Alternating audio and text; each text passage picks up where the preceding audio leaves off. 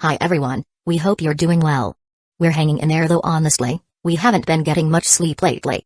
Today, we want to answer a question we get a lot: how do we publish our audiobooks? First, we post most audiobooks on Patreon as paid content. They stay paid for a few months. After that, they become free to listen to on Patreon forever. A few weeks later, we post them on other places like YouTube, Facebook, and Twitter, X. Lately, things have been a bit slow in terms of new members. So we'd love your help. Please share our site with your friends or in places like Facebook groups, Twitter, X, Discord, Reddit, or novel forums.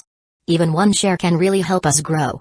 Thanks so much for your support. This time, Xiaofu planned to open up a path to Red Plum Plains. He once again continuously used teleportation channels before using a city creation stone. After arriving at Red Plum Plains, he obtained 10 achievement points. Come to think of it, it was possible to farm achievement points like this. If everyone got 10 achievement points every time he or she stepped into a new region, it would be incredibly easy to reach Baron status. Then again, stepping into a new region was incredibly difficult to normal people. However, it was now incredibly easy for the Great Ken Town. They could open up a new path every 3 days, and Baron status was 1000 achievement points. Therefore, they would have to step into 100 new regions to get 1000 achievement points. Xiaofu looked at the people he had brought, and he found that even though they were indigenous residents of the Heaven Awakened world, they also received 10 achievement points each time they came with him to a new region. However, opening up 100 paths would require 300 days, which was quite a long time. There were also other ways to obtain achievement points. One could gain achievement points from killing elite magic beasts and conquering villages, so getting 3 people to Baron status to upgrade to a city would be quite easy for Xiaofu. 139 Horse Jade Soul. However, Xiaofu felt that these methods were definitely limited, so he had to try them out before seeing how they worked for indigenous residents of the Heaven Awakened world. Xiaofu then turned his attention to Red Plum Plains. It was mostly covered with grass and filled with short trees with red, plum-like fruits, which was how it got its name.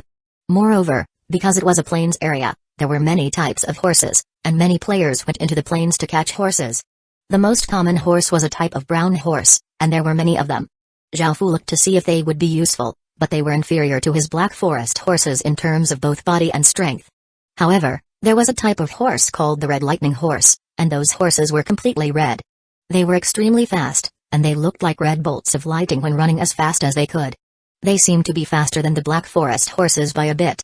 However, in terms of avoiding and going over obstacles, Black Forest horses were superior, as the environments that they lived in were quite different. The Forest of Horrors was filled with trees, creating many obstacles, while the Red Forest plains were mostly plains, so the horses could run as fast as they wanted. Xiaofu was interested in the Red Lightning horses, and he hoped to find a den if possible. Following this, Xiaofu started to go about his proper business.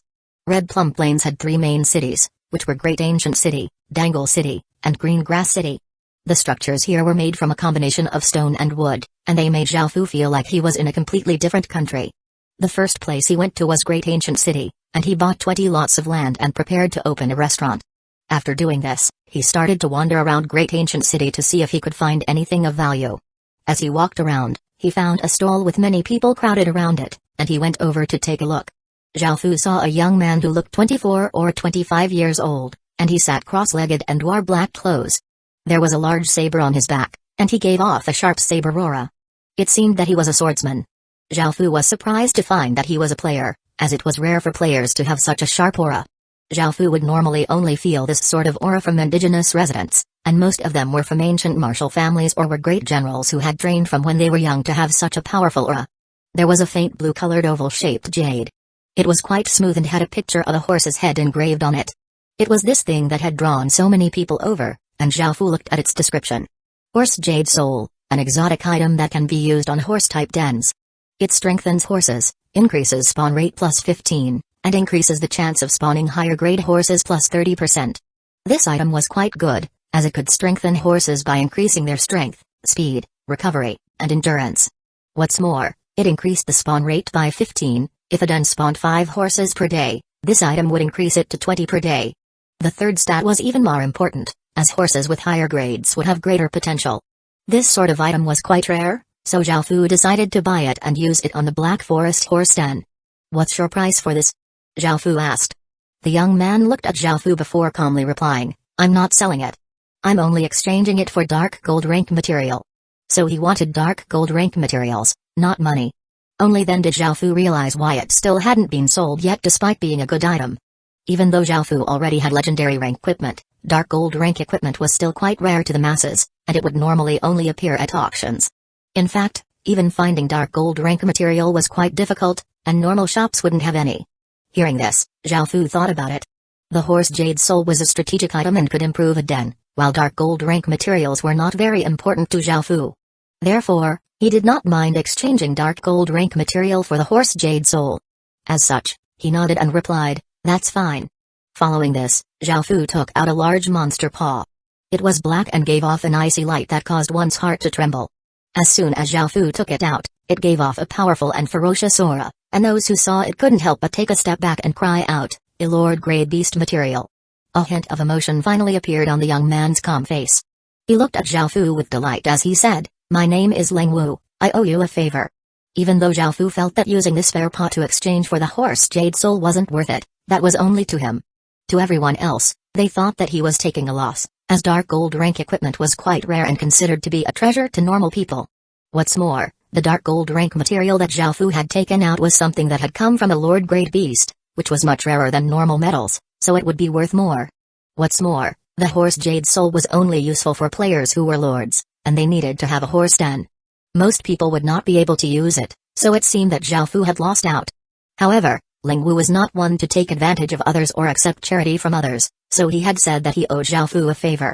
Hearing Leng Wu's words, Zhao Fu felt quite surprised when Leng Wu said that he owed Zhao Fu a favor so sincerely. However, it seemed that Leng Wu's background was not ordinary and he seemed quite strong, so perhaps this favor would come in handy sometime. As such, Zhao Fu did not refuse and nodded as he replied, "My name is Zhao Xin." Leng Wu nodded to express that he remembered his name, and the two of them didn't say anything else before they left. Leng Wu took the bear paw and Zhao Fu took the horse jade soul. After this, Leng Wu left, while Zhao Fu walked around Great Ancient City for a while. He did not find anything else, so he decided to go to the other main cities to look around and to buy some properties. Zhao Fu turned to head towards the teleportation channel when a dirty little beggar, who looked around 12 years old, wore tattered clothing, and looked extremely famished, shakily bumped into him. After bumping into Zhao Fu, the little beggar came to his senses and quickly bowed, saying, "I'm sorry, sir." After saying this, the little beggar ran away with a scared expression on his face. Zhao Fu stood still and calmly watched as the little beggar disappeared from view. Within a dark alley, the little beggar smiled with delight as he took out a piece of jade. Suddenly, a ghost-like figure appeared in front of him and clapped its hand on his throat. The hand raised the little beggar's entire body, and he felt the aura of death as he struggled in fear. 140 sickly or lonely when one felt the most confident and pleased would falling from those heights be engraved in one's heart. Zhao Fu's eyes coldly looked at the little beggar as his hand started to slowly squeeze his neck. The little beggar felt his neck being crushed, and his face became red from being unable to breathe. His hands clawed at the hand that was holding his neck, but he was unable to resist at all. By now, the little beggar was nearly out of breath, and his legs furiously kicked in the air. "Let go of my little brother." Two figures suddenly appeared as a voice called out. Seeing this, Zhao Fu saw a boy and a girl who both looked 14 or 15 years old. They had delicate looks and looked quite similar, and they were most likely twins. They each held a dagger and glared at Zhao Fu hatefully. Seeing their youthful faces, Zhao Fu lightly laughed and casually threw the little beggar at them, causing him to hit a wall. After sliding down to the ground, he immediately fainted. Seeing this, the twins furiously rushed over with daggers in their hands. They were surprisingly fast, and it was to the point that normal people would only see two blurs rushing towards them. In just a moment, the boy reached Zhao Fu and swung the dagger towards him. Even though this boy was incredibly fast, his speed was nothing in front of Zhao Fu. Zhao Fu did not even bother using a weapon, and he used his king's power instead, causing a black light to appear around his fingers. He then struck out, leaving a black arc of light through the air. Clang! The dagger and Zhao Fu's fingers clashed, and a look of shock appeared on the boy's face. Zhao Fu's fingers broke the dagger's blade, and he then pushed out with his palm, sending the boy flying. After hitting the ground, the boy was unable to get up. Seeing that her brother had failed, the girl moved around Zhao Fu abnormally quickly and stabbed towards him with her dagger. Zhao Fu once again waved his fingers, but because she was a girl and he only wanted to teach them a lesson, not kill them, he attacked to the side of the girl, deliberately missing her. However, the girl had thought that Zhao Fu was going to launch another attack, so she dodged right into his attack. Ah! A cry sounded out as Zhao Fu's sword-like fingers slashed through the girl's clothes. Zhao Fu was quite shocked when he saw the white, slightly exposed part of the girl's chest. The girl quickly covered her chest and retreated far away, her eyes reddening. She looked incredibly wronged, and it was to the point that she was about to cry. Zhao Fu felt quite awkward. He had only wanted to teach them a lesson. It was good that they had met him, because if they had angered someone else, it was possible that they would have lost their lives. Following this, Zhao Fu picked up the jade that the little beggar had stolen. Zhao Fu normally put things in his king's ring, and he only wore this piece of jade because it was the jade that Aizen had given him that could hide his fate. Zhao Fu could not afford to lose it. Just as Zhao Fu was thinking about leaving, a fist, which brought a lot of wind with it, shot towards him, and Zhao Fu instinctively punched out with his own fist. Boom! An explosion sounded out as Zhao Fu took a step back in surprise, while the other figure took 7 or 8 steps back before stopping. Zhao Fu saw that the person was a girl who looked about 17 or 18 years old. She had delicate and pretty features and also wore tattered clothing. However, her face was quite pale, making her look quite sickly. This girl's so strong. Zhao Fu had only used 10% of his strength in his punch because he could feel that his attacker's cultivation was not very high. However, he hadn't expected the power within her fist to be enough to cause him to take a step back. "Sir, I don't know how my little brothers and sister offended you, but please take it out on me and let them go." The sickly girl wiped away the blood coming out from her lips and looked at Zhao Fu with a serious expression. From the collision of their punches just then, she could tell that the black-cloaked figure's strength was unfathomable, and she was not a match for him at all. She had used her full strength and even caught him off guard, yet he had only taken a single step backwards, while she had been lightly injured. She simply couldn't imagine how her younger siblings had offended such a powerful figure. Zhao Fu was quite interested in the sickly girl, and he felt that the power she had came from some sort of bloodline or special constitution. There wasn't a lot of information about bloodlines and special constitutions that originated in the Heaven Awakened world, so Zhao Fu did not know much about them. Hearing the sickly girl's words, Zhao Fu realized that this was the first time that he had met such a special resident of the Heaven Awakened world. He understood how special she was. Her cultivation was no more than Tier 0 Level 3, yet she had such immense strength. Such a talent could be greatly nurtured in the future. With Zhao Fu's strength, he could use her 3 younger siblings to blackmail her to submit.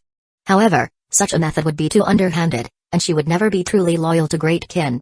Zhao Fu did not hide his interest and lightly laughed as he said, "I'm very interested in you."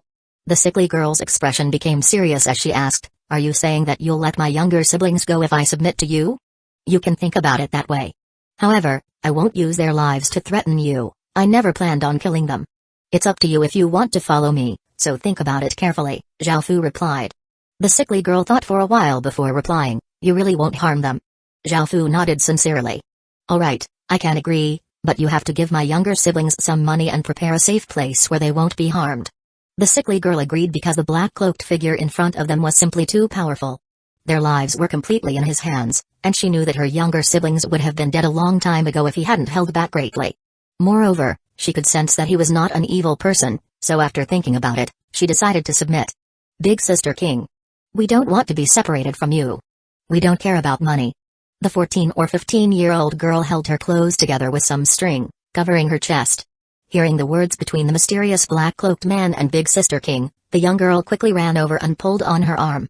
The boy held his chest and struggled to his feet before saying, "Big Sister King, you said that the 4 of us would always be together. We don't want to leave you." Hearing their words, the sickly girl felt a warmth within her heart and felt quite touched. At that moment, Zhao Fu agreed to accept the 3 others as well. Even though they were quite young, they were already more powerful than most normal people, and they deserved to be nurtured as well. 141 Strange Illness. How about it? Do you want to come with me? Zhao Fu looked at the 3-person group hug as he asked. They thought about it, and because they didn't want to be separated, they all nodded. They then ran over to the fainted little beggar and woke him up. The first thing the little beggar did when he woke up was scream in terror. He instinctively struggled and tried to run away. It was clear how afraid he was of Zhao Fu. However, when he realized that his older siblings were gathered around him, he was able to gradually calm down. Afterwards, they told him about submitting to Zhao Fu, and the little beggar nodded, expressing that he was willing to go with them. However, the little beggar's terror towards Zhao Fu did not decrease at all, and he did not dare to look up at the mysterious and terrifying black-cloaked figure. Following this, Zhao Fu asked them a few questions and learned some more about them. They were not blood siblings. Instead, they were orphans who had relied on each other for survival. The sickly girl was called Chuoba King, the boy twin was called Wu Ling, the girl twin was called Wu King, and the little beggar was called Yu Zongchang. Because they had submitted to Zhao Fu as their lord, Zhao Fu could now look at their stats and grades. What shocked Zhao Fu was that Chuoba King was SSS grade, while Wu Ling, Wu King, and Yu Zongcheng were A grade. He wasn't surprised that the three younger ones were A grade, but Chuoba King, the sickly girl, was actually SSS grade. Apart from historical heroes like Beiqi and Wang Jian, this was the first indigenous resident of the Heaven Awakened world that Zhao Fu had met who was SSS grade. Usually, such people were city lords, which was why Zhao Fu was so dumbfounded. The population size of main cities was massive, but there were very few people who were S grade or above. And yet, no one had discovered that Chuoba King was SSS grade. Even someone who was S grade would be very important to the city, let alone someone who was SSS grade. If the government knew about her, they would have definitely taken her and nurtured her greatly. What's more, when Origins spawned S grade people, there would be a sign, such as a flash of golden light. With her SSS grade, it should have been impossible for Chuoba King to be living in poverty. Could this be a trap? Or is there a bigger story behind all of this? With Zhao Fu's wary nature, he couldn't help but consider this because it was simply too surprising that Chuoba King was in this situation while being SSS grade. Wait. Zhao Fu realized that it was possible that Chuoba King had not been discovered to be SSS grade because she had not been spawned but born normally. Even though the Heaven Awakened world had origins and ends that could spawn people and animals, the indigenous residents of the Heaven Awakened world could still give birth to children themselves, though players could not do so yet. People who were born in the Heaven Awakened world didn't have any special signs when they were born, and they required a lord to personally check their grade. It was unlikely for high-grade people to be born in such poor conditions, so the city lord most likely didn't pay much attention to those areas. Zhao Fu asked Chuoba King about this and confirmed that she was not spawned from an origin. This allowed Zhao Fu to relax and he couldn't help but feel overjoyed. Obtaining this SSS grade girl was purely out of sheer luck. However, Zhao Fu still couldn't work out why she was so powerful. The only clue was that there were a few question marks next to her race. Let's go, Zhao Fu said as he looked at the four of them. The four of them silently walked at Zhao Fu's side. Chuoba King no longer seemed as strong, and her face paled even more as she walked unsteadily. Wu King supported her as she walked, and seeing how sickly she looked, Zhao Fu couldn't imagine how she had unleashed so much power before. Seeing this, Zhao Fu gave her a bottle of special healing pills and said, "Take them, they're good for your body." Chuoba King accepted the bottle, and not just her, but the other three people's attitudes towards Zhao Fu also became more gentle. Zhao Fu had bought these special healing pills at a high price from a main city, and they contained many precious medicinal ingredients. After taking one, Chuoba King's complexion immediately became somewhat ruddier. Following this, Zhao Fu took the four of them to a clothes shop and said, "All of you, pick some clothes for yourselves." Because the four of them were orphans, they survived each day with great difficulty. Eating until they were full was already a luxury, and because it was the first time they had came to such a place, they felt quite apprehensive. Hearing Zhao Fu's words, their gazes were filled with delight, and they looked at the nice-looking clothes around them. However, their gazes all fell on Chuoba King. Whenever they made a decision, it was always with Chuoba King as the leader. Chuoba King nodded weakly, and only then did the three others happily run around and pick clothes. Seeing how happy her younger sibling seemed, a trace of a smile appeared on Chuoba King's face, and she turned to look at Zhao Fu and said weakly, "Thank you." Zhao Fu looked at her and replied calmly, "No need to thank me." At this moment, Wu King brought a few clothes over and said excitedly, "Big Sister King, I've picked out a few clothes for both of us. Let's go try them out." Chuoba King shook her head and lightly smiled, saying, "It's okay, just pick a few for me." "Eh?" Wu King said unhappily, "Don't be like this, I've picked them out already, so let's just go and try them on." In the end, Chuoba King was unable to refuse Wu King, and she was dragged by Wu King into a changing room. After the two of them changed and appeared before Zhao Fu again, they looked like completely different people. Chuoba King was wearing a white dress, and with her pale complexion and graceful demeanor, she looked like a young miss from a big family. She looked mild, sensible, and weak, making one want to protect her. Wu King was wearing a light green dress that made her look more elegant. Her young face gave off a fresh and clean feeling, and Zhao Fu inadvertently glanced at her chest, making her blush. After Zhao Fu paid for their clothes, they left the clothing store, and he was about to take them back to the Great Ken town. Suddenly, Yu Zongcheng's stomach started growling, so Zhao Fu took them to a restaurant. After eating their fill, they finally returned to the Great Ken town. Only then did the four of them find out Zhao Fu's true identity, greatly shocking them. The first thing Zhao Fu did was tell Li Si to make arrangements for places for them to stay, while Zhao Fu took Chuoba King to Zhang Beishu, the apothecary, to see what sort of illness she had. The healing pills that Zhao Fu had given her could treat her injuries, but they could not rid her of her illness. She seemed to have a strange illness, and he learned that around this time every year, she would become incredibly weak and sometimes feel as if she was being burned by fire. Of course, Zhao Fu did not know much about illnesses, so he took her to Zhang Beishu. 142 Refining Spirit Medicine. After carefully examining Chuoba King, Zhang Beishu cupped his hands as he said respectfully, "Your Majesty, this isn't an illness but something caused by this young lady's special constitution?" "Oh?" Zhao Fu said in surprise as he asked, "Can you tell what sort of constitution she has?" Zhang Beishu shook his head and replied, "Your Majesty, this young lady's constitution is simply too special, and I'm unable to determine anything about it. However, I know the causes of some of her symptoms and some methods for handling them." Zhao Fu was slightly disappointed, as he thought that Zhang Beishu would know what her strange constitution was. However, it was good enough that he knew what to do about it, so Zhao Fu asked him about what could be done. Zhang Beishu explained, "This young lady is like this because she will go through a transformation every year, which requires sustenance from a large amount of blood-refining spirit medicine. Without blood-refining spirit medicines, this young lady will be racked with pain and weakness, but if she has blood-refining spirit medicines to help her complete the transformation, there will be no problems." After hearing Zhang Beishu's explanation, Zhao Fu understood. He asked what blood-refining spirit medicines were, and Zhang Beishu explained that they were blood-type spirit medicines, such as blood ginseng, blood reishi mushroom, blood fleech flower root, etc. They could help transform one's blood and even refine one's blood. Zhao Fu currently did not have any blood-refining spirit medicines, so he ordered his people to go to the main cities to buy some. Lying on a bed, Chuoba King felt quite apologetic as she looked at Zhao Fu. She had not done anything for him, yet she had already brought him so much trouble. When she heard Zhang Beishu's explanation of blood-refining spirit medicines, she felt that they were definitely more expensive than normal spirit medicines, which were already quite expensive. What's more, the amount that she needed was great, so it would be an astronomical sum. Chuoba King didn't want to cause Zhao Fu so much trouble, nor did she want him to give her so much for nothing in return. Because she had no way of repaying him, she said weakly, "Your Majesty, it's fine, I'll be alright after enduring it, so there's no need to waste so much medicine on me." Zhao Fu lightly smiled and gave her a reassuring look. After returning to the Great Ken town, Zhao Fu no longer wore his black cloak, reducing the feeling of mysteriousness and iciness that had been around him and making him seem more approachable and gentle. Zhao Fu said, "Don't worry. To me, those blood-refining spirit medicine aren't much, and since you've joined me, I'll take responsibility for you." Chuoba King felt quite moved.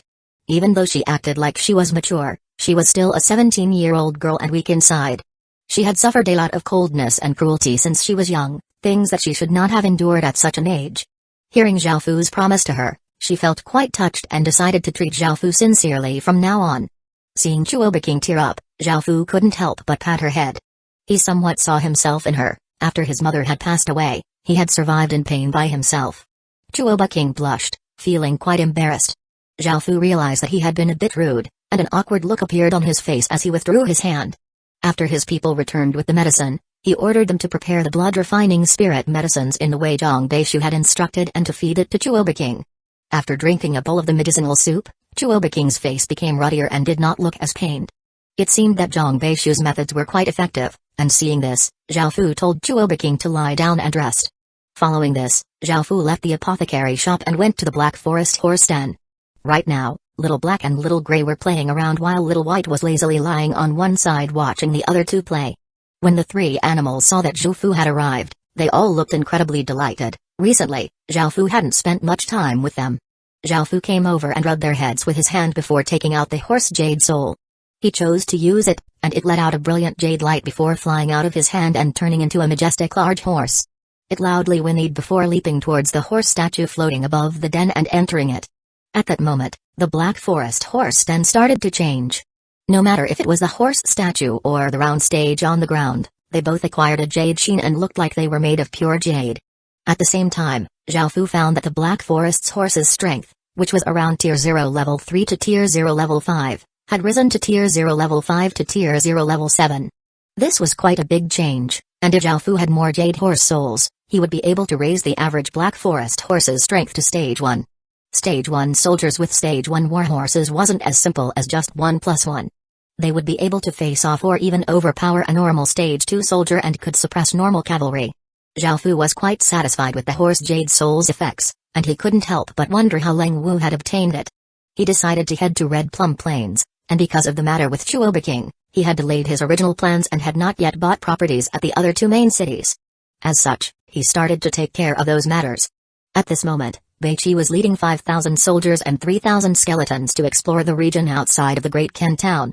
They were slowly advancing when some of the scouts had discovered an advanced village ahead. Zhao Fu had handed military matters completely to Beichi, and because Beichi had the ability to take down advanced villages, Zhao Fu normally did not take part in such matters anymore. After all, it was Beichi who had taught Zhao Fu most of his military tactics. After carefully advancing for a while, Beichi reached his destination. The advanced village was different than the ones they had found before. It was not a normal human village or an outlander village but an ancient fallen clan village. The village and its villagers looked like a minority group, and they looked quite rough and wore colorful clothing. The style was quite different compared to the clothes that people normally expected ancient people to wear. This was an advanced village of the Xianbai clan. The Xianbai clan was a clan that had appeared quite early on, and it was subjugated by the Zhongnu people in the beginning. However, as the Zhongnu clan fell, the Xianbai clan started to rise in power, and it truly shined in the Wei, Jin, and the southern and northern dynasties. They created many states but started to go into decline due to a dramatic integration policy.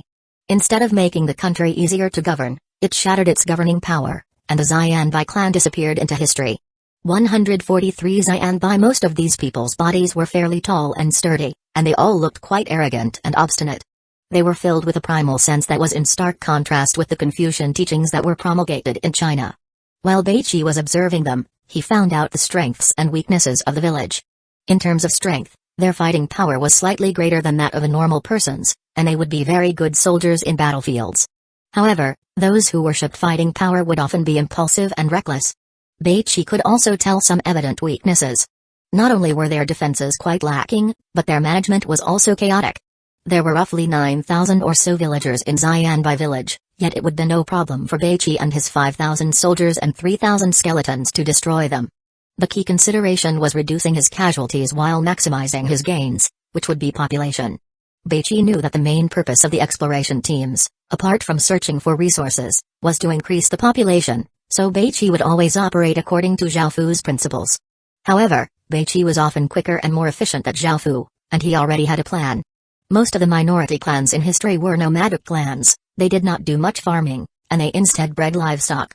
However, this was different in the Heaven Awakened world, as they still had livestock but started to do some farming. This had to do with the geography of the land. If they were in a plains biome, the Xianbai people would have mainly focused on breeding livestock and moving from place to place. However, because they were in a forest, they were unable to breed and move around large numbers of cattle and sheep. However, they still had a lot of livestock. There were roughly 2,000 cattle, 4,000 deer, and 5,000 sheep. Beichi planned to take advantage of this. This time, Beichi had with him 5 generals. He sent a chain of orders down and waited until it was dark. The Xianbai people carried about their business as usual and did not notice anything strange. Time gradually passed, and soon, the sun descended behind a mountain. When the sunset cast a golden light on the village, it made the place seem even more exotic. The chief here was a coarse and violent fellow. He was quite strong, and within a clan that valued strength, the strongest would always be the leader, regardless of his or her management skills.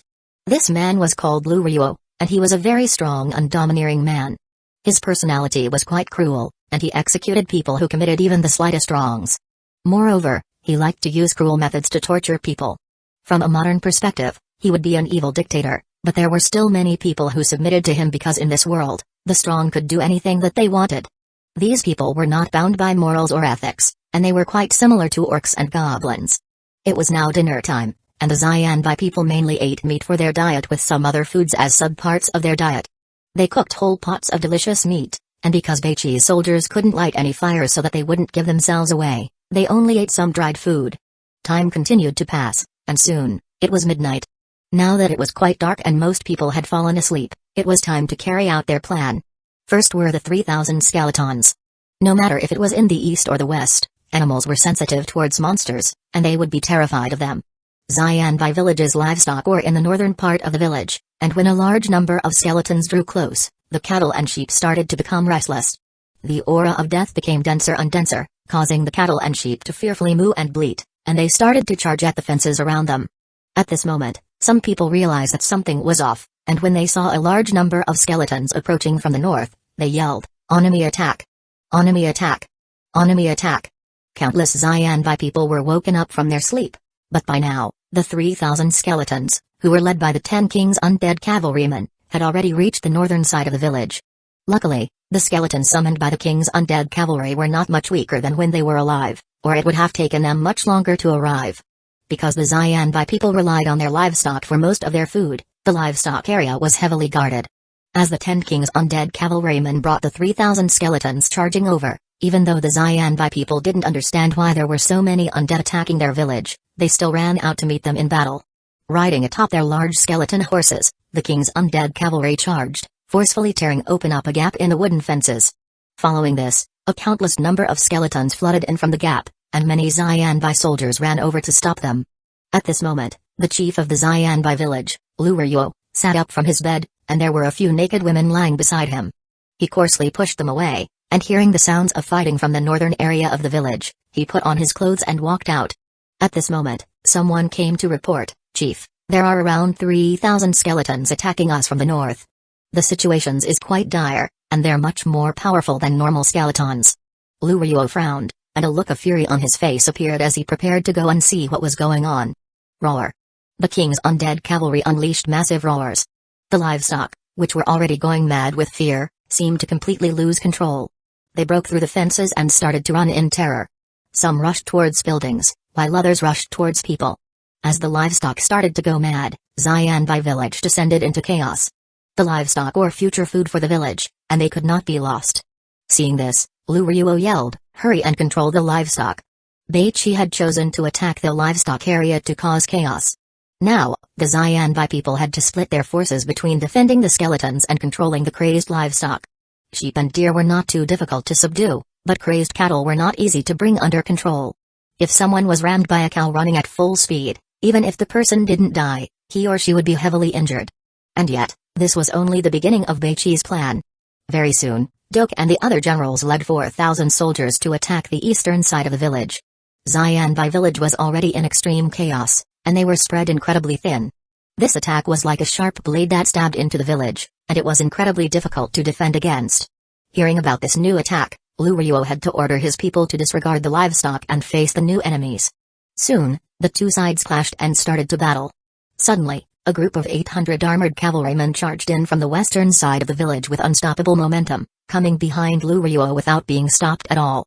The cavalry was led by 100 cavalrymen wielding long swords. They were abnormally powerful, and their swords gave off rays of sword light. Combined together, those 100 soldiers seemed like a massive godly sword that could shred iron like dirt, and they stabbed into the rear of Lura's army.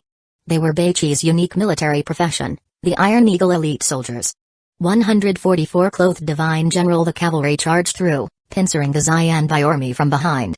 With the chaos from the livestock and the difference in morale, stats, and equipment, the Xianbai army was destined to lose. Seeing the devastated state of the village, Rukongai furiously hacked a few soldiers who were rushing at him to death. His fighting power was indeed quite powerful, and Doke gripped his spear, preparing to engage him in battle. Beichi was wearing a set of white clothes and had a blood-red sword at his side. He rode on a large black forest horse and calmly looked at the battle. There was slaughter everywhere, and even though the Xianbai soldiers were quite courageous, they were unable to fight back at all, and some even started to run away in desperation.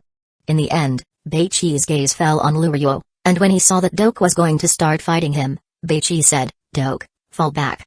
The battle had more or less been decided, and in order to preserve as many soldiers as possible, he had to finish this battle as quickly as possible. As such, Beichi decided to personally act. Beichi drew the Seven Murders sword at his side and lightly tapped his warhorse with his feet. Upon doing this, the warhorse shot forwards like a black blur. Rukongai could tell that Beichi was the commander here. If he was able to kill him, it would be possible for him to save the village. As such, he loudly roared and raised his large saber as he rushed at Beichi. However, he had overestimated himself and underestimated Beichi. How could he be a match for Beichi, who had stage 1 cultivation and now had the Seven Murders sword? The instant that they clashed, the battle was decided. A blood-colored sword light flashed as a head flew into the air. Riding on his tall warhorse, Beichi sped past Rukongai in an instant. Rukongai had not been able to receive even a single strike from Beichi. After killing Rukongai, the light that the blood-red star in the sky gave off became slightly denser. By now, Beichi had reached the center of the battlefield. Seeing the chaos, fighting, and blood around him, he slowly raised the Seven Murders sword in his hand as he yelled softly, Soldier aura formation. All of the Great Ken soldiers' bodies released blood red, somewhat metallic-looking auras that gathered towards Beichi. Scree. Suddenly, a bird's cry that seemed to be able to pierce through rocks and metals and shake the sky sounded out in the surrounding 10-kilometer radius area. A massive blood-red eagle appeared in the sky. Its gaze was incredibly sharp, and its claws glinted with a cold light. The massive icy and bloodthirsty aura that it gave off seemed to be able to flip mountains and overturn seas and suppress everything. The Xianbai soldiers had lost their will to fight after Lu Ryuo had died, and facing this terrifying aura, their courage and fighting spirit were completely shattered. They immediately threw down their weapons and knelt on the ground, choosing to surrender. Beichi, wearing his white clothes, rode on his black forest horse in the midst of the blood and corpses.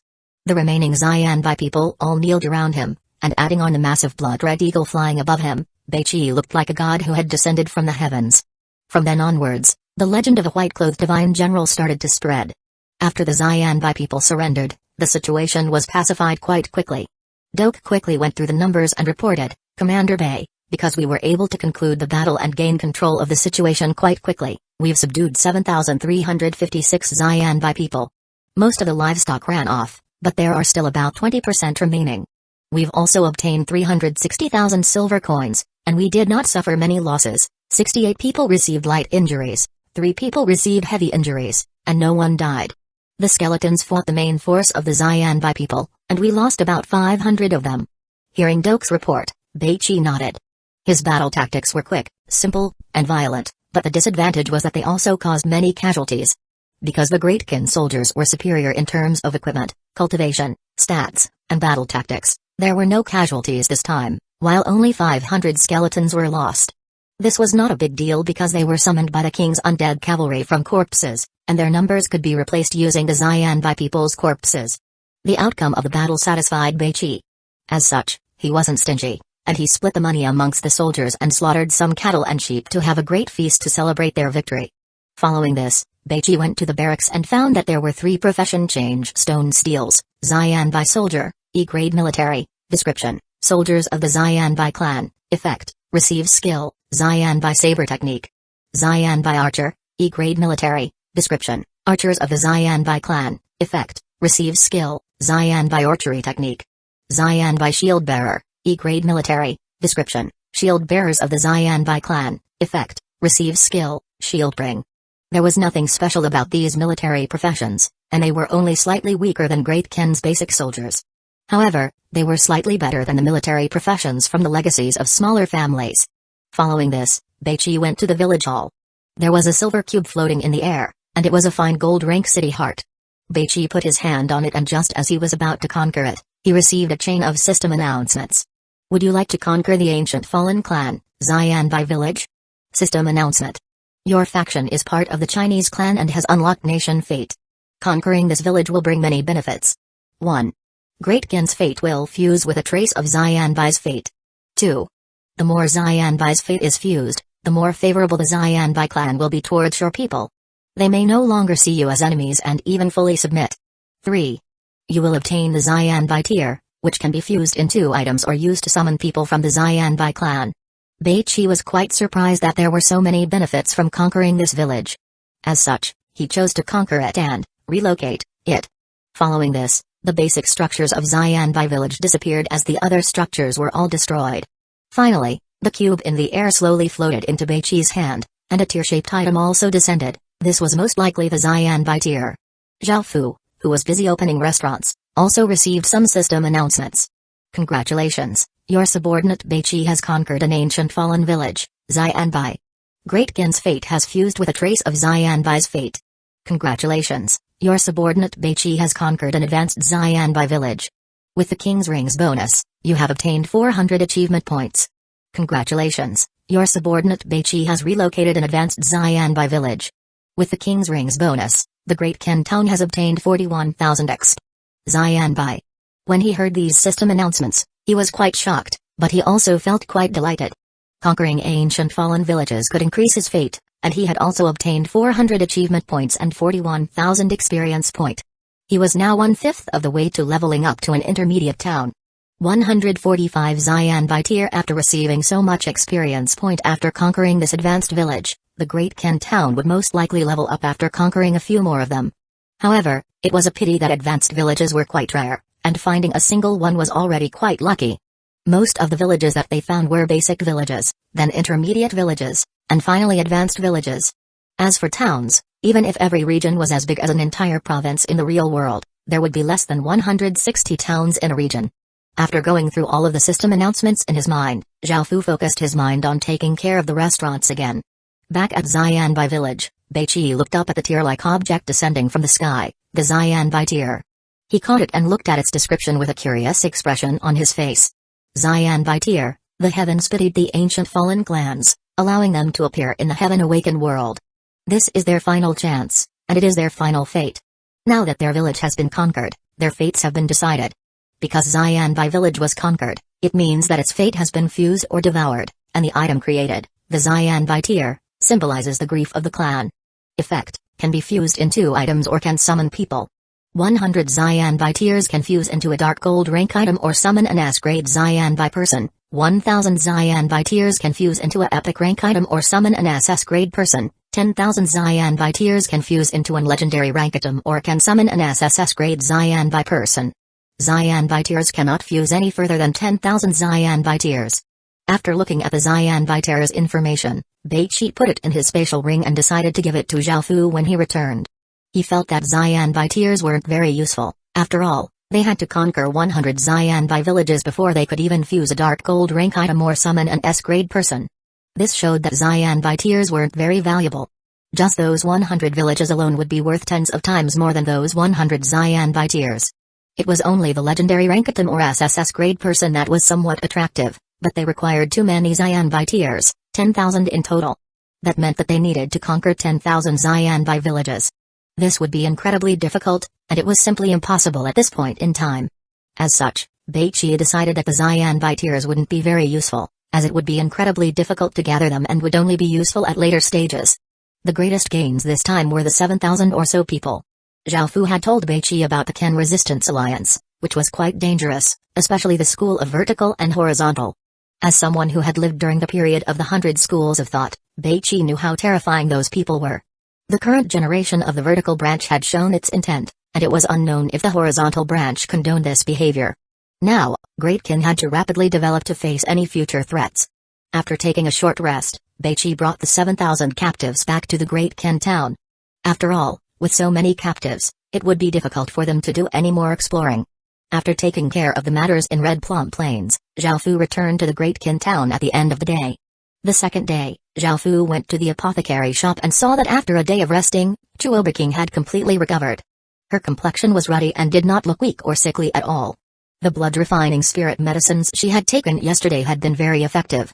However, this was only temporarily. If she lacked spirit medicines, her body would become weak again.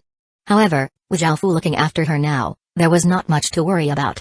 Right now, Chuobiking had been reunited with Wu Ling, Wu Qing, and Yu Zongcheng, all of whom were incredibly happy that Chuobiking had recovered. Seeing Xiaofu walk in, they all felt incredibly grateful and somewhat awkwardly paid their respects to him. Now that they were living in Great Kin, they had to learn the rules of etiquette. Because they weren't used to it, their movements seemed quite awkward. Seeing the four of them, Xiaofu lightly smiled and nodded as he said, "Come with me." The four youths had no idea why Xiaofu had came to find them, so they could only curiously follow behind Xiaofu. They went through a teleportation channel, leaving the Great Kin town, and arrived elsewhere. There were many rat folk standing guard here, and it was the first time that the youths had seen so many rat folk, making them quite nervous. After all, humans and outlanders were normally quite antagonistic towards each other, so they couldn't help but feel a bit apprehensive upon seeing so many rat folk. However, when they saw how respectful the rat folk were towards Xiaofu, they slowly grew less scared of them. Following this, the four of them went with Xiaofu to a large hall. There was nothing within it except the stone steel. "Place your hands on it and see if you can change your profession," Xiaofu said. The four youths nodded and placed their hands on the stone steel, following which their bodies flashed with light. Seeing this, Xiaofu felt quite excited. From the beginning, Xiaofu had wanted to develop them as assassins. After all, they were agile and quite suited to this profession, so he decided to bring them to see if they could receive the acknowledgement of the stone steel. Since they had received the acknowledgement of the assassin profession changed stone steel, they had the potential to become assassins. As for the trial to kill underworld demons, Xiaofu decided to have them wait for a while. Their cultivations were quite low, and it would be quite difficult for them to kill the underworld demons. As such, Zhao Fu did not allow them to go on, but he was quite confident in their strength and potential. This was especially so for Chuobi. Following this, Zhao Fu took out the remaining 7 assassin equipment sets. They were all equipment sets that would become more powerful as their owners became more powerful, and Zhao Fu, with his Assassin Lord's ring, would be able to draw more power from them. Thus, he wanted to find owners for them as soon as possible. Zhao Fu briefly explained the uses and effects of the assassin equipment sets, and from how valuable the equipment sets were, the 4 youths could tell how much Zhao Fu valued them. They were incredibly excited and grateful, and all of them had their own thoughts. For example, Wu Ling silently vowed that when he became strong, he would definitely repay Zhao Fu. Chuobiking's heart felt quite warm, and she felt that she would never be able to repay Zhao Fu in her lifetime. As for Wu King, she thought that perhaps that it was because Zhao Fu wanted her body that he was treating her so well. As for Yu Zongcheng, he would do whatever Zhao Fu told him to do. The shadow that Zhao Fu had left in his young heart was simply too terrifying. After placing those 7 equipment sets in front of the youths, they all closed their eyes and used their hearts to sense them, choosing one that was suitable for them. In the end, they chose the Void equipment set, Light equipment set, Blood equipment set, and Terror equipment set. 146 Blood equipment say Wu Ling chose the Void equipment set, which gave him Void power. Void power nullified most attacks and could cause his body to vanish, which would allow him to carry out dangerous assassinations. Wu King chose the Light equipment set, which had some light element skills. One would think that light element skills did not suit an assassin, but they could be used to bend light, reflect light, and scatter light, aiding one's assassination skills, and it could even be used for healing. Yu Zongcheng chose the Terror equipment set, which had a mental type legacy, and its skills were used to strike fear into enemies during the day and terror at night, making it so that they could not sleep. This would slowly torture and torment the enemy, making it easier to assassinate them. Chuobi, who Zhao Fu valued the most, chose the Blood equipment set, which gave the owner a type of blood power. It could use one's blood to recover and kill, and as long as some of one's blood remained, one would always be in a half-unkillable state. It was quite an exceptional power. In the end, out of the 12 assassin equipment sets, only the War, Kill, and Battle equipment sets were left. They were all as powerful as the Blood equipment set, so it would most likely be more difficult to find suitable owners for them. However, this was already quite good. 9 of the assassin equipment sets now had owners, and Chuobi had chosen the powerful Blood equipment set. Zhao Fu eagerly anticipated her growth. After all, she was SSS grade like Beiqi and had outstanding potential.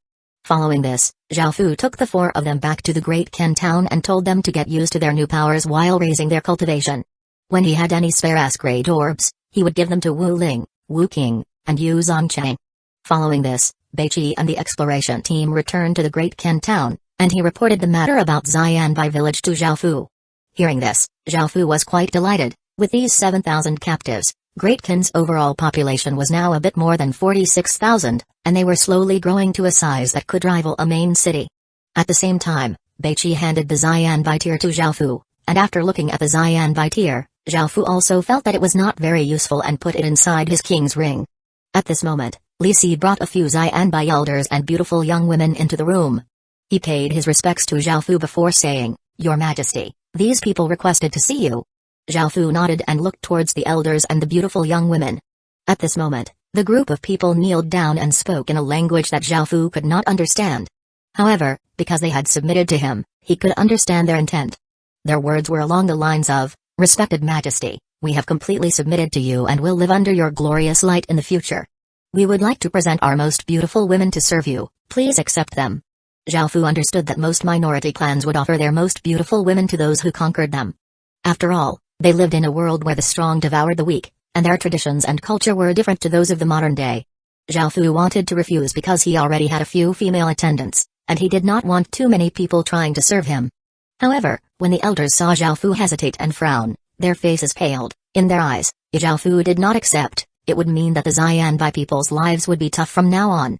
Li Si could understand what Zhao Fu was thinking, so he advised him, "Your Majesty, it's best that you accept them to put the Xianbai people at ease."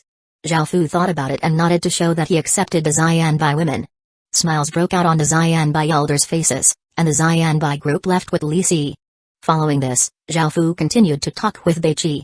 Beiqi would continue to lead the army and explore outside of Great Ken's territory, while Zhao Fu would go to Battle City, as the restaurant and merchant alliance had formally opened. The restaurant's business was very good, and it did as well as the one in Holy Light City.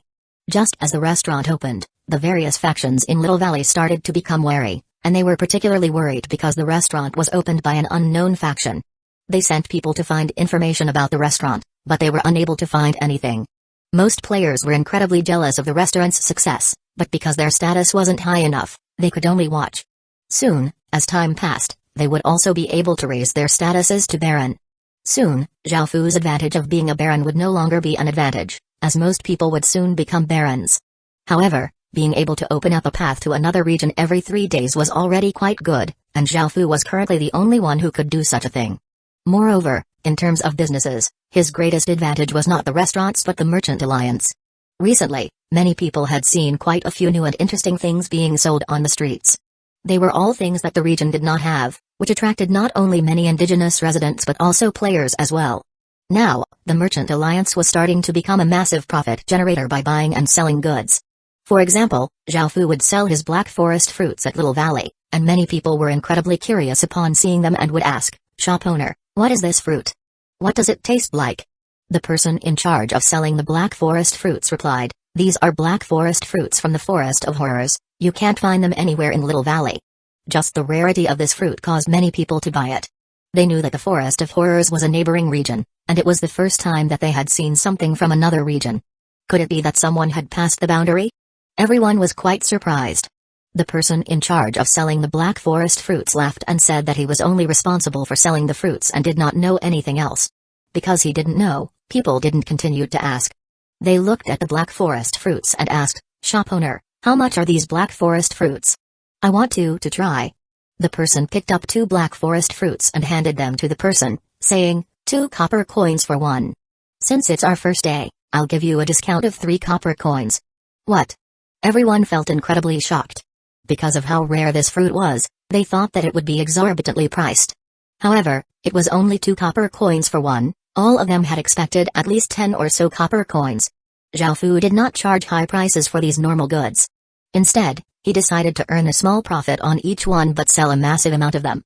Because of how plentiful they were in the Forest of Horrors, he did not have to worry about running out of stock, so he decided to generate profit by selling a lot of them. In the Forest of Horrors, they could buy 3 Black Forest fruits for 1 copper coin, so selling one for 2 copper coins in Little Valley already increased their profits by many times. 147 Sword Genius. That was only one of the various businesses run by the Merchant Alliance. Apart from selling specialty foods from each region, it also sold clothes, medicinal grasses, and other materials from different regions. If the establishment of restaurants caused the various factions to start feeling wary, the establishment of the Merchant Alliance made them feel an extremely grave sense of danger, as the Merchant Alliance's profits would be massive. It wasn't just the various factions that placed their attention on it, but even the system's governmental factions took it seriously. Countless gazes fell on the Drizzle Merchant Alliance, but it ignored all of these gazes and continued to make money in a low-profile way. It didn't show any signs of danger and acted merely as a business person. It even gave the various factions some discounts. This surprised and delighted the factions. With the Merchant Alliance bringing them benefits, they no longer felt as tense about the Merchant Alliance, and the relationship between the Merchant Alliance and the various factions became more amicable. This was exactly what Zhaofu had wanted. After all, a business person had to show that he or she was harmless and would be beneficial to everyone in order to do well. However, the various factions couldn't help but try to guess who the Drizzle Merchant Alliance belonged to, but they were unable to find any information, nor could they make any precise guesses. They just had to accept that the mysterious Merchant Alliance couldn't be offended and was best kept on good terms. Zhaofu was quite pleased with the Drizzle Merchant Alliance. It now spanned the Forest of Horrors, Little Valley, 100 Bamboo, and Red Plum Plains. In order to fool others, he set the headquarters of the Drizzle Merchant Alliance at Little Valley, while the true headquarters was at the Great Ken Town. Now, the Merchant Alliance and restaurants in each region earned a bit more than 7,000 gold coins per day. 7,000 gold coins did not seem like much, but the 4 regions added up to over 28,000 gold coins per day, which was 280 million copper coins or $2.8 billion in the real world. And that was only for one day. As Zhaofu opened up more and more regions, the profits would be greater and greater. With so much money, Zhaofu bought all of the energy crystals in all of the main cities, spending 10,000 gold coins to buy 1,000 energy crystals. Zhaofu had kept the god-refining plan in his heart this entire time, and even though he now had the energy crystals required, he still couldn't carry out the plan because he was still lacking a few important things. Zhao Fu still hadn't finished preparing some matters and finding some things, so even though he had the energy crystals, he couldn't carry out the plan just yet. He would only be able to start it after finding the thing that he needed. After checking on the Merchant Alliance, Zhao Fu went to Battle City and went to the arena to see Janaya. Zhao Fu found that Janaya had become one of the most prominent fighters in Battle City. Now, anyone who had not heard of Sword Demon was definitely not from Battle City. Every time Janaya fought, the arena was completely packed, with most of the people there to watch him fight. It was clear how popular he was.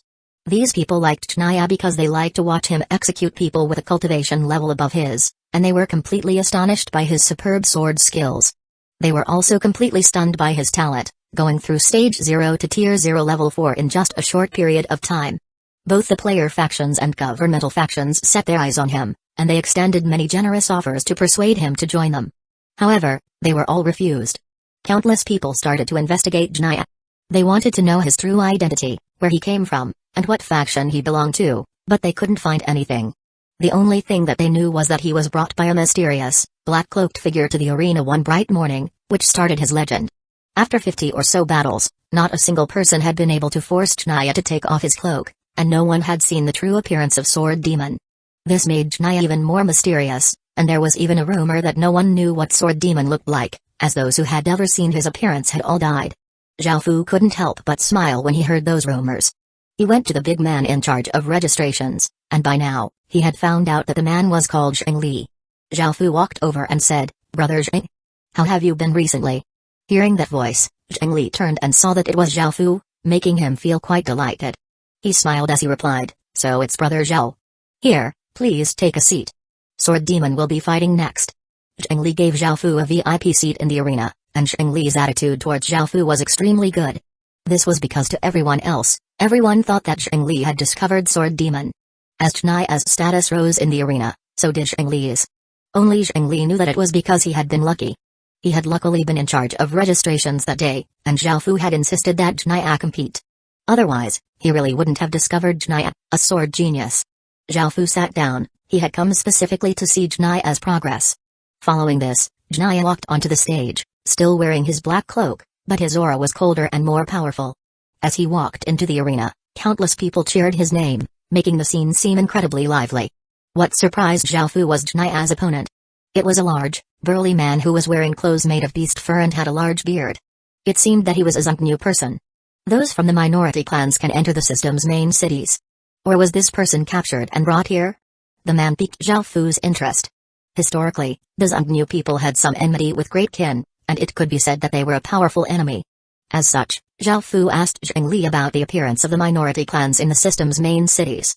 It turned out that in order to increase the number of people in the arenas, the city lord of Battle City had allowed the ancient fallen clans, or minority clans, and outlanders to enter the city. It seemed that governmental policies really did wildly differ from region to region. Player factions were usually weaker than minority clans and outlanders, but with the system's main cities supporting player factions and trading with them, player factions were able to become much more powerful. This included purchasing good equipment, recovery items, and support items. However, since player factions did not have this advantage in Battle City, they were in quite a precarious situation. Zhao Fu turned his attention to the fight. Facing Janaya, the Zhongnu person felt an indescribable sense of contempt, and he raised the scimitar in his hand and rushed towards Janaya, seeming incredibly ferocious. Janaya knew that the person in front of him was a Zhongnu person, and he did not hold back either. The battle concluded very quickly. In just an instant, the Zhongnu person fell to the ground and Janaya left the stage amidst wild cheering. Zhao Fu could tell that Janaya had improved incredibly quickly here, so he told him to remain here. After chatting with him for a bit, Zhao Fu returned to the Great Qin town. The next day, a new void beast spawned, so Zhao Fu decided to open up a fourth path, which was to the final region around the Forest of Horrors, East Green. 148 Eternal Nigh. The process of opening up a new region was the same as before, and soon, Zhao Fu arrived at East Green. The rocks on the ground were covered with lush, green moss, and there were few trees but many creeks here. There would sometimes be fog in the air, making the place seem quite dreamlike and beautiful. East Green had 4 main cities, which were Southlight City, Heavenstone City, Nine Sun City, and Seamwater City. Just like before, Zhao Fu went around the main cities and found that the specialty good here was a type of freshwater fish. These fish were found in most of East Green's creeks, and they looked like normal grass carps but slightly smaller. Their meat tasted incredibly delicious and tender, and they were loved by many people. After looking at the goods in the main cities, Zhao Fu went about his business of buying properties and opening restaurants. He went to each of the 4 main cities and found that there were fewer players in Heavenstone City than the 3 other cities, but he could not figure out why. After buying properties, Zhao Fu hired some people to start renovations and to make preparations for the grand openings. After taking care of these things, Zhao Fu started to send out his intelligence department, Eternal Night, and planted people in each of the main cities. The one who was most excited about this was undoubtedly Liu Mai, as Zhao Fu normally restricted her greatly. Go Binglin, Wang Ergu, and the other high-ranking members of the intelligence department could use teleportation channels at their discretion, but Zhao Fu restricted Liu Mai in this matter. Because of this, she always seemed unhappy when she saw him. Now that Zhao Fu was no longer restricting her, she could finally use teleportation channels as she wished and go to the main cities whenever she wanted to supervise the operatives. As such, she was incredibly happy. However, Zhao Fu reminded her that he would restrict her again if she didn't take her job seriously or made trouble for him. In response, Liu Mai acted incredibly obediently and continuously praised Zhao Fu. Beside her, even Wang Ergu couldn't help blush with shame, wondering where the domineering and boorish third mistress went. She was now better at flattery than even him. Eternal Night established a small part of itself in each main city, with around 10 or so people per main city. In order to conceal their identities, Zhao Fu ordered them not to come into contact with any of the other Greatkin subjects in the main cities. They were to focus on collecting intelligence for now, as there were not yet any assassination targets. Following this, Zhao Fu took out the Heaven Awaken world map and started to look at it seriously. Now that he had opened up paths north, south, east, and west of the Forest of Horrors, he needed to do some more planning and strategizing. In Holy Light City, Zhang Feng walked into Zhang's clothing shop and looked at her doing the accounts. He said with a caring expression, "Lil, just leave the accounts to other people. You have a lot on your plate, so don't tire yourself out." Zhang stopped and looked up at Zhang Feng with a slight frown. She knew that her big brother would not come to find her if he didn't need something from her. She knew that he was only pretending to care about her, so she calmly asked, "Big brother, what have you come to find me for?" Because Zhang didn't appreciate his fake attitude, Zhang Feng looked quite awkward as he said, "It's not much. I just wanted to ask how the clothing shop was going." "It's doing quite well. It's already somewhat famous, and many members of upper society have started to order clothing tailored from here. We're earning about 50 gold coins per day," Zhang replied curtly. Hearing this, Zhang Feng was quite delighted and said, "Lil, you should know that the Zhang family and Zhu family's relationship has become quite strained, and putting aside why, the Zhu family seems to have obtained a nation's legacy. The Zhang family's in quite a dangerous spot. I heard that Zhao Xin hasn't come to see you in a while, and I wanted to buy 500 secret silver rank equipment sets for the Zhang family's elites. Please talk to Zhao Xin about this." Zhang could tell what her big brother wanted. He wanted to push her towards Zhao Xin to use Zhao Xin's power to develop the Zhang family and defend against the Zhu family. He wanted something to happen between her and Zhao Xin while also obtaining some benefits. Equipment sets consisted of a weapon and a set of armor, so 500 equipment sets meant 1,000 pieces of secret silver rank equipment. Right now, a single piece of secret silver rank equipment cost around 300 to 500 silver coins. 1,000 pieces of secret silver rank equipment would be at least 300,000 silver coins, and even the Zhang family would be paid to spend such an amount. What's more, this was the absolute lowest price, so they wanted her to personally talk to Zhao Xin. "I'm not doing it," Zhang said somewhat coldly after finally hearing what Zhang Feng wanted. She was angry that the Zhang family wanted to use her as a tool, but she also didn't want Zhao Fu to think of her as a woman who was just trying to use him. Zhang Feng didn't panic when Zhang refused, and he started to use all kinds of matters, like their family, their parents, and the Zhu family, to persuade her. In the end, Zhang could only agree. Hearing this, a smile appeared on Zhang Feng's face as he turned and left. Zhang lowered her head, silently wiping away a few tears. "What is it, Zhang?" Zhao Fu lightly smiled as he sat opposite Zhang, who looked apologetic. "Zhao Xin, I would like to buy some equipment," Zhang said with great difficulty. Zhao Fu smiled and didn't mind, and he nodded as he replied, "Sure. How many do you want?" She looked up at Zhao Fu and breathed in deeply as she asked, "I want to buy 500 secret silver rank equipment sets, can you give me a discount on them?" Haha. Seeing how uncomfortable and tense Zhang looked, Zhao Fu realized what this was about and couldn't help but laugh, and he said, "Of course, I'll give you 40% off." Zhang let out a sigh of relief and felt incredibly grateful and ashamed. Zhao Xin treated her so well, yet she had the audacity to ask him for a favor. She soon started to tear up. Zhao Fu asked with a concerned expression on his face, "What's wrong?" Zhang fought back the tears and shook her head, indicating that it was fine. Zhao Fu felt that something was off, but he was not in a position to ask. At this moment, a soldier came to report that there were matters for him to take care of, so he apologized to Zhongru and said his farewells. "Thank you so much," Zhongru suddenly said with her head lowered. Zhao Fu stopped walking and said, "No need to thank me, we're friends. I'll do my best to help you, and you don't need to feel like you owe me anything. Perhaps I'll need your help in the future." Those words completely undid the knot in Zhongru's heart. She hoped that one day, she would be able to help Zhao Fu in return, and she lifted her head and beautifully smiled. Zhao Fu was able to relax when he saw that Zhongru felt better. He cared about Zhongru, as she was his first friend, so it was only normal that he would help her. 149 Inauspicious item. After talking to Zhongru, Zhao Fu returned to the Great Ken town and continued taking care of unfinished matters. At the same time, he decided that Great Ken would develop northwards because his plan was to leave China and use Vietnam as a stepping stone. Even though Vietnam was a smaller country than China, it was still a country, and seizing it would take some preparation. Zhao Fu planned to open a path in that direction first before developing his forces in that direction. East Green's 4 restaurants had all opened, and these things no longer required Zhao Fu to look over them himself. He also received some good news. The underground exploration teams had discovered a skeleton general. This skeleton general was just as powerful as the first one, but Zhao Fu's soldiers had become much stronger. Li Wen had combined the 2 exploration teams together, and at the cost of a few light injuries, they had successfully killed the skeleton general. The skeleton general dropped 5 items. The first item was its armor, which Zhao Fu gave to Li Wen as a reward. The skeleton general's sword was called the Flowing Cloud Sword, and it had the same stats as Bei Chi's original star-slashing sword. Zhao Fu gave this new sword to Wang Jian. Next was a general soul, and now that Zhao Fu knew how powerful the general armament was, he could no longer bear to use general souls to strengthen pieces of equipment. He decided that he would keep them until he had 10 so that he could fuse them into a general armament. The next item was a skeleton general profession change stone, and Zhao Fu gave it to a rat folk called Carnegie to use. Now, Zhao Fu had 11 generals. The final item was quite interesting. It was a jade flute that was white-colored and felt cold to the touch. Because it had been contaminated with undead aura for a long period of time, the aura it gave off was quite strange and eerie, and it felt like an inauspicious item.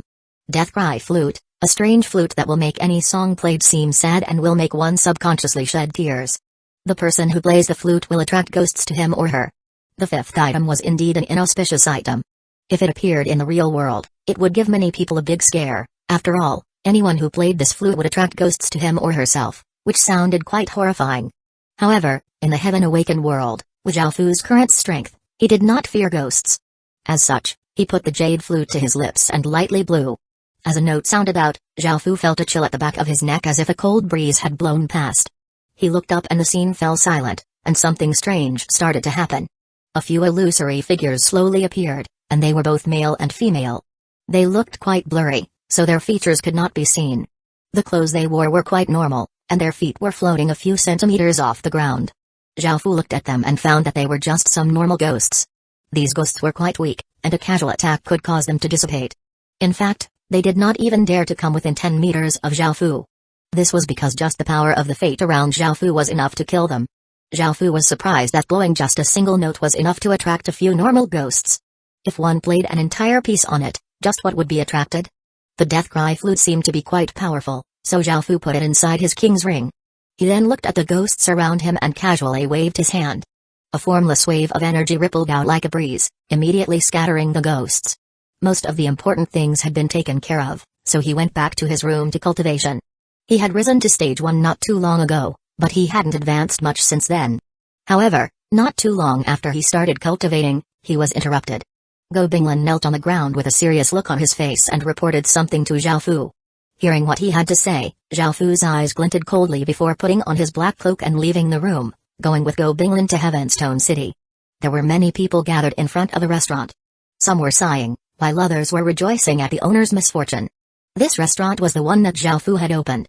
Zhao Fu walked in and saw a chaotic and disorderly scene. All of the tables and chairs had been smashed, and what made him furious was that there were 20 or so corpses on the ground. These corpses belonged to the waitresses, the managers, and the chefs. All of the people associated with the restaurant had been ruthlessly murdered. The ground and walls were stained with their blood, and their bodies lay on the ground in different positions. However, the same expression of fear was engraved on their faces. Zhao Fu knew all of these faces, and now, they were all in front of him, dead. Zhao Fu became filled with rage, and his eyes became cold as his hands tightened into fists and asked, "What happened?" Beside him, Go Binglin could feel Zhao Fu's anger, and his heart trembled. He cupped his hands respectfully before saying, "Your Majesty, this is what happened. Not too long after the restaurant was opened, Heavenstone City's young lord came here quite drunk with a few servants. He directly said that he was reserving the entire restaurant and ordered the manager to kick everyone out. Because of his status, the manager could only apologize to each of the customers already dining here and ask them to leave. The young lord then demanded all of the dishes to be served to him, which the manager did, carefully attending to him. However, the young lord said that he didn't like the wine here, so the manager went to some other restaurants and spent a lot of money to purchase the wine that he liked. In the end, the young lord became more and more difficult as he became drunker, and he even ordered the waitresses to perform sexual favors for him. The manager felt quite troubled, as we only hired these women to be waitresses, so he did his best to explain to the young lord that this demand was simply impossible. However, the young lord did not care, and he tried to force himself on some of the waitresses. A few of them were unwilling, and they injured him while struggling. The young lord flew into a fit of rage, and he ordered his guards to kill everyone in the restaurant and for the restaurant to be smashed. He was then brought back to the city lord's residence by his lackeys because of how drunk he was. Now, Zhao Fu realized why there were so few players in Heavenstone City. With such an overbearing, violent, unreasonable, and bloodthirsty trash doing as he pleased, who would want to stay here? Something that one put his or her blood, sweat, and tears into could be destroyed by him on a whim. Even though Zhao Fu was enraged, his mind was quite clear. He immediately realized something and said coldly, "Order all of Great Ken's people to leave Heavenstone City immediately." Go Binglin complied and quickly left to disseminate the order. Very soon, everyone who belonged to Great Ken left Heavenstone City and returned to the Great Ken town. Not too long after they had left, a group of guards came to seal up the restaurant and to confiscate all of Zhao Fu's properties. If it wasn't for Zhao Fu's quick thinking, it was possible that not a single one of his subjects in Heavenstone City would have remained alive. System announcement. You have been listed as a wanted criminal by Heavenstone City. System announcement. Your position in Heavenstone City has been exposed. Please leave quickly. It seemed that the young lord was not taking any risks, and he was trying to get rid of any future troubles, causing Zhao Fu to gnash his teeth in anger. He had never felt so furious before. 150s level fugitive. Even though he was furious, Zhao Fu knew that he couldn't stay here for long. He had already become a wanted criminal, so he would not be able to use Heavenstone City's teleportation channels. As such, all he could do was quickly walk towards the city gates. However, he soon caught the attention of a 10-man patrol squad. Facing those 10 city guards, Zhao Fu's expression did not change as he quickly walked into an alleyway. The city guards thought that Zhao Fu's cultivation was only stage 1, so they were incredibly confident. A single stage 1 city guard would be able to take him down, let alone 10 of them. As such, they did not notify anyone, and they followed Zhao Fu into the alleyway. At that moment, Zhao Fu stopped walking and turned to look at the city guards, a cold smile appearing on his face. Li Wu. You're wanted in Heavenstone City, and you won't be able to escape. If you surrender now, we'll leave your corpse intact. Don't blame us, you can only blame yourself for offending the young master. The captain of the patrol squad said confidently and somewhat mockingly to Zhao Fu. Li Wu was the name that Zhao Fu had used to purchase properties. He was cautious by nature, and because he knew how much power the government had in main cities, he never used his real name to purchase properties. Hearing their words, Zhao Fu's gaze became incredibly cold. His people had treated the young lord courteously and had continuously made concessions, but they had been killed in the end. What's more, they had blamed Zhao Fu and his people. As such, Zhao Fu did not reply and immediately attacked. At this moment, he simply wanted to kill. Black traces of King's power rose from his body, and he leaned forwards before kicking off the ground, leaping towards the city guards like an arrow shooting out of a bow. So fast. The city guards were completely dumbfounded, and before they realized what was happening, Zhao Fu had appeared in front of them.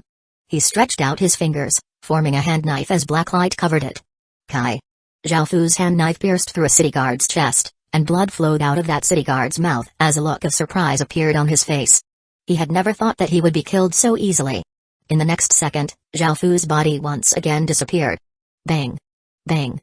Two heavy sounds rang out as 2 city guards flew away, smashing against the walls on either side of the alleyway. Their chests were completely caved in, and it seemed that they would not be able to live for long. The remaining city guards were quite fearful and realized that they were actually the prey, not the hunters. Hurry and leave. Let's report this to the city lord. When the captain saw that 3 city guards had died in an instant, he realized that they were unable to fight against Zhao Fu, so he immediately gave the order to retreat. At the same time, the city guards were extremely confused. When had players become so powerful? Normally, they relied on their strength to look down on players, but now, it seemed that they had unexpectedly kicked an iron board. They wanted to leave, but Xiaofu was not willing to let them go. The fury in his heart exploded out, and he darted back and forth within the squad of city guards like a black shadow. Bang! Xiaofu's fist smashed into a city guard's chest, causing him to collapse as his body flew backwards. Kai! Xiaofu whirled around and slashed out with his hand, and a city guard's head flew off his neck, causing blood to spurt from his neck. This was a completely one-sided massacre. Perhaps these city guards could act high and mighty in front of normal players with their Stage 1 cultivation, but with Xiaofu's different powers and high-grade equipment, he had long since started to disregard Stage 1 city guards. After Xiaofu dashed around in the squad of city guards for a few moments, there was only one city guard left.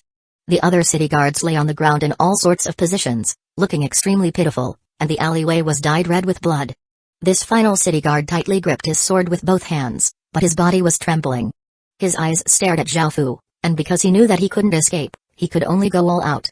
Xiaofu disappeared before his eyes in an instant, and the city guard cried out in fear.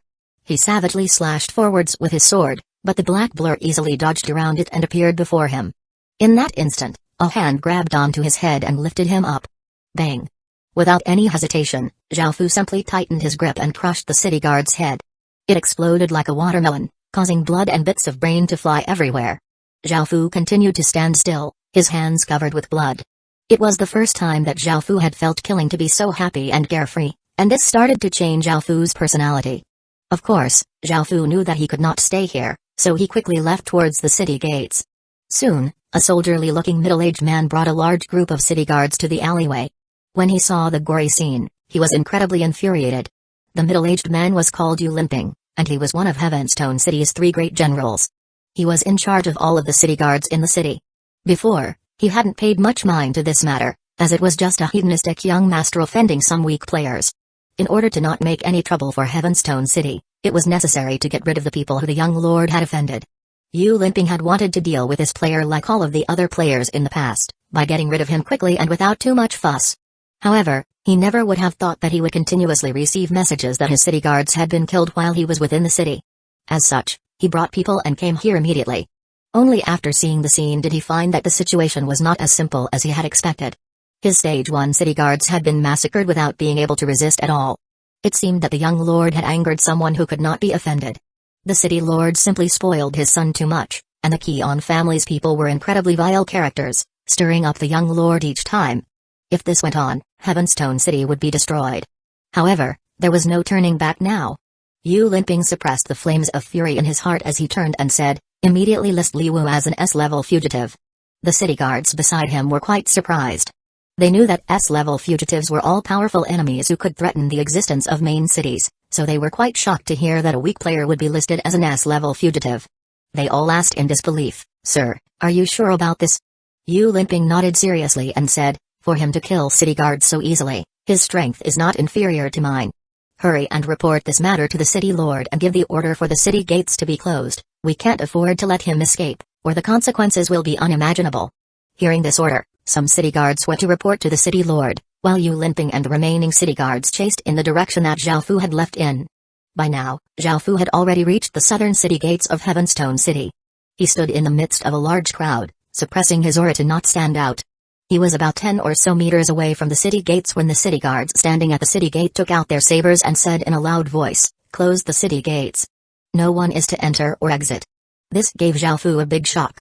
He was still in Heavenstone City, and if the city gates were closed, it was more likely than not that he would die.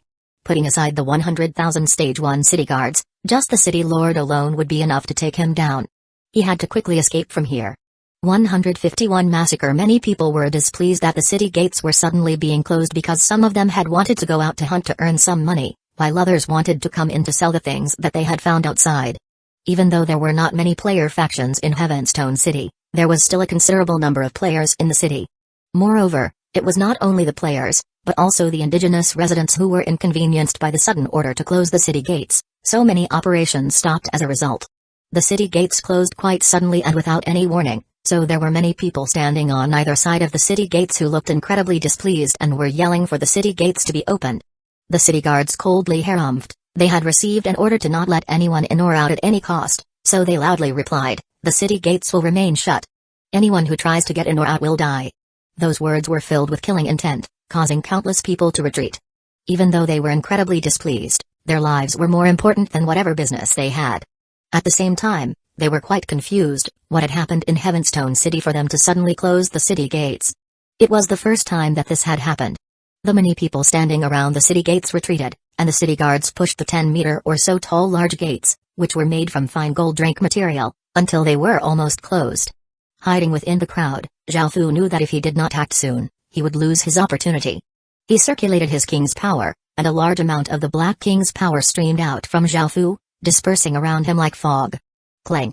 Zhao Fu drew the Sky Demon's sword and raised it high into the air, instilling it with his king's power.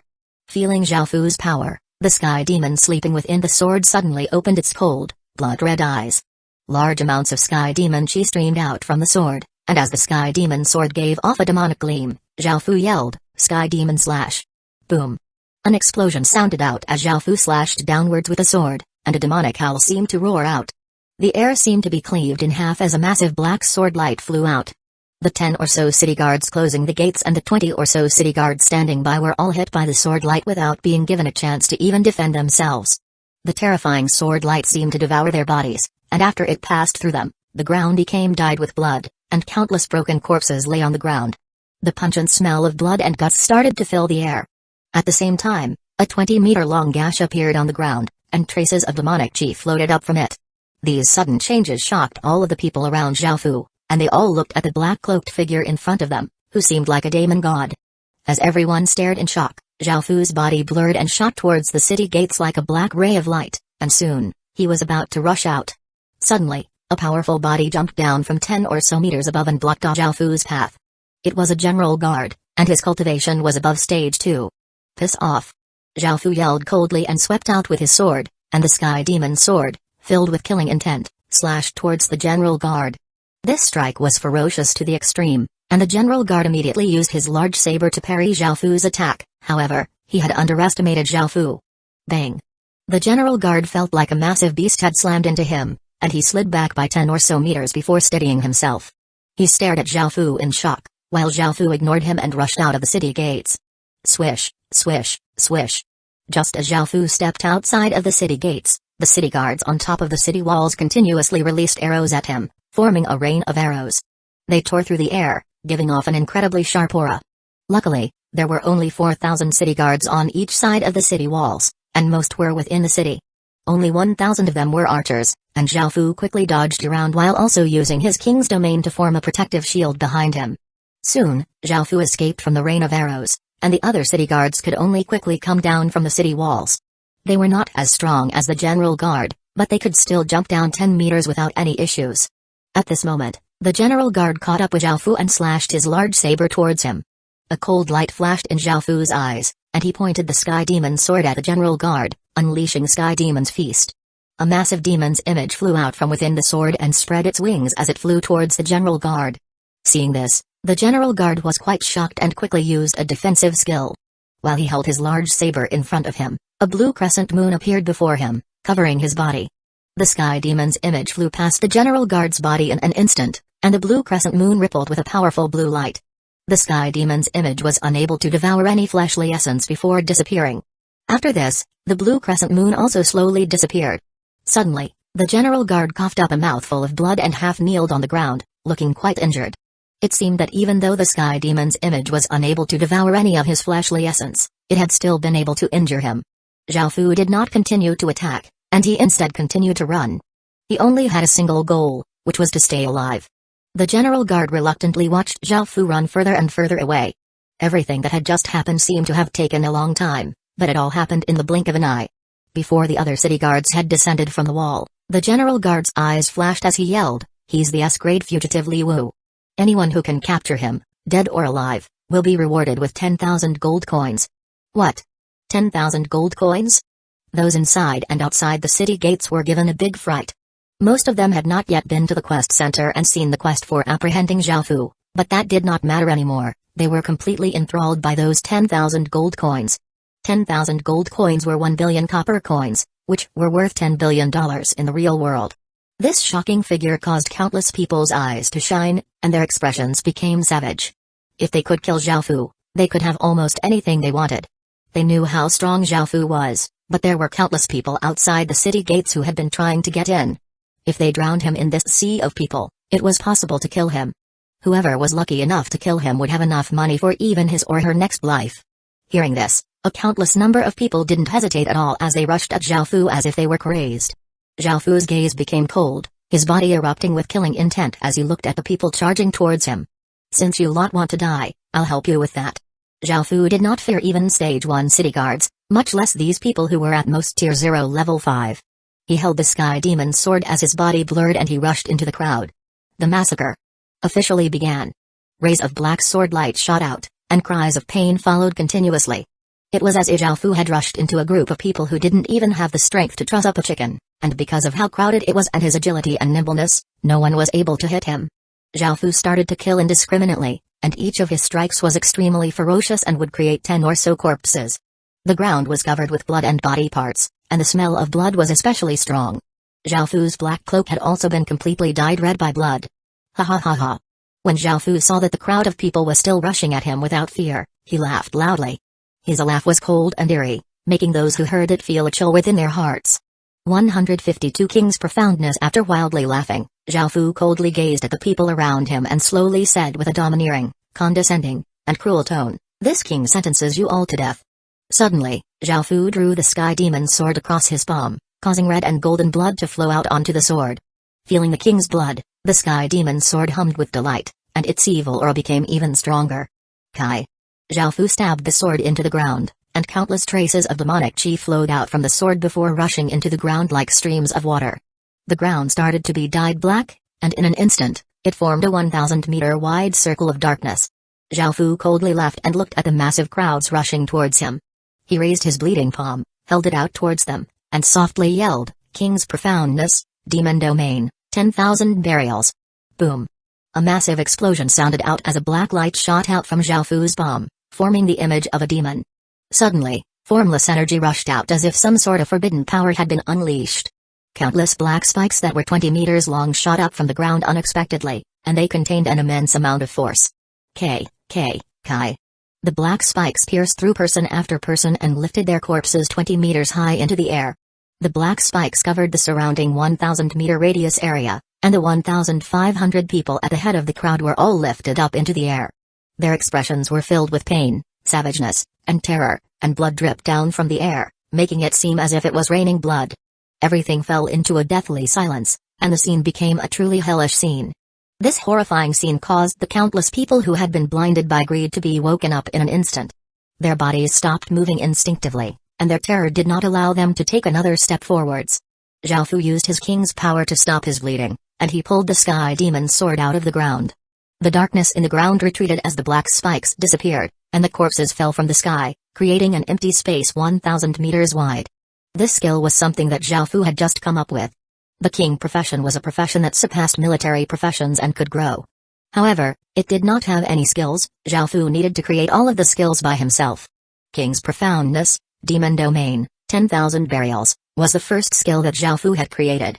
However, this skill was something that could only be cast with the Sky Demon Sword Sky Demon Domain. Without the Sky Demon Sword, Xiaofu would not be able to use this skill. The blood on the ground was sucked towards the Sky Demon Sword by an invisible force and devoured by the Sky Demon Sword. The Sky Demon excitedly laughed as it said, "Kill. Kill. Kill. Owner, kill them all." After the Sky Demon Sword devoured all of the blood and converted it into its own power, it sent some into Xiaofu's body to help him recover. Casting the King's Profoundness skill just then had consumed a lot of Xiaofu's strength. Just as Xiaofu pulled the Sky Demon Sword out of the ground, he pointed it at the crowd 1,000 meters away and said in a voice filled with killing intent and mockery, "What is it? Hurry up and come." This provocation caused the people surrounding Xiaofu to look at each other, but none of them dared to come forwards. He is holding the Sky Demon Sword. At this moment, someone suddenly noticed the black sword with a demon's image, which gave off a cold, murderous, and evil aura, in Xiaofu's hand. What? The Sky Demon Sword? Hearing this shout, countless gazes fell on the sword in Xiaofu's hand.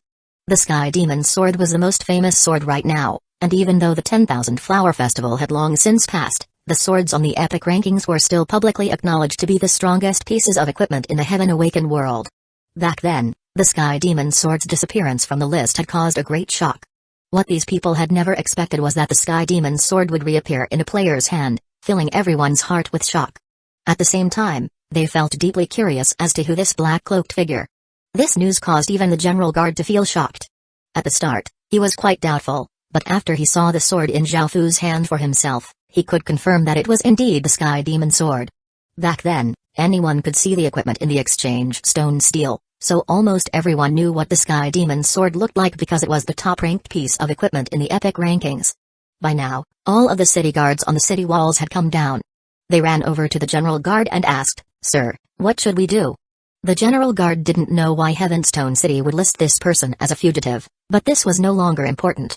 He could tell how serious this matter was, and if he allowed Zhao Fu to escape, it would be equivalent to allowing a tiger to return to its mountain, bringing endless trouble in the future. As such, he gave the order, "Kill him. At all costs." "Yes, sir." 4,000 city guards simultaneously replied and rushed towards Zhao Fu, giving off a ferocious aura. Zhao Fu felt a trace of worry when he saw those city guards charge over. If they were an army of players, he would have nothing to fear, but they were all city guards who were at least stage 1 in cultivation and were all wearing secret silver rank equipment. What's more, this was at the front door of Heavenstone City, and they would have even more reinforcements arriving soon. As such, Zhao Fu's only option was to escape. As Zhao Fu quickly escaped, the people around him hesitated. There were great benefits to killing Zhao Fu, and they would even be able to obtain the Sky Demon Sword. However, Zhao Fu's King's Profoundness skill had left too big of a trauma in their hearts. Seeing this, Zhao Fu did not show any mercy, and he sent out a Sky Demon Slash. As a massive sword light slashed out, it decimated countless people, paving a bloody path for Zhao Fu. By now, most people had been completely scared witless by Zhao Fu and had chosen to retreat. However, there were also many people who had not yet given up, and they raised their weapons as they ran up to Zhao Fu. Zhao Fu was bogged down by a countless number of people, and it was impossible for him to kill all of them. After killing a crowd, another crowd would come up. Zhao Fu looked around and saw that the 4,000 city guards had nearly reached him. If he was encircled by them, it was possible that he would not be able to escape.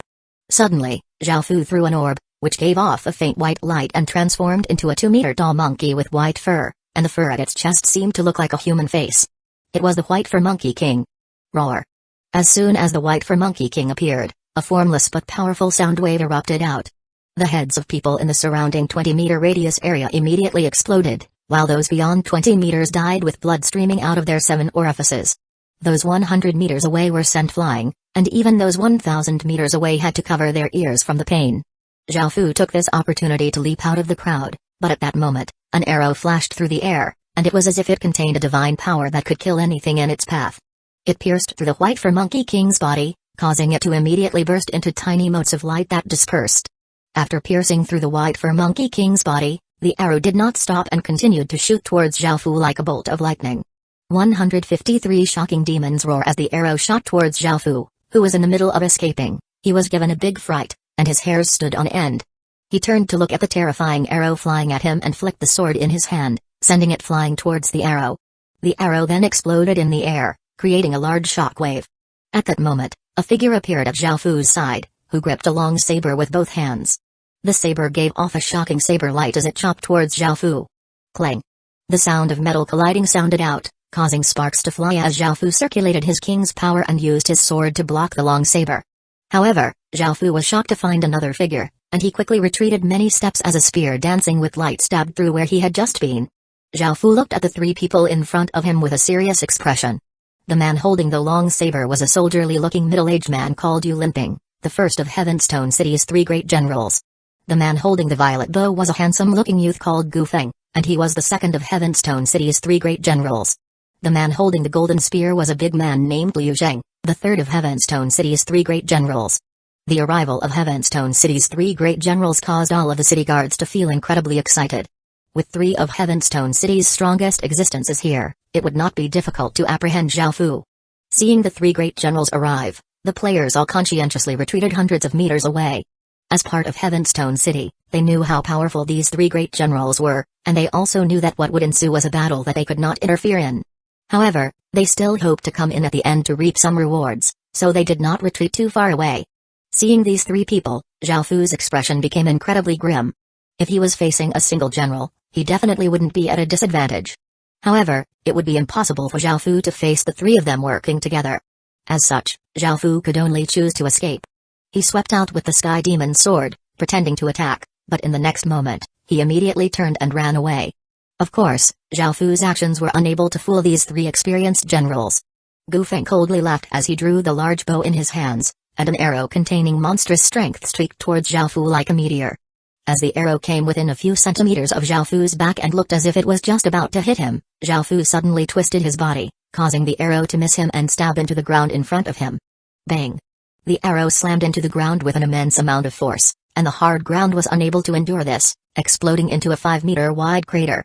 Just as Zhao Fu dodged this arrow, Yu Linping raised his long saber and fiercely slashed at Zhao Fu. Zhao Fu could only parry with his sword, but Liu Sheng once again arrived at his side and drove his spear towards Zhao Fu's chest.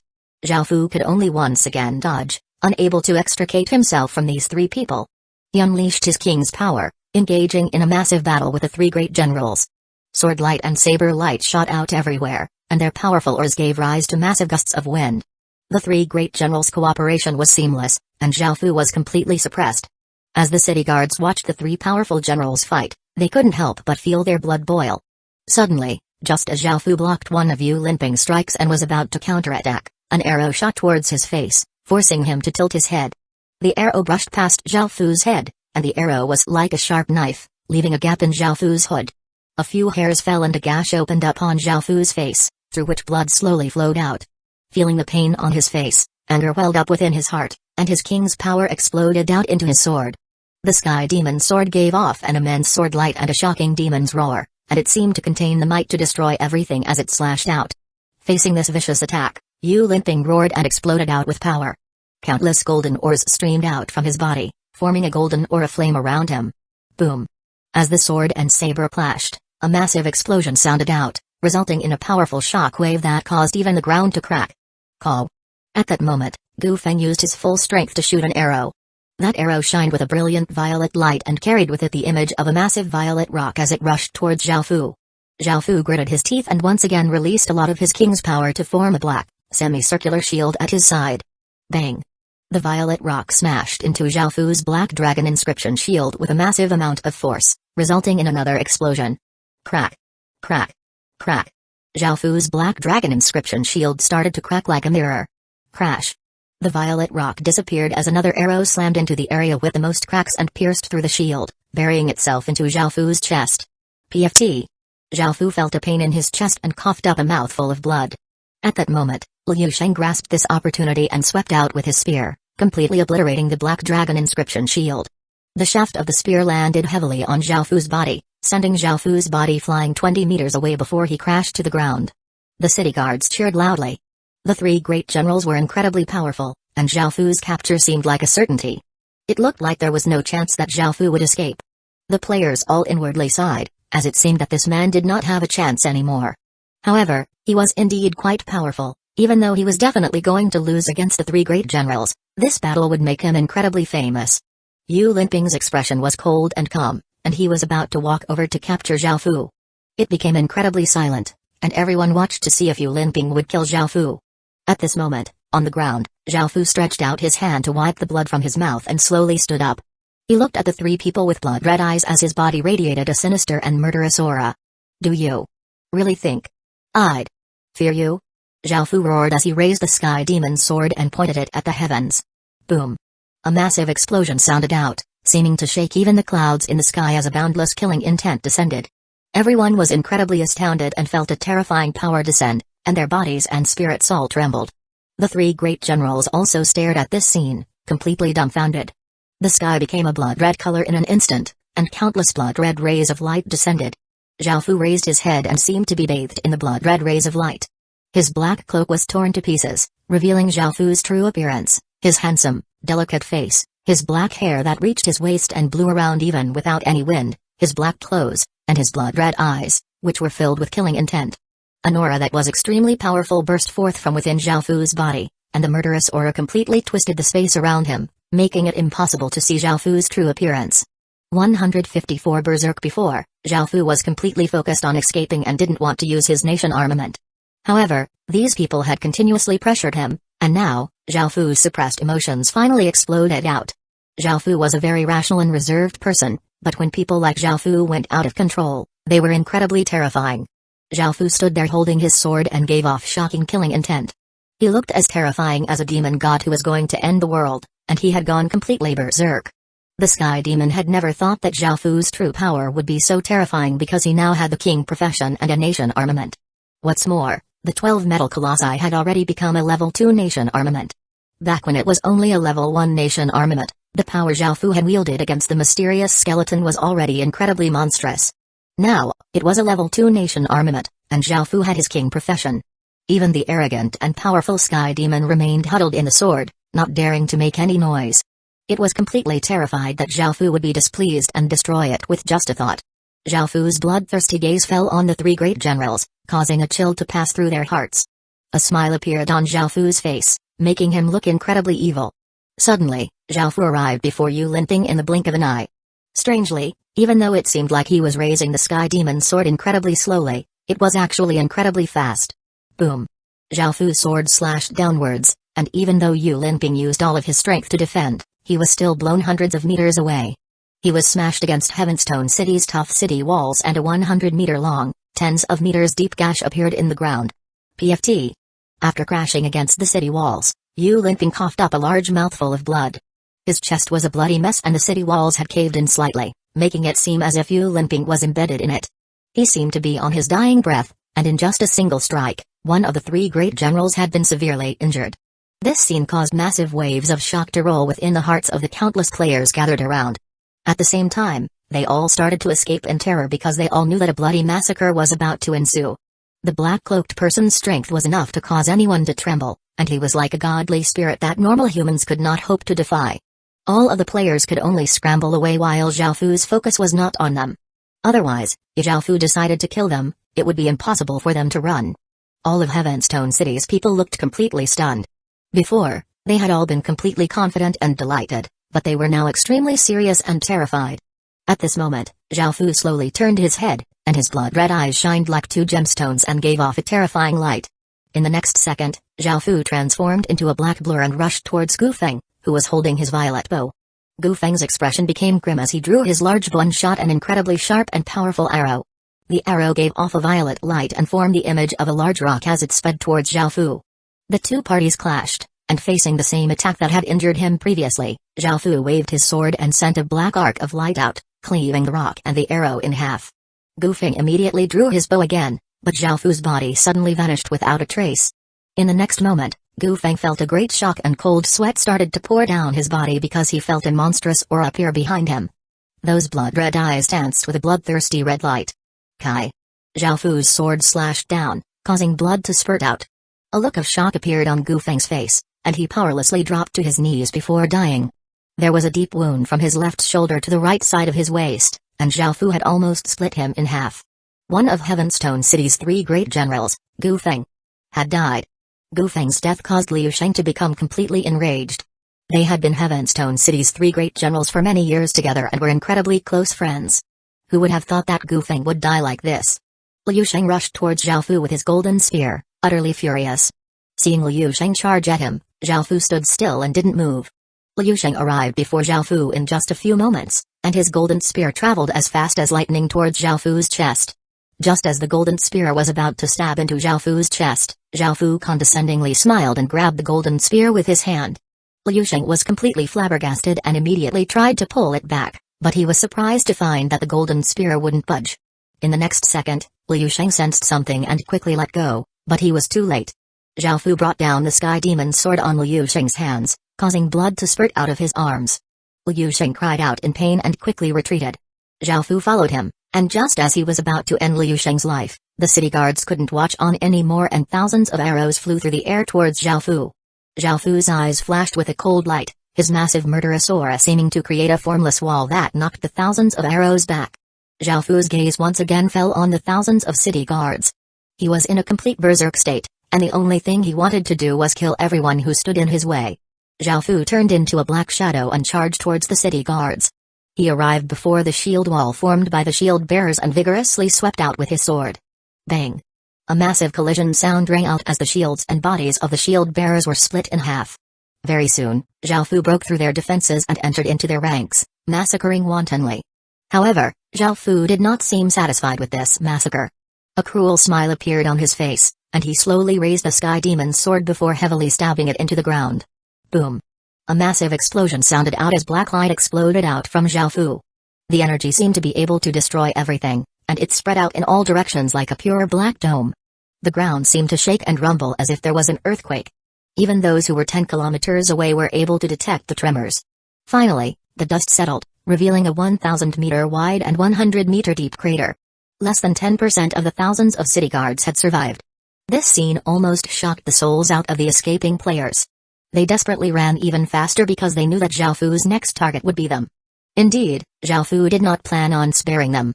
However, Zhao Fu's blood-red and bloodlust-filled eyes fell on Liu Sheng's handless arms. He would think about the others after dealing with this person. By now, Liu Sheng had used his cultivation to stop the bleeding. When he saw Zhao Fu's blood-red eyes look towards him again, he ran without hesitating.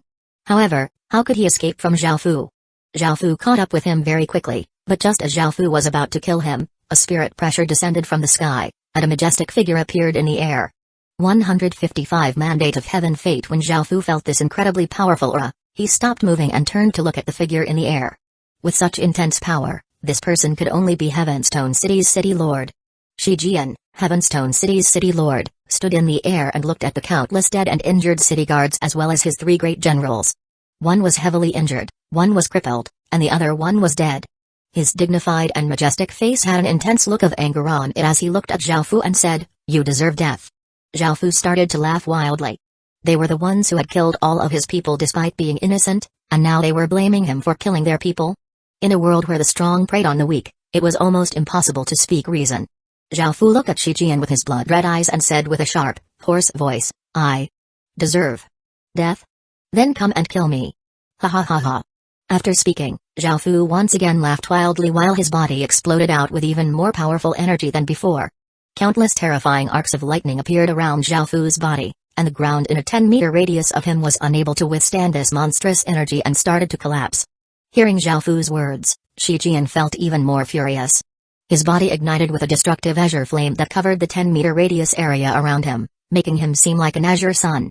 The spirit pressure that he gave off seemed to become corporeal, and it covered the surrounding 10,000-meter radius area. Within the flames, Shi Jian's clothes fluttered despite there being no wind, making him seem incredibly terrifying and ferocious. Bang! Shi Jian took out a long saber at his waist, and his feet pushed off from the air, rocketing downwards towards Zhao Fu. He reached Zhao Fu in an instant and sliced his long saber towards him. Zhao Fu coldly laughed and gripped the sky demon's sword as he blocked with all of his might. Boom! A massive explosion sounded out as 2 superpowers clashed, and it turned into an incredibly destructive shockwave. As it rippled outwards, the ground cracked and countless trees were obliterated as innumerable living creatures were killed.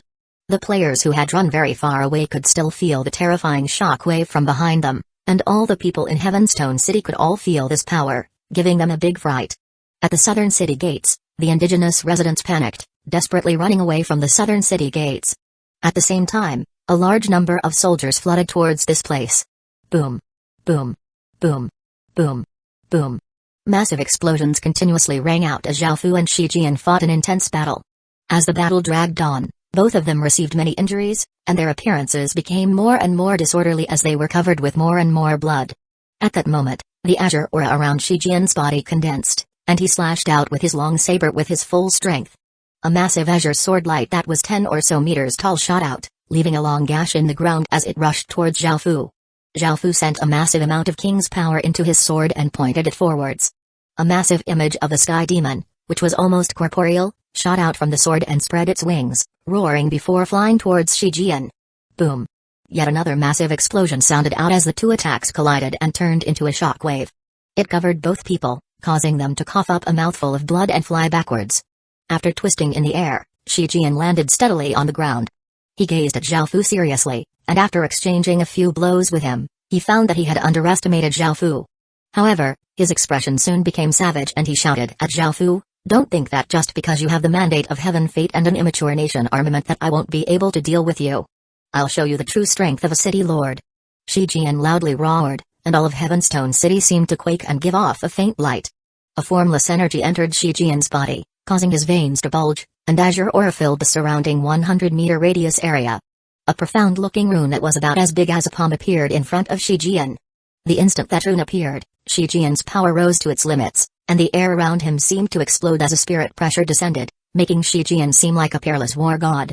When Zhao Fu saw this, he was quite surprised. Shi Jian had used some sort of power from Heavenstone City, and his strength now surpassed Zhao Fu's. At that moment, Shi Jian kicked off the ground, causing it to crack. He turned into an azure light and rushed towards Zhao Fu. Zhao Fu's expression became savage, and he used the Sky Demon's sword to slash at his palm before plunging it into the ground. A large amount of Sky Demon Chi burrowed into the ground, dyeing it black. The blackness spread out, forming a 1,000-meter wide domain instantly. Shi Jian was incredibly fast, and he came within 500 meters of Zhao Fu instantly. Seeing this, Zhao Fu suddenly pressed his bleeding palm against the ground. Blood spikes that were even thicker than the ones from before erupted from the ground, stabbing towards Shi Jian. Humphrey!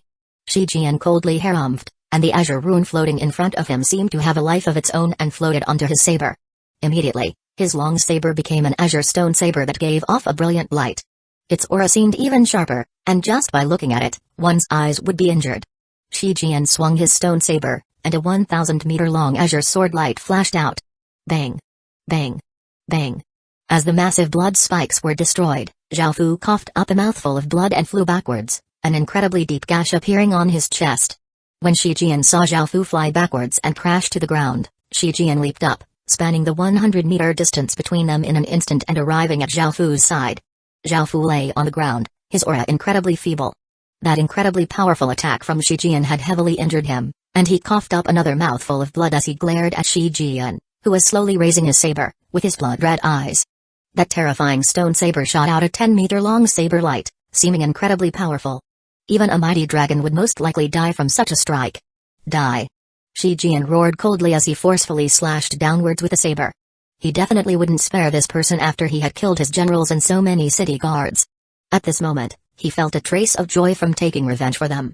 The saber brought with it a fearsome saber light as it descended towards Zhao Fu, and it was about to devour his body. Boom! At this moment, a shocking explosion sounded out. A blinding pillar of golden light rushed up into the sky. At that instant, the other three city lords in East Green felt a sense of shock and looked towards Heavenstone City. Shi Jian was also quite confused and was sent tens of meters away by this energy. A figure slowly stood up within the pillar of golden light. The Great Ken Town did not only have the 12 metal colossi but also the Jade Ruler's seal with 5 divine dragons carved into it. The Jade Ruler's seal started to clang, giving off a powerful golden light.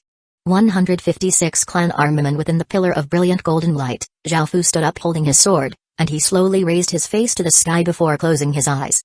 A majestic golden light covered Zhao Fu's body, and his blood rapidly flowed and heated up while his heart beat vigorously. Zhao Fu seemed to also start giving off a golden light as if he was resonating with the pillar of golden light. Boom!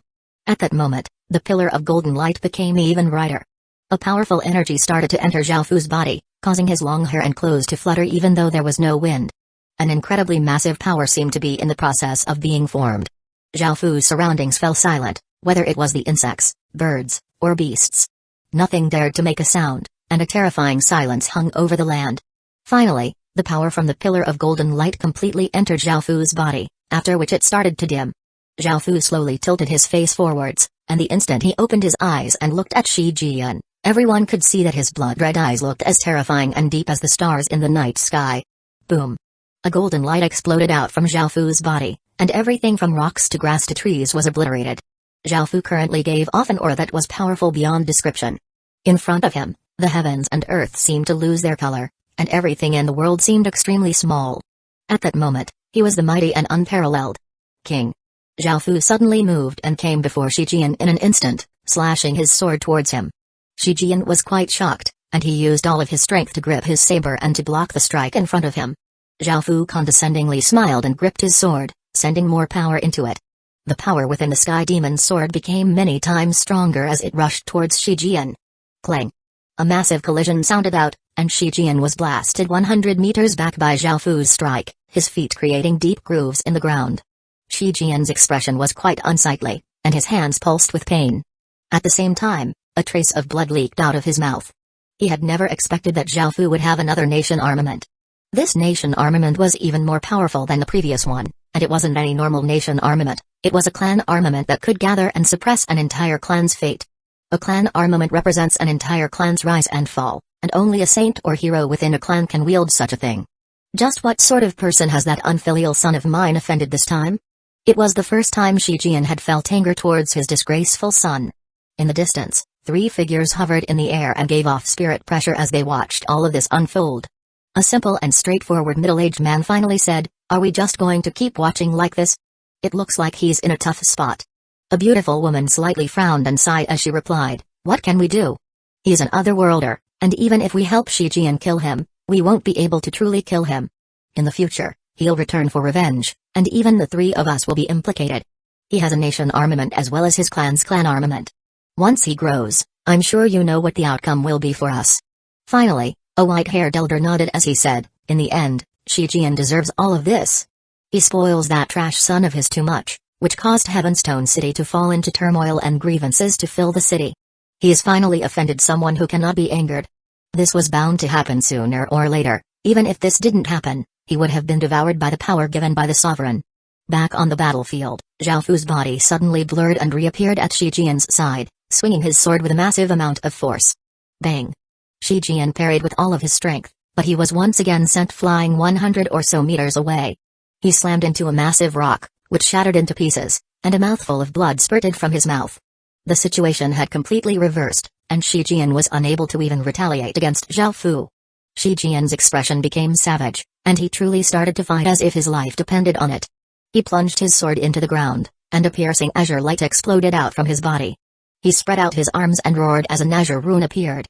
Following this, the surrounding azure light gathered towards him before forming a simple, azure stone seal. This was Heavenstone City's lifeline. The City Lord Seal. After the City Lord Seal appeared, it shined with a brilliant light before slowly entering Shi Jian's chest. Boom! An azure wave of energy exploded out from his body, causing the ground around him to collapse. Azure light shot out from within Shi Jian's eyes as he started to give off a monstrous aura. Suddenly, Zhao Fu evilly smiled and appeared above Shi Jian, striking down towards him fiercely. Sky Demon Slash. When the Sky Demon sword released a massive black light as it descended towards Shi Jian made a grabbing motion, causing the saber in the ground to fly into his hands. Boom! The black light and azure light collided, causing a formless energy to blast outwards. The ground beneath Shi Jian's feet instantly caved in to form a crater that was 100 meters wide and 10 meters deep. Bang! Shi Jian gritted his teeth and pushed back up at Zhao Fu while slashing out. His saber shined with a sharp saber light, forcing Zhao Fu backwards. Zhao Fu's body flipped through the air, while Shi Jian kicked off the ground, springing into the air after Zhao Fu. He swung his saber, unleashing wave after wave of saber light. Each attack was incredibly fearsome, and the attacks converged on Zhao Fu. Zhao Fu's expression became serious, and he also brandished his sword, releasing black arcs of light. Bang! Bang! Bang! Bang! As the saber lights and sword lights collided, explosions continuously rang out. Their battle in the air caused massive gusts of wind to assault their surroundings, and even massive rocks that were as big as tables were blown into the air. This battle caused even the weather to become unstable, and countless people watched the battle unfold in the distance. They were incredibly shocked and couldn't say anything because this no longer looked like 2 humans fighting but 2 godly spirits battling. Shi Jian furiously roared and slashed out an azure saber light that was tens of meters long at Zhao Fu. In response, Zhao Fu raised his sword, and a massive black sword light rushed to meet it. As the 2 attacks collided, an explosion that could shake the heavens and earth sounded out. Shi Jian's expression became grim, and he raised his long saber with a single hand, sending all of the azure energy in his body into the saber. An incredibly ferocious 30-meter-tall azure lion that was baring its fangs and brandishing its claws appeared beside Shi Jian. Shi Jian swept out with his saber, and the azure lion leaped and rushed towards Zhao Fu to attack. 157 Battle between Gods Roar. The azure lion loudly roared, and it emanated a violent and ferocious aura as it ran over. In just a few seconds, it came within 100 meters of Zhao Fu. Zhao Fu coldly harumphed and raised the Sky Demon sword. His king's power poured into the sword, and he pointed it at the azure lion. A gigantic demon, this time corporeal, erupted out from the sword, bringing with it an aura of evilness and slaughter. It roared as it rushed towards the azure lion. When the demon and lion were about to collide, Shi Jian suddenly swallowed a precious medicinal pill that could raise his strength by many times. As a city lord, he had a lot of wealth, which was why he possessed such an item. After consuming this medicinal pill, his body doubled in size and his muscles bulged, and he exploded with an even more powerful aura than before. His body suddenly blurred, and the instant that the demon and lion clashed, he arrived at Zhao Fu's side like a ghost. He raised his long saber, which gave off a sharp light, high into the air, and a shocking 1,000-meter-tall blade shadow appeared, and it was to the point that even the clouds in the sky were dispersed by the saber chi. Zhao Fu was shocked, and his hair stood on end when he turned to face Shi Jian, who was holding this saber. Shi Jian's expression became savage, and he madly roared. The long saber he was holding seemed to have the strength to split the heavens apart. Following this, he slashed downwards towards Zhao Fu. Boom! As Shi Jian's saber strike descended, it was as if the heavens and earth had been split, and countless beings were annihilated. Roar! At that moment, an even louder dragon's cry sounded out, one that could destroy rocks and pierce metals, one that could cause all creatures to submit and gods and demons to run. An eye-piercing golden light shot out as if a star had exploded. Shi Jian stared in confusion and was blasted 1,000 meters away by this energy, smashing into Heavenstone City's city walls. Those tough city walls, which most magic skills could not even damage, now had countless 20-meter-long cracks. Shi Jian vomited up a mouthful of blood, and his entire body was stuck in the wall. His eyes widened as he stared at the gigantic golden tornado. At that moment, there were 9 divine dragons that seemed to have their own lives flying around Zhao Fu. There was an incredibly big and deep hole beneath Zhao Fu's feet, but the 9 golden divine dragons, which were 1 meter long, flew around him, allowing him to stand in the air. This scene caused the 3 other powerful spectators to become completely dumbfounded. They couldn't believe that Zhao Fu could release such unimaginable power. In the beginning, they thought that Shi Jian would be able to kill this man in a single blow, but the situation had been completely turned on its head, making them feel as if none of this was real. "Let's go. It's best not to make an enemy out of him," the beautiful woman said with a serious tone as she gulped and stared at the scene in the distance in shock. The other 2 people had the same expression, and when they heard what she said, they couldn't help but nod. The power that Zhao Fu had just released was something that even they feared, and both Shi Jian and Zhao Fu had gone completely berserk. If they were dragged into this fight as well, the consequences would be unimaginable. The 3 of them quickly left, and the countless players who were watching from the distance retreated even further away. The place where they had originally been standing had been covered by that gigantic golden tornado. Rocks and trees flew everywhere, and even their bodies had almost been blown into the air. However, there were countless other people in East Green who had excitedly come here to watch. A thread had appeared in the Heaven Awaken World Forum: "Want to see a true battle between godly spirits? Hurry and came to East Green's Heavenstone City's southern city gates. The terrifying battle is simply unimaginable." Description: I'm just a normal person in East Green. I didn't plan on going to Heavenstone City because the Keon family relies on the government's support and acts arrogantly and domineeringly. They don't place anyone else in their eyes, and anyone who offends the Keon family will die. However, there were matters that I had to take care of, so I had to go there today. Who would have thought that I'd see something so completely shocking? Someone who looks like a player started fighting with Heavenstone City's city lord. That scene is simply too terrifying, and it was as if it was the apocalypse. It's definitely not strength that normal people can wield. I just wanted to post a thread here and let everyone know. Now, I'm going to get a bit closer to watch this world-shaking battle because this sort of battle may only appear once in a lifetime. Originally, many people didn't believe this information. They thought that this person just wanted likes and attention, so they disregarded it. However, gradually, more and more people started to verify that the information was true, and the previously peaceful Heaven Awaken World Forum became lively again. A battle between gods? Perhaps no one had ever seen such a thing before, but they could imagine just how monstrous it would be. Countless people felt incredibly curious and hurried over. At the same time, this matter attracted the attention of countless factions. A battle between a player and a city lord? Could players at this point in time have such strength? What's more, this matter had once again happened in the northern region of the Midland Continent. The northern region of the Midland Continent was a place that most factions already feared because that place was covered by Great Kin's shadow. The last few incidents that had shaken the world had happened there, and now that it was that place again, many people couldn't help but wonder if this matter was related to Great Kin as well. However, whether that super strong person who could fight with a city lord was related to Great Kin or not, most people didn't care. Just this battle alone was enough for them to send countless people to gather information. Back at the battlefield, Heavenstone City's 100,000 Stage 1 city guards had all arrived. When they saw how heavily injured their esteemed city lord was, they were incredibly furious, and their eyes filled with killing intent as they looked at Zhao Fu standing in the air. At that moment, They were still able to think clearly, and they knew that the enemy in front of them was not someone they could overwhelm with mere numbers.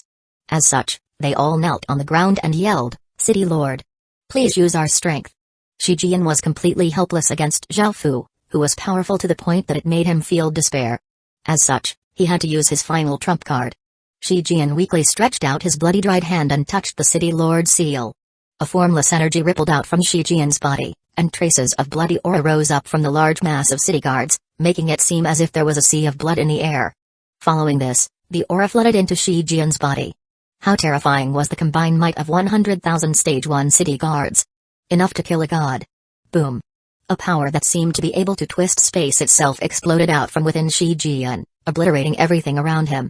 An azure and blood-colored flame rose up from his body, seeming to reach the clouds, and it made the rest of the sky seem dim in comparison. A truly destructive battle was about to erupt. 158 Demon Sun Zhaofu stood with one hand holding his sword by his side and one hand behind his back, and his entire body shined with a faint golden light.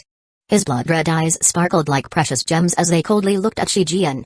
Shi Jian also stood in the air, his body burning with an azure flame and a blood-red flame.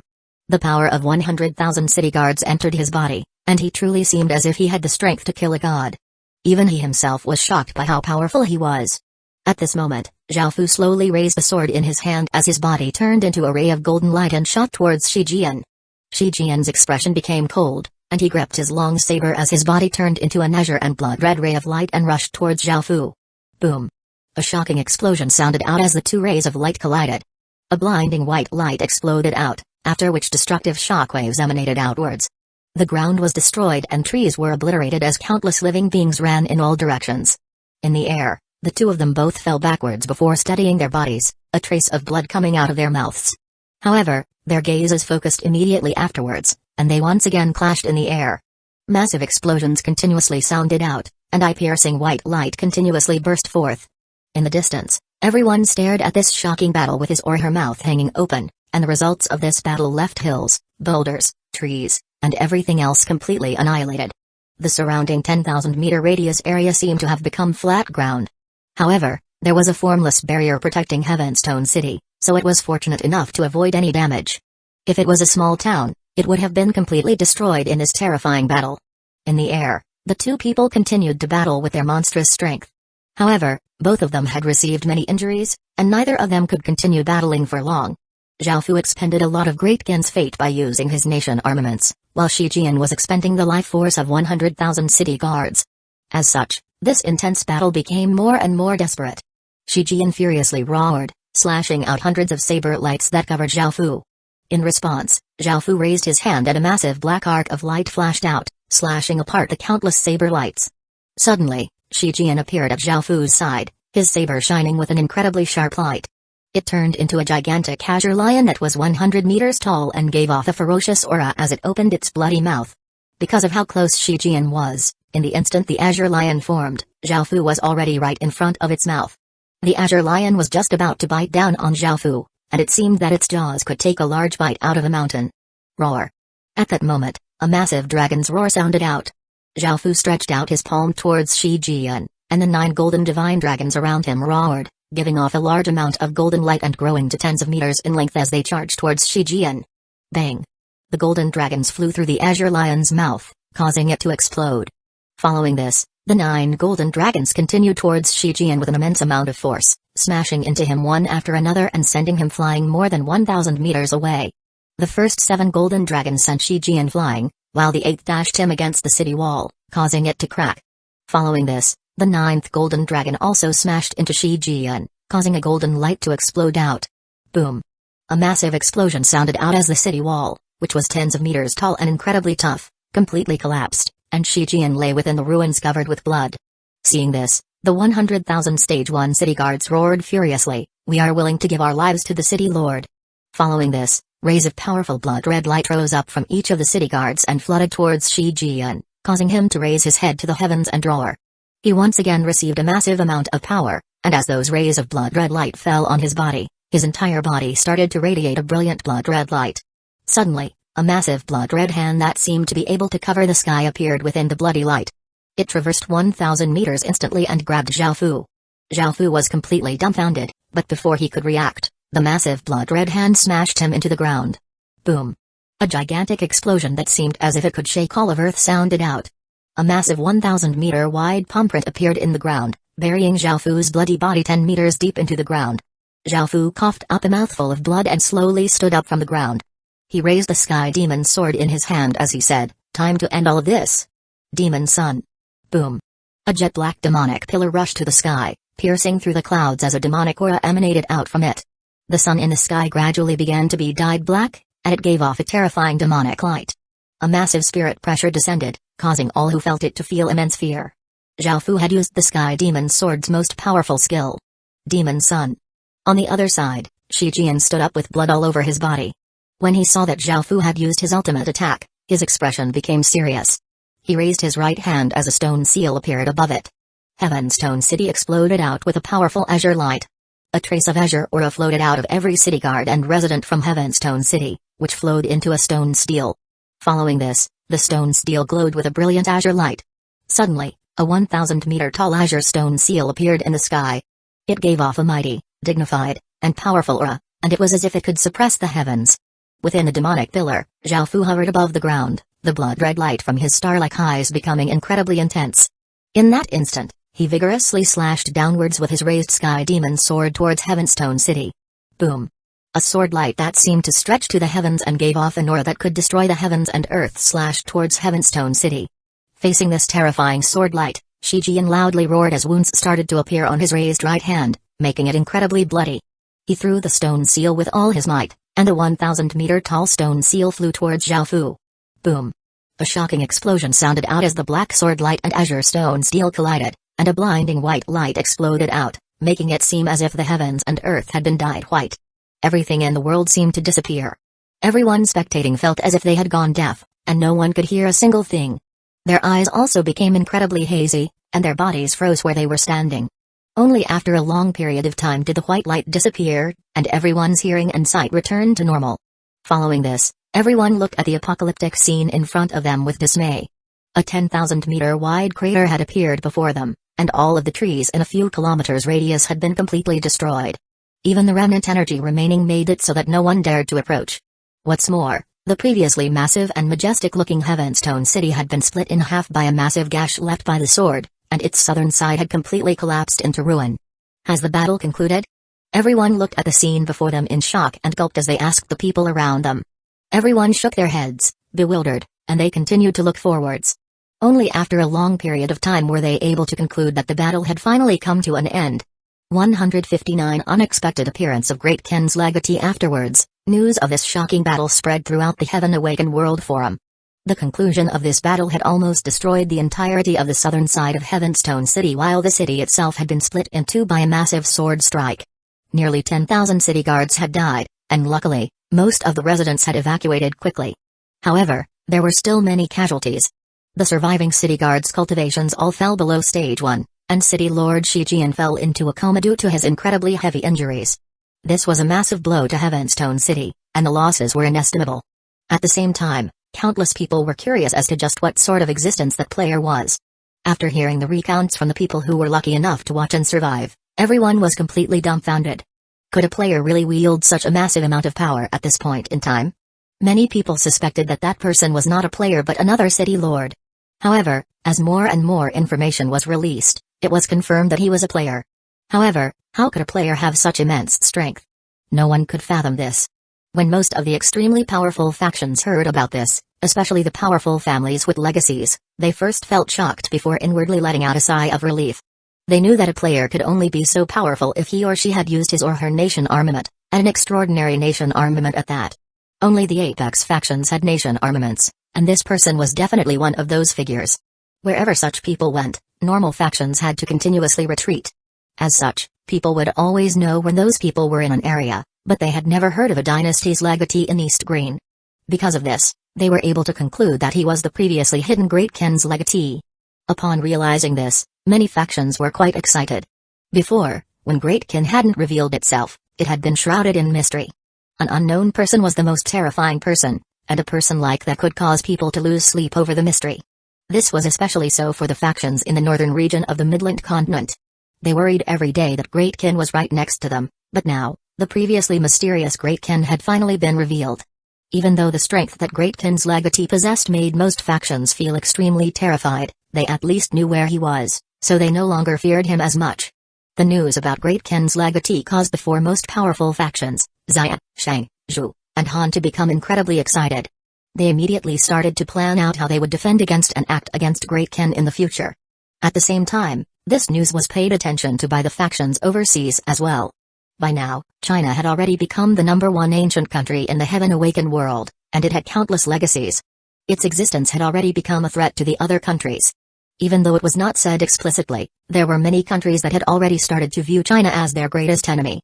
There was nothing that could be done about this. It was China's own fault for being so terrifying and making them feel threatened. As such, many of the factions overseas had kept an eye on China, and now that the most powerful faction, Great Kin, had revealed itself, they were incredibly happy. Great Kin had gathered all of China's fate, and the factions overseas had long since started viewing Great Kin as China's #1 faction. However, Great Kin had been covered by a mysterious veil this entire time, making them feel extremely unsettled. Now that Great Kin had finally revealed itself, they felt slightly less uncomfortable. Following this, it was revealed that Great Kin's legatee was called Li Wu.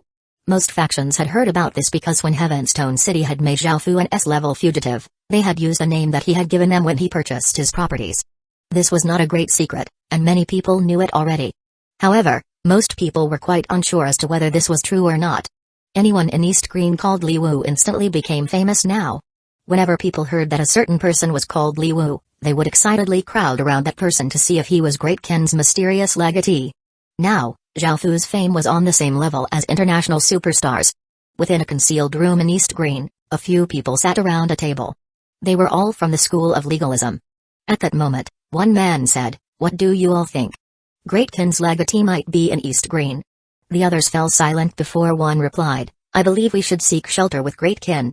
Now, most of the schools of thought have found lords, and many of the people from the School of Legalism have found factions to serve in order to achieve something great after the real world is devoured.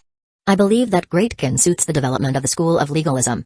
Someone else nodded in agreement and said, "Now, we just need to find out the specific location of Great Kin and how to contact Great Kin's legatee." Following this, the people continued to discuss. Elsewhere, there was a young man called Li Wu who was 22 years old and was in his 3rd year of university.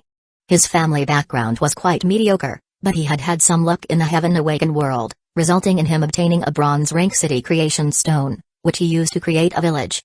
The village name was Great Kin Village, and it was situated in a remote area of East Green. This was because Li Wu liked the Great Kin Empire the most out of the various empires, as he thought that it was the dynasty with the most majesty and dignity.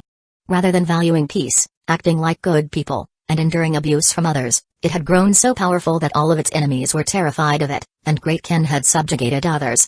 Since Great Kin had done all of this and Li Wu had a little bit of ambition, he wanted his village to become a faction like that. However, he didn't dare to think of establishing a nation or an empire. Suddenly, one day, some people from the Ying family came to find him, and they told him that they brought terrific news. The Ying family was willing to give him a lot of their resources and money, to protect him, and to help him develop his village. However, in exchange for all of these benefits, he had to agree to something, which was that he would be Great Kin's legatee from this moment onwards. When Li Wu initially heard this, he was quite confused. At first, he did not understand why the Ying family wanted him to be Great Kin's legatee, but he soon remembered that Great Kin's legatee was also called Li Wu. But why did the Ying family's people want him to pretend to be Great Kin's legatee? A small figure like him could not anger a super faction like the Ying family. Li Wu knew that if he agreed, he would be dragged into a massive mess.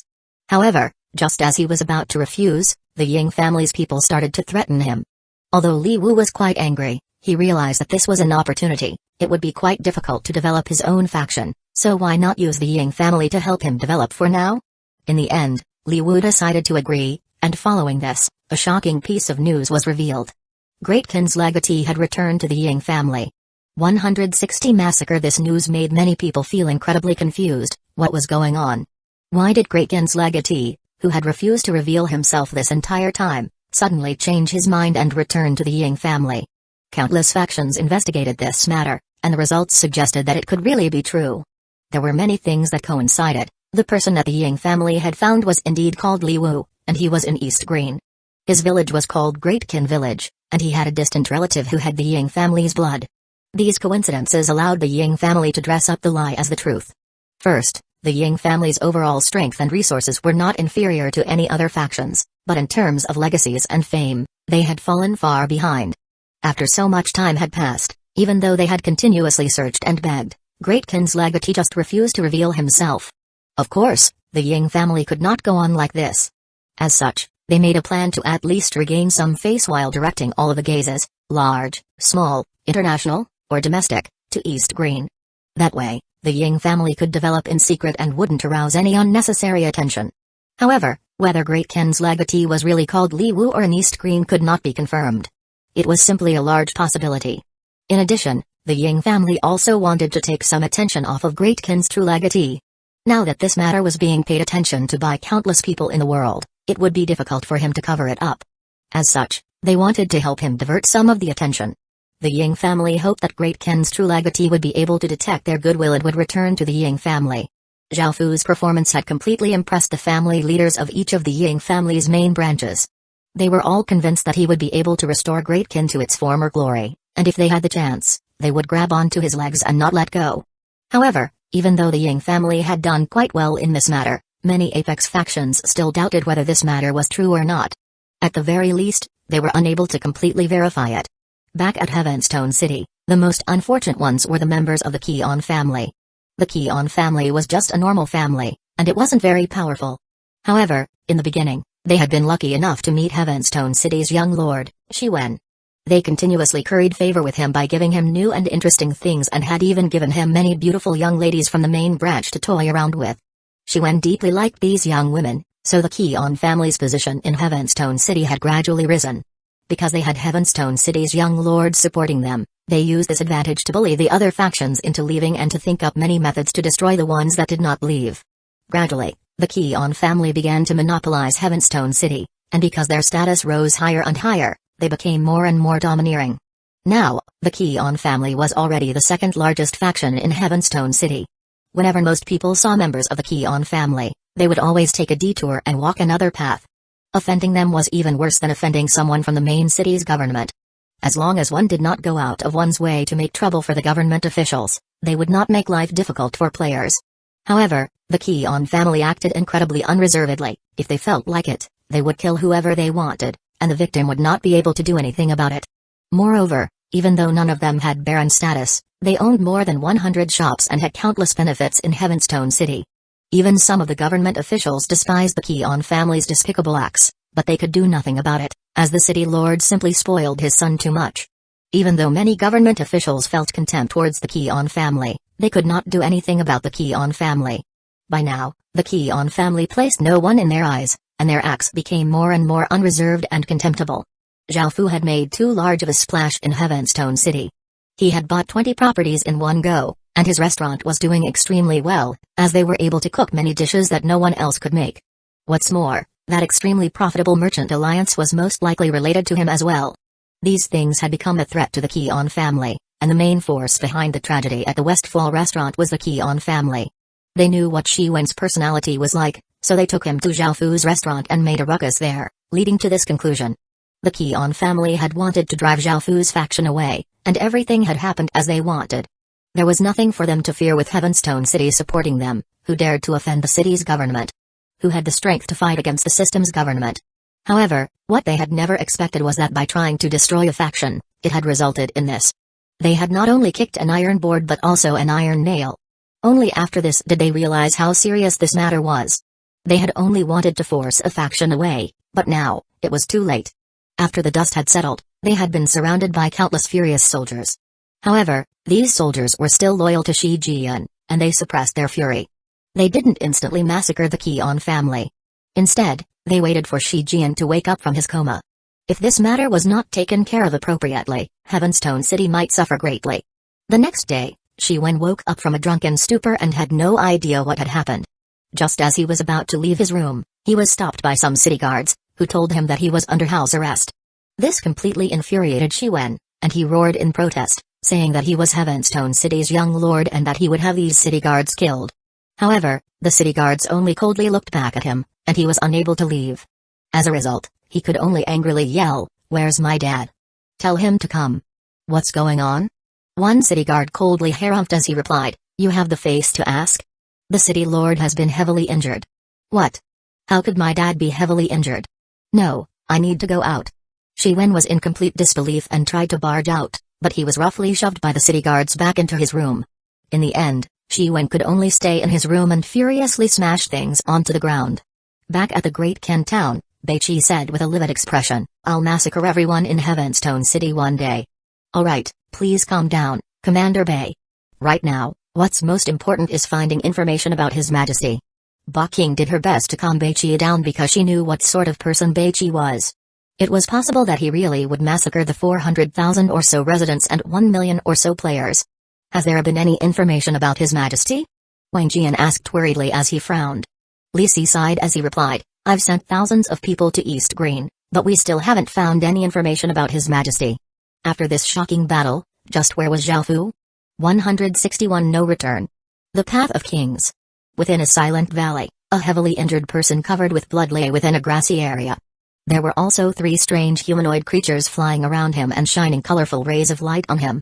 Zhao Fu slowly opened his eyes. The sunlight was quite bright, so he used his blood-stained hands to block out the rays of light. Suddenly, the 3 humanoid creatures flying around him cried out and spoke in a strange language. Only then did Zhao Fu notice them. They were about as big as a palm and looked like little girls. Their facial features were cute and delicate, and they wore clothes made from flower petals and had a pair of leaf-shaped transparent wings on their backs. The only thing that was different among them was the flowers on their heads.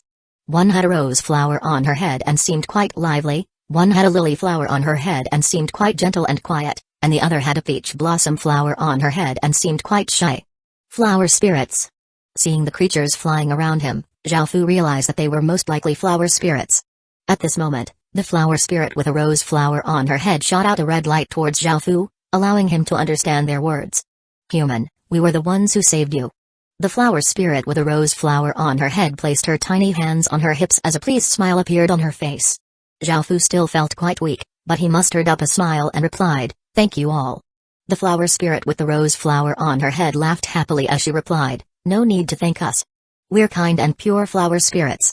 At this moment, the flower spirit with the lily flower on her head said quietly, "Don't listen to her, human. We only saved you because your body gives off an aura that attracts flower spirits greatly." "Ah. Lily." The flower spirit with the rose flower on her head cried out unhappily when she heard the other flower spirit reveal the truth. Zhao Fu remembered the flower's embrace blessing that he had received during the 10,000 Flower Festival. It increased his charm towards females and made it easier for spirits to like him. Zhao Fu had never thought that the blessing would be useful in such a situation. After conversing with the 3 fairy spirits for a while, he learned their names. The fairy spirit with the rose flower on her head was called Rose, the one with the lily flower was called Lily, and the one with the peach blossom flower on her head was called Peachy. Because of the blessing and Zhao Fu's amicable attitude with them, they became quite familiar with Zhao Fu. The flower spirits didn't hide anything from him and told him all of their abilities. The first was an attack-type skill that could control plants to attack others or defend themselves. The second was a special skill that reduced the withering speed of flowers wherever they were by a factor of 6. The third was a healing skill that possessed advanced life magic.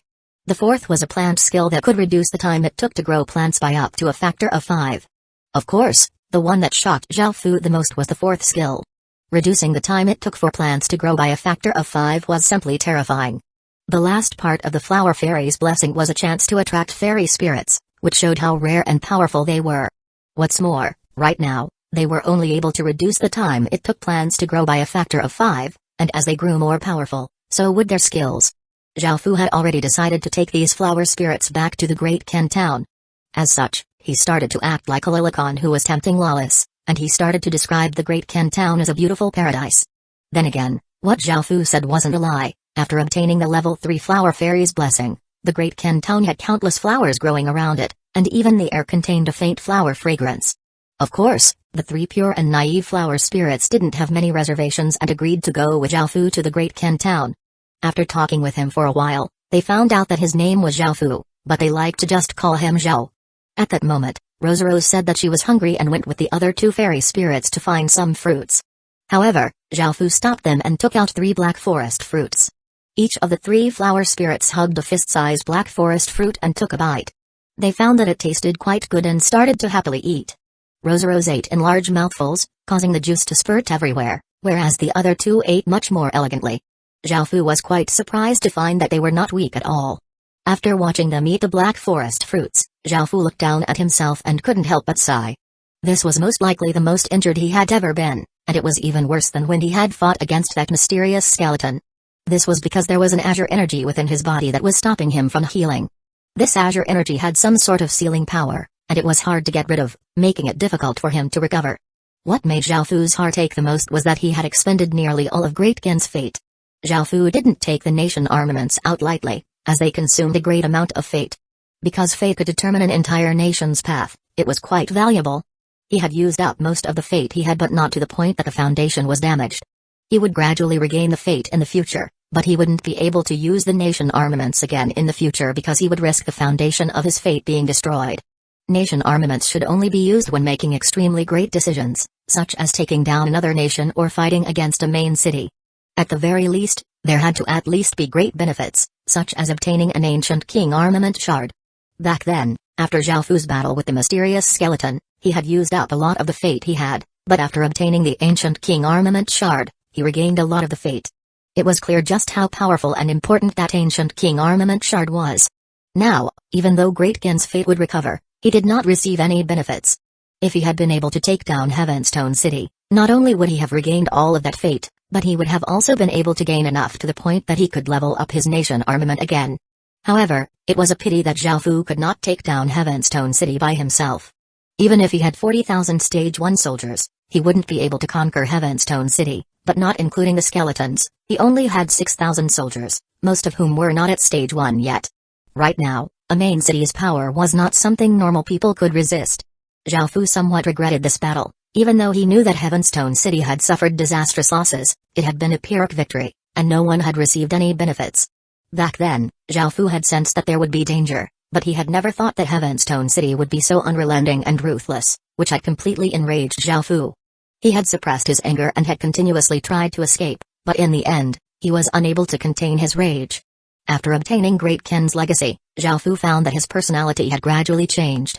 He seemed to be becoming madder, more violent, more bloodthirsty, and even colder. Now, even Zhao Fu wasn't sure what sort of person he would become. He didn't know whether or not he would become someone who would create millions of corpses whenever he was angered. No matter what sort of person Zhao Fu would become, it was something that had already been determined. After all, when he stepped onto the path of kings, there was already no turning back. 162 Three great generals. Of course, Zhao Fu did still reap some rewards from the battle. The first thing was Gu Feng's corpse, which Zhao Fu had put into his king's ring. As one of the three great generals of Heavenstone City, Gu Feng's corpse was, without a doubt, SSS grade. With this corpse, Zhao Fu could once again develop a top-notch general. Moreover, Gu Feng had a normal epic rank piece of equipment and 4 dark gold rank pieces of equipment. The epic rank piece of equipment was the large violet bow that he had used. Great Spirit Rock Bow, grade, epic rank, stats, strength plus 15, intelligence plus 10, constitution plus 10, agility plus 10, description, a piece of equipment forged from a Spirit Rock's corpse. It has the Spirit Rock's soul sealed within it and contains many of the Spirit Rock's abilities. The Great Spirit Rock Bow's stats were quite ordinary, and Zhao Fu had no idea as to what sort of abilities it had. However, its most powerful skill was most likely the one that released the Violet Rock. Because of this skill, Gu Feng had been able to break through Eva Zhao Fu's king's domain. Even though it was a king's domain that he had put up hurriedly and didn't contain the full defensive power of his king's domain, it still demonstrated the might of the Great Spirit Rock Bow. It was a pity that Zhao Fu didn't have a general who used a bow. As such, Zhao Fu could only keep the bow with him until he found someone suitable for it. Out of the 4 dark gold rank pieces of equipment, there was leather armor that was already badly damaged and required repairs, while the other 3 were a short sword, a pendant, and a pair of boots. They were all exquisite dark gold rank pieces of equipment, and their stats were quite good. There was nothing too special about the first 3, but the boots were quite eye-catching. Windwalker boots, grade, gold, stats, strength plus 5, intelligence plus 5, constitution plus 10, agility plus 12, description, wearing these boots gives wind's blessing and increases walking speed. Out of the 4 dark gold rank pieces of equipment, only the pendant and boots were somewhat of use to Zhao Fu. Zhao Fu then looked at Gu Feng's spatial ring, which was dark gold rank. After looking into it, he found that there were roughly 300,000 gold coins inside, as well as many materials. 6 of these materials were dark gold rank materials. With these dark gold rank materials and the ones Zhao Fu already had, All of his generals would be able to have a piece of dark gold rank equipment. Apart from this, the spatial ring contained some other items and skills, which were all quite ordinary. However, there was one item that seemed quite unique. The item looked like a talisman paper, and half of it was black while the other half was white. The runes drawn on it were also in black and white, which made it look quite strange. Reversal talisman, twists and reverses the properties of dark gold rank items or below for 12 days. This talisman could most likely turn things that were black white and cold hot. Zhao Fu could not think of any uses for it right now. The gains from Gu Feng's body were quite plentiful. After all, he was one of the 3 great generals of Heavenstone City, and Zhao Fu felt some regret that he had not been able to kill the other 2 great generals. However, all in all, the losses did not make up for the gains, as Zhao Fu had used up simply too much fate. Following this, he took out an azure stone that was about as big as a fingernail. The stone looked incredibly ordinary except for the fact that it was azure, and it seemed like the type of stone that could be picked up off the ground anywhere. Zhao Fu knew what this small azure stone was. It was a small shard from the City Lord's seal. Right now, the City Lord's seal was in a damaged state, which meant that Heavenstone City could not be leveled up or conquered, and many of its functions would be missing. As long as Zhao Fu had this shard of the City Lord's seal, Shi Jian would be unable to use Heavenstone City's power to deal with Zhao Fu. In fact, Zhao Fu could even use this shard to fight for or steal the City Lord position. Now that he had established complete enmity with Heavenstone City, Zhao Fu would definitely take his revenge someday. He would take down Heavenstone City, and this shard of the City Lord's seal would be incredibly important for that. Those were all of the things that Zhao Fu had gained from the battle, and Zhao Fu sighed, feeling that he had made a loss. Zhao, when will you take us to the Great Ken Town? Rose finished her black forest fruit very quickly, and her stomach bulged from how full she was. She lay comfortably on the ground as she asked Zhao Fu. This made Zhao Fu feel quite troubled. This matter, which should have been quite simple, had become extraordinarily difficult. He had to use the main city's teleportation channel to return to the bronze-grade village he had created before he could return to the Great Ken Town. However, it was simply impossible for him to return to Heavenstone City, so he would have to go to one of the 3 other main cities in East Green. Zhao Fu immediately took out his map and found his position. The nearest main city was tens of thousands of kilometers away. If he had to walk, just how long would it take him? Perhaps Zhao Fu could take down a village, but the problem was that he didn't know how to build teleportation channels. As such, Zhao Fu would have to find a village that already had a teleportation channel so that he could go to a main city and return to the Great Ken Town. Otherwise, he would have to walk. However, therein lay another problem. Very few villages in the wilderness had teleportation channels, and finding one would take great luck. After thinking about this, Zhao Fu replied to Rose, "We need a teleportation channel for that, so we can't go right now. Let's see after my injuries get better." Okay. Rose did not seem to mind and continued to lay comfortably on the grass. She closed her eyes and smiled happily as she rubbed her round belly. Zhao Fu once again lay back on the ground and took out a black forest fruit. He ate it as he looked at the deep blue sky, watching white clouds slowly drift past. It was rare for him to enjoy such a leisurely period of time. 3 days later. 163 hobgoblins. After recovering for 3 days, Zhao Fu's external injuries had healed quite quickly because of the 3 flower spirits. However, it would take him quite a long time to recover from the internal injuries. On this day, Zhao Fu took off his blood-stained clothes and put on a new cloak. He started to walk towards Nine Sun City in the north, which was the closest to him. As for the 3 fairy spirits, they flew around him as they followed him, and when they were tired, they would rest on his shoulders. Seeing how carefree and without worries they were, always in high spirits, Zhao Fu admired them quite a lot. Soon, he entered a jungle. "Zhao, don't go forwards, it's dangerous ahead. It's better if you go around," Rose, who was sitting on his shoulder, suddenly said. Zhao Fu stopped and asked in surprise, "What's ahead?" Sitting on his other shoulder, Lily explained calmly, "There's a historical remnant as well as many terrifying goblins. We've been there before. There are also minotaurs." Sitting beside Lily, Vici cried out in fear. After speaking, she realized that she had spoken too loudly, and her face became bright red as she hid behind Lily. Historical remnants? Zhao Fu became quite interested because there were usually great benefits to be gained at such places. Now that he had somewhat recovered, Zhao Fu wanted to have a look, so he said to them, "Hide in my cloak for now, I want to go and take a look." "Zhao, you have to be careful." The 3 flower spirits dove into his cloak but poked their little heads out to see what Zhao Fu was going to do. Following this, Zhao Fu used his assassin profession skills and soundlessly entered the jungle. Soon, he arrived in an empty area. There was a dilapidated structure in the middle of the empty area. Most of the structure was already gone, But because the historical remnant was still incredibly large, it stretched on for as far as the eye could see. At the front of the historical remnant were 2 words on a gigantic boulder. Of course, Xiaofu could not read those 2 words, so Lily told him that they were Ro and Lan. There were many types of goblins within the Roland historical remnant that Xiaofu had never seen before. They all looked incredibly ferocious, and their skin was a different color. Some were pale white while others were gray-black. Some of them held clubs that was quite large on one end, making it look like a hammer. What's more, the club's material looked even tougher than iron, and it would be able to cause a lot of blunt damage. There was another type with wicker baskets on their backs, which were filled with rocks. These rocks were for throwing, and because of how large they were, normal creatures would have their bones broken from being hit. They were most likely a ranged type of goblin. The final type held a sharp sword. There were not many of these goblins, but the ores they gave off were quite powerful. They seemed as powerful as 10 goblins. These 3 types of goblins were listed as goblins, goblin rock throwers, and hobgoblins. These goblins were not gathered together, and they were instead scattered in small groups. There weren't any patrols, so it seemed that there wasn't a chief great existence leading them.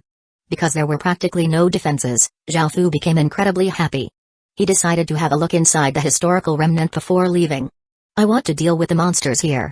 Can you wait for me outside? Xiaofu lowered his head and said to the 3 flower spirits. He was worried that they would become terrified of him if they saw him massacre these goblins because they were pure and kind creatures, so he wanted them to wait outside the jungle. Don't worry, Zhao, we'll stay with you and help you get rid of these scary monsters, Rosaro said as she looked up and smiled at Xiaofu while the other 2 nodded. Hearing this, Xiaofu didn't worry about this anymore and started to move. Xiaofu first went to a corner and planned to attract some goblins over. With his current strength, he would not be able to massacre all of them together, even in his strongest state. He wouldn't be able to do such a thing. Moreover, this was only the outermost region of the historical remnant, and who knew what terrifying creatures there were within it. As such, it was best to keep a low profile for now. Xiaofu ducked behind a large tree and threw a pebble. The pebble hit a rock, immediately drawing the attention of a few goblins. Because Xiaofu had many goblin subjects, he was able to learn the goblin language through the language stone steel. As such, he was able to understand them. Hey, there's something over there. Let's go have a look, an ordinary goblin said. Hearing this, another goblin lying on the ground lazily replied, so what if there is? Nothing to do with us as long as it doesn't go in. What should we eat for lunch? Let's catch a few chickens. It's been a long time, one goblin rock thrower said excitedly. Yes. Yes. Yes. When the others heard what the goblin rock thrower said and thought of how delicious chickens were, they immediately nodded and agreed. The goblins started to talk about lunch, completely forgetting about the noise from before. Hiding behind a tree, Xiaofu felt incredibly awkward. What was wrong with these goblins? Following this, Xiaofu threw out another pebble, which thudded against a tree. Hey, there's more noise. Are we really not going to have a look? The goblin who had first spoken once again suggested taking a look. Don't bother, it's so troublesome. Just ignore it, another goblin said as he frowned because he didn't want to be inconvenienced. The other goblins all nodded, and the goblin who had originally spoken once again forgot about this matter.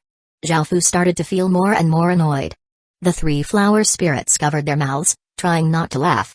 Xiaofu picked up a few more pebbles and threw them directly at the goblins. The pebbles flew quickly through the air, hitting a few goblins in the head. They instantly jumped up and roared, "God damn it, which bastard threw those?" Following this, they furiously looked towards where Xiaofu was and raised their weapons as they furiously walked over, vowing to destroy that bastard. Seeing that he had finally drawn the goblins over, Xiaofu inwardly let out a breath of relief.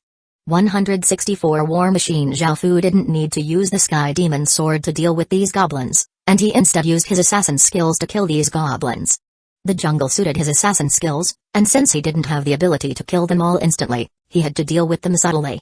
Seeing 5 goblins furiously walk over, Xiaofu hid within the jungle and looked for an opportunity to act. Look for the bastard who did this. We'll definitely kill him after finding him. One of the goblins yelled angrily after walking into the jungle. That's right. That's right. Kill him. The other goblins shouted. Xiaofu hid in a corner with a calm expression as he watched those goblins slowly walk closer.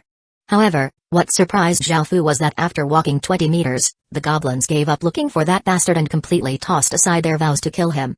Xiaofu had wanted to lure them further away because if a large ruckus erupted here, it was possible that they would draw the attention of other goblins. However, Xiaofu now had no other choice but to act immediately. He rushed out from where he had been hiding, moving incredibly quickly and lightly. He arrived at the back of the group of goblins between two goblin rock throwers like a light breeze. Zhao Fu's arms shot to either side, placing his hands against the two goblin rock throwers' necks. He then activated the mechanism for his hidden blades, sending two silver blades into the two goblin rock throwers' necks. The two goblin rock throwers only felt a pain in their necks before their pupils constricted and they died, and the other three goblins didn't even notice what had happened. This showed just how agile and stealthy the assassin profession was. Zhao Fu grasped this opportunity and quickly withdrew his hidden blades from the two goblin rock throwers' necks. Just as their corpses were about to fall, Zhao Fu rushed forwards, his body turning into a blur as he stabbed one of the hidden blades into another goblin's heart from behind. The two goblin rock throwers' bodies were right about to hit the ground, and Zhao Fu sent his king's power into his hidden blades, slashing another goblin to his left with a hidden blade on his left wrist. Thud. Thud. Thud. Thud. The first two goblin rock throwers' bodies hit the ground, as did their baskets of rocks, followed by the third goblin's corpse and then the fourth goblin's corpse. Even though this seemed quite slow, it had all happened in a few seconds. Suddenly, the chain of thuds caused the goblin in the front to quickly turn around and look. Kai. A sharp hidden blade stabbed through the last goblin's throat, and he could only gurgle as he stared at Zhao Fu with wide eyes before dying. Zhao Fu felt a slight sense of pride that he was able to deal with those 5 goblins so quickly, simply, and efficiently. The assassin profession was quite good, and he gradually came to like this profession more and more. However, with Zhao Fu's status, he would not be able to continue down this path forever because his king profession would always take priority. The 5 goblins didn't drop any good equipment, only clubs, rocks, and a few silver coins. However, there were a few black wooden shards, which Zhao Fu picked up to satisfy his curiosity. Gloomy Jungle, shard, collect 10 shards to form a command medallion, which can be used to enter the hidden region, Gloomy Jungle. Hidden region? Zhao Fu did not know what this was because he had never heard of such a thing before. However, obtaining these things was quite easy. After killing those 5 goblins, he had collected 5 of them. If he killed another 5 goblins, he would be able to form a Gloomy Jungle command medallion. Zhao, you're so strong. Rose looked up at Zhao Fu, her eyes filled with little stars as she said in admiration. Zhao Fu smiled. They had not yet seen him at his peak. If he was at his peak, he would have been able to annihilate those 5 goblins in a single strike. Following this, Zhao Fu continued to draw over and kill goblins. Back at the Great Ken town. What's going on? It's been 3 days already, so how can there be no news from His Majesty? Beiqi was quite angry, and he radiated a shocking coldness that kept everyone several meters away from him. Nearby, Li Si tried to calm him down, saying, Commander Bei, we haven't received any notifications, which means that His Majesty is fine. He's most likely still in East Green. Wang Jian nodded as he said, from how things look, His Majesty seems to be fine and should be back after a while. I believe that as subjects, we should think about how to develop the Great Ken town. Beiqi breathed out and calmed himself down before saying, I have an idea, is everyone willing to hear it? Everyone looked over at Beiqi as they nodded and waited to hear his idea. Following this, Beiqi said, I believe that Great Ken should enter a battle-ready state. We're gaining massive amounts of money from our businesses, but we haven't bought many things with the money. I believe that we should place our emphasis on war. Right now, what Great Ken lacked most was people. In the real world, with Great Ken's population of 50,000, the limiting factor would be food. However, because of the stat bonuses in the Heaven Awakened world, food was the thing that they worried about the least. Beiqi continued, I believe that we should increase our army to 10,000 soldiers and split them into 10 divisions, each with a general commanding them. Each division will also have a king's undead cavalryman and 300 skeleton soldiers. Including their advantage in equipment, cultivation, skills, and stats, each division will be able to take down advanced villages with a population of 1,200 people or less. Great Ken will go all out to boost its population through warfare and will establish a strict reward and punishment regime. Those who bring back large numbers of people will be greatly rewarded, while those who do not meet the requirements will be punished. Everyone felt a chill in their hearts when they understood what he wanted. Beiqi wanted to turn Great Ken into an emotionless war machine. This would indeed allow Great Ken to develop even faster, but the cost in lives would be quite great as well. Not only would many people from others' villages be killed, but Great Ken's soldiers would also have higher casualty rates.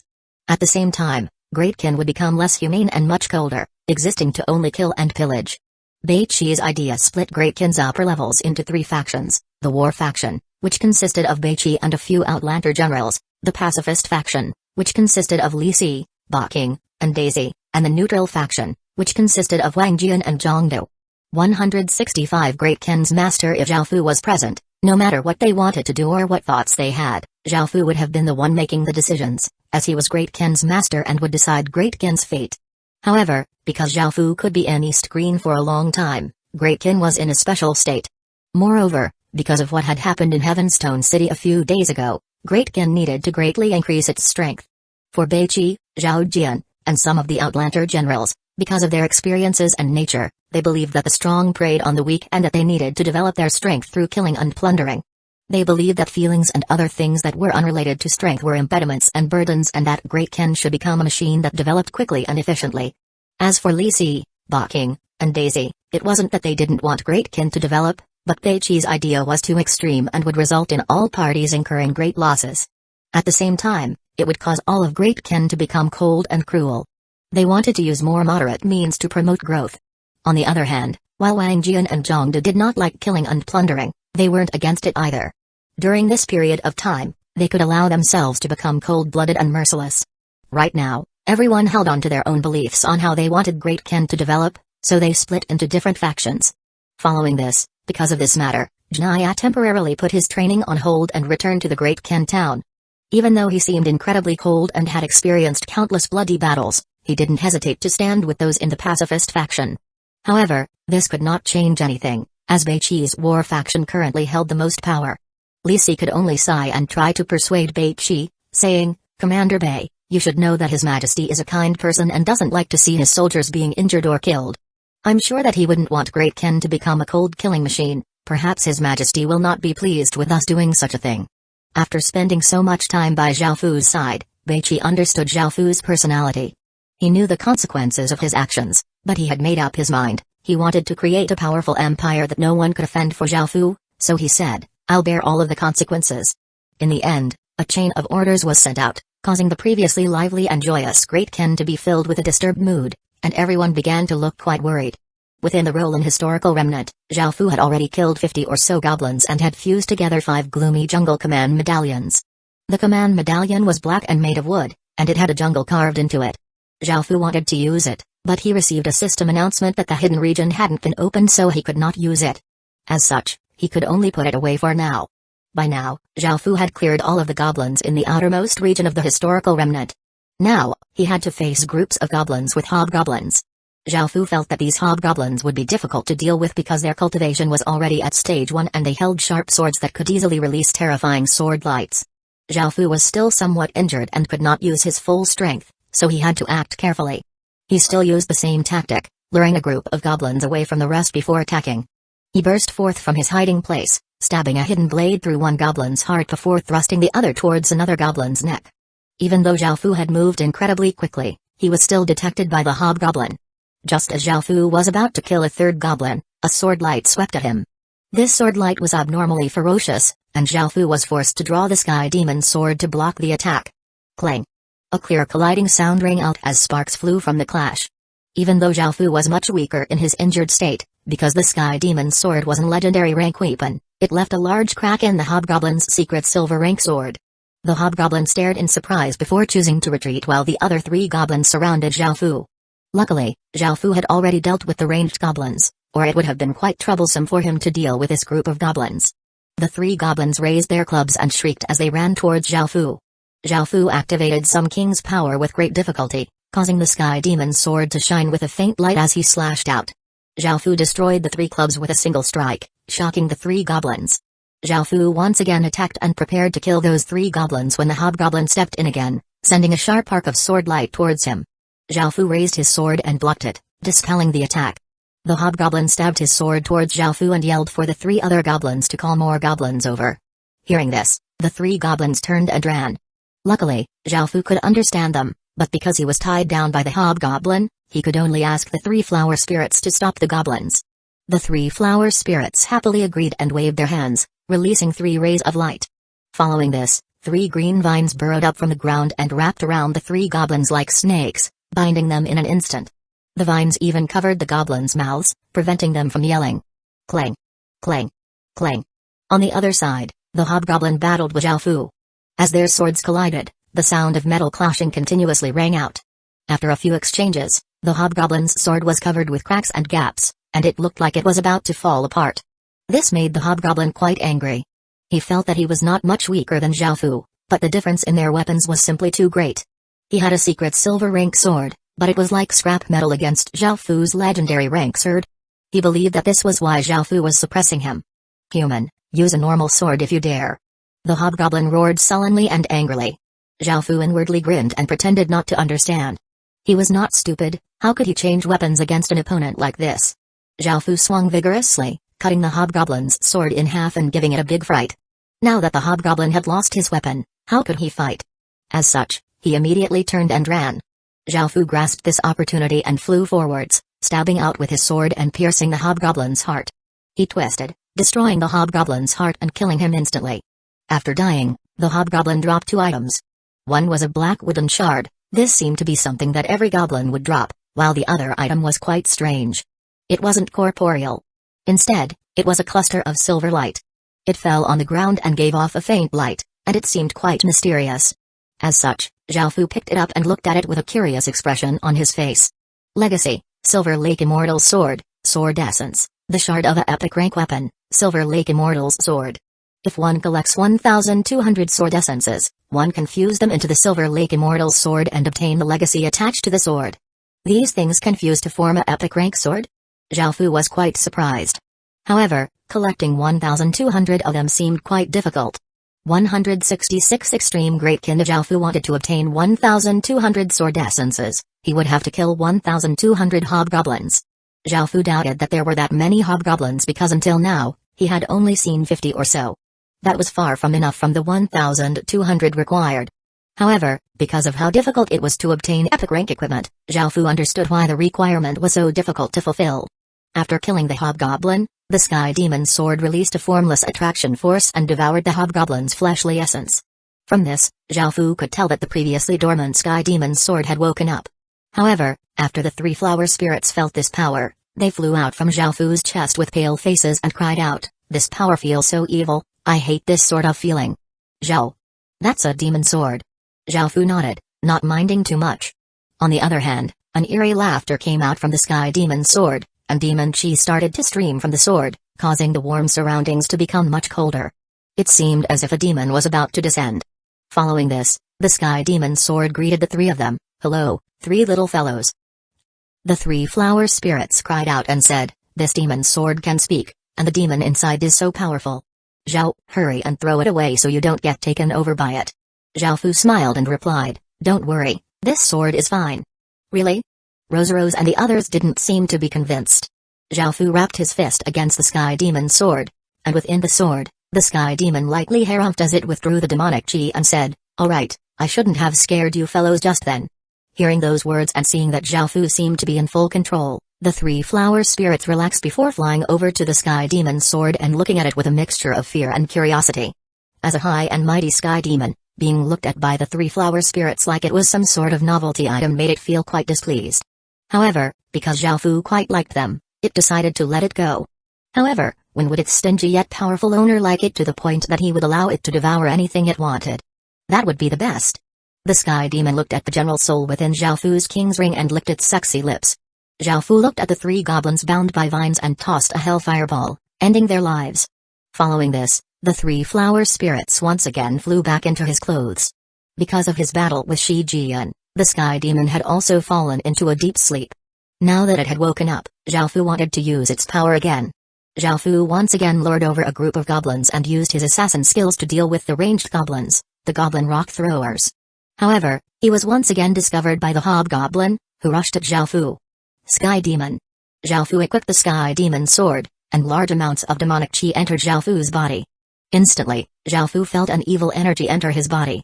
Zhao Fu parried with his sword, flicking the hobgoblin's sword away before thrusting his sword towards the hobgoblin's throat. The hobgoblin was quite shocked and quickly tilted his head to the side. A trace of a smile appeared on Zhao Fu's lips as his stabbing motion immediately became a slashing motion, causing a dark arc of light to flash out. The hobgoblin's head separated from his body, causing a large amount of blood to spurt out from his neck. The hobgoblin's body stood there for a few seconds before finally falling down.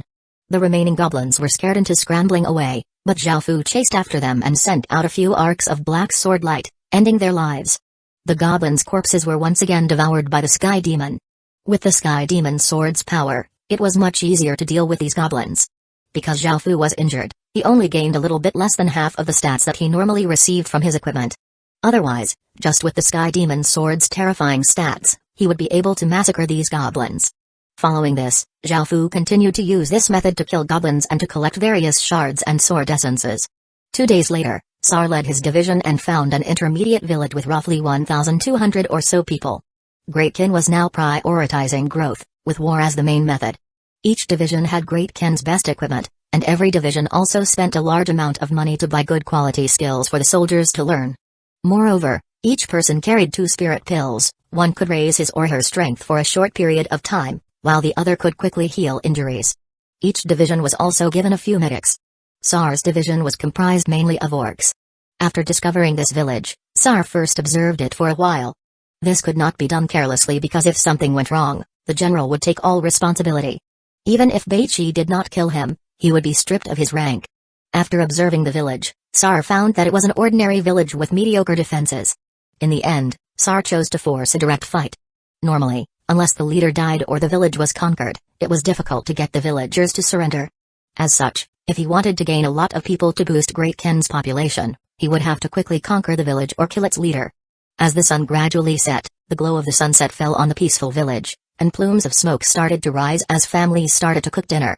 Sar and his division had long since made preparations, and he raised his large saber and roared.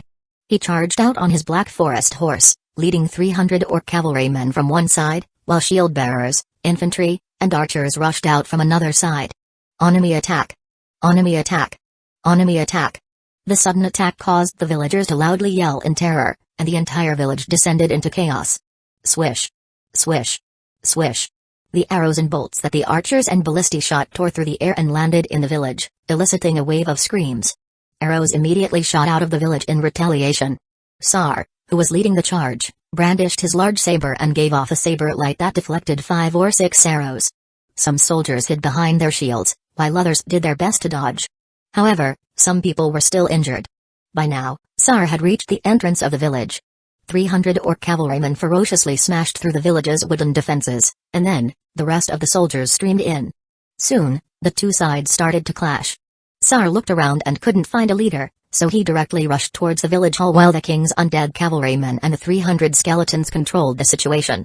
Sar and his 300 cavalry swept through the village with irresistible force and were simply unstoppable.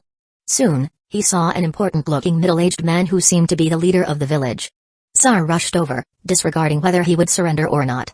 As long as the man did not show any signs of surrender, Beichi had given him the power to execute him. Because time was of paramount importance, Beichi had ordered all of the generals to finish each battle quickly to preserve their forces and the population of each village. As long as the generals complied with this order, they could use any methods, regardless if they were honorable or shameless. All Beichi wanted was results, and now, Great Kin had started to embark on an extreme path that gave off a terrifying aura. 167 bloodied sword. A saber light flashed as Sar charged over on his warhorse, decapitating the leader of the village in one fell stroke. He caught the head as he dismounted and raised it as he yelled in the human language, "Your leader has died, anyone who resists will be killed without exception." When the entire village saw Sar's ferocious attack and that their leader had died, the entire village quickly chose to surrender. After the battle ended, a deputy came up and reported, "Sir Sar, we've obtained 752 captives this time, many goods, and 100,000 copper coins. In terms of losses, 163 of our men were injured, and we suffered 7 casualties." Hearing this, Sar felt somewhat happy. After obtaining so many captives, he had completed 1/5 of his quota for this month. Following this, he ordered, "Distribute all of the goods and money among the soldiers. Send the injured to the medics quickly and take good care of the corpses of our soldiers." Now that Great Kin was unreservedly attacking other villages, the soldiers took great risks each time. As such, Beichi had ordered that all of the spoils were to be distributed among the soldiers. At the same time, bringing back captives would result in great rewards. Now that Great Kin was in a militaristic state, divisions benefited as a whole when they were rewarded. It could be said that Great Kin's battle spirit had been greatly roused, resulting in high morale. Elsewhere, Zhao Jian led his division to the bottom of a small mountain and found a normal village with roughly 1,500 villagers. After observing the village for a while and finding that the village would not be easy to take care of because of how many people it had, Zhao Jian ordered his soldiers to take a villager captive and to whip the person until he gave in. In the end, the captive gave in and told Zhao Jian all of the information that he wanted to know. Zhao Jian thought of something and suddenly grinned, but because of the scars on his face, it made him look extremely savage. This time, apart from normal soldiers, Zhao Jian had also brought 100 assassins. Most of these assassins were ratfolk, because ratfolk were naturally agile and nimble. It was easy for them to be acknowledged by the profession. By now, the sky had darkened, and the villagers had finished eating dinner and had started to rest. The moonlight tonight was somewhat hazy, and within the darkness, 100 or so figures stealthily entered the village from different places. Their job was not to carry out assassinations but to kidnap people. Each of the important figures was quite strong and had many people protecting him or her, so without top-notch assassins, it would likely alert them. As such, Zhao Jian had ordered the assassins to kidnap easier targets, which were the families of the important figures. Most people were sleeping at this time and didn't realize anything. However, screams started to pierce through the night air, and the guards started to yell, "Enemies! There are enemies attacking!" A chorus of yells sounded out, sending the entire village into a panic. Following this, a big man wearing armor furiously stormed to the entrance of the village and looked at the torches outside. They had already been completely surrounded by a large number of enemies, most of whom were human. What angered the man the most was that there were 20 or so people tied up and kneeling on the ground. They were all family members of the upper-level officials of the village, and his own 5-year-old son was there. Zhao Jian came to the side of these 20 or so people and terrifyingly smiled as he yelled, "I'm sure that there's no need for me to state my purpose here. Hurry and surrender. We won't mistreat you all, and we'll release them." The man furiously roared, "You despicable scum! If you want to obtain our village, why not just attack? Why resort to such shameless methods? Little Hill Village won't surrender to you." Ha ha ha ha. Zhao Jian loudly laughed and said uncaringly, "All is fair in love and war. Do you really expect all of your enemies to act like gentlemen? It's best that you surrender quickly, otherwise, don't blame me for being heartless." Hearing Zhao Jian's words, the people within the village looked at the ferocious-looking enemies gathered outside and the people kneeling on the ground and were incredibly hesitant. After a while, Zhao Jian's gaze became cold and he signaled at a soldier, who brought an elderly man before Zhao Jian. "Are you sure you don't want to surrender?" Zhao Jian yelled coldly.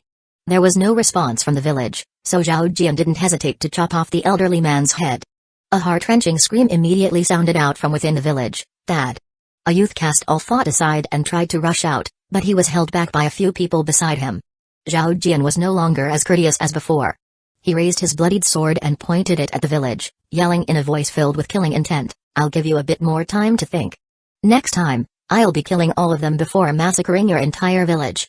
When the leader saw the elderly man who had been killed because of him, their sobbing family members kneeling on the ground, and how well-equipped their enemies were, the leader's face became ashen, and the people around him had extremely unsightly looks on their faces. The villagers also started to panic, as Zhao Jian didn't seem to be joking or lying when he said that he would massacre the entire village. After a while, Zhao Jian saw that there was still no response, so he mounted his war horse and raised his sword as he yelled, "Ready!" All of the archers and the soldiers in charge of the ballistae made their preparations and aimed at the captives and the rest of the village. At the same time, he prepared to give the signal for the 70 or so assassins hidden within the village to kill as many people as they could in the chaos. Wait. Facing this massive threat, the villagers finally decided to surrender. Even though they had 1,500 people, only half of them could fight. The rest were women, elderly, and children, and facing Zhao Jian's elite soldiers, the villagers would definitely be slaughtered. Facing so much pressure, the leader could only sigh, and a dejected look appeared on his face as he and a few others put down their weapons and walked out. Seeing this, Zhao Jian relaxed and accepted their surrender, and the assassins lying in ambush within the village walked out, giving the villagers a big fright. They had incurred no injuries or casualties and had obtained 1,500 captives, countless goods, and 160,000 copper coins. Even though this method was quite shameless and despicable, Beichi allowed anything as long as they brought back more villagers. The other divisions went through more or less the same things as Sar and Zhao Jian's divisions. By now, Great Qin was developing much faster than before, but it started to be filled with blood and gore. Back at the Roland Historical Remnant, Zhao Fu finished clearing out all of the goblins in the outermost region and walked towards the Historical Remnant. 168 enchantment card within the Roland Historical Remnants, Zhao Fu started to see more and more structures, and they looked like the structures from the Western Middle Ages. There were more and more goblins and 2 new types of goblins. These new types of goblins looked quite similar to the other goblins, but the color of their skin was different. One type had blue skin and could use ice magic, while the other type had red skin and could use fire magic. The auras that these 2 types of goblins gave off were even more powerful than the aura that a normal hobgoblins gave off. Each group of goblins usually had around 4 normal goblins, 3 goblin rock throwers, 2 hobgoblins, and 1 blue goblin or red goblin. Each of these teams was quite powerful, so it would be quite difficult to deal with the teams.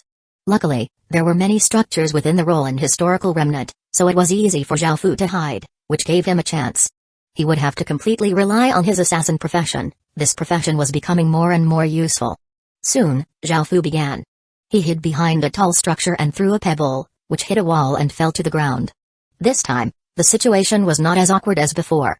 This noise quickly drew over a team of goblins, and they immediately walked over. Zhao Fu hid in an inconspicuous corner and waited for his prey to deliver themselves to him. These goblins were clearly more serious than the ones outside. They walked over warily, and Zhao Fu did his best to hide his aura so that he wouldn't be detected prematurely. The team of goblins slowly approached where he was, and just as a goblin looked past where he was, Zhao Fu grasped this opportunity and ran out. He swept out with his hidden blade, which gave off an icy light and sliced open a goblin's neck. However, that resulted in Zhao Fu being discovered. It was clear how alert this team of goblins was. The goblins turned and furiously looked at him, and Zhao Fu felt that the situation was about to become worse. He immediately retreated, but the goblins rushed towards him and were filled with killing intent. Zhao Fu used the various structures to leap and dash about, losing the goblins soon. The assassin profession was especially suited for areas like this. Even though Zhao Fu had vanished, the goblins continued to chase after him and look for him. As such, after running for a short while, Zhao Fu once again hid in a corner. As the goblins passed by, Zhao Fu once again suddenly attacked. He rushed out, piercing a goblin's heart with his hidden blade before rocks and ice balls flew at him. Zhao Fu quickly leaned backwards before diving towards a nearby group of structures. Bang! Bang! Bang! A chain of heavy thuds sounded out. It was clear just how ferocious these goblins' attacks were. However, when they ran to where Zhao Fu had escaped to, they found that he had once again disappeared. This completely infuriated the goblins, but Zhao Fu suddenly appeared behind them. Now, he was using the Sky Demon Sword, and he slashed out, sending out a black sword light that instantly killed 2 normal goblins. The hobgoblin immediately raised his sword and chopped downwards at Zhao Fu, but Zhao Fu quickly stepped sideways before plunging his sword into the hobgoblin's chest. The Sky Demon Sword immediately absorbed all of the hobgoblin's fleshly essence, turning him into a dry corpse.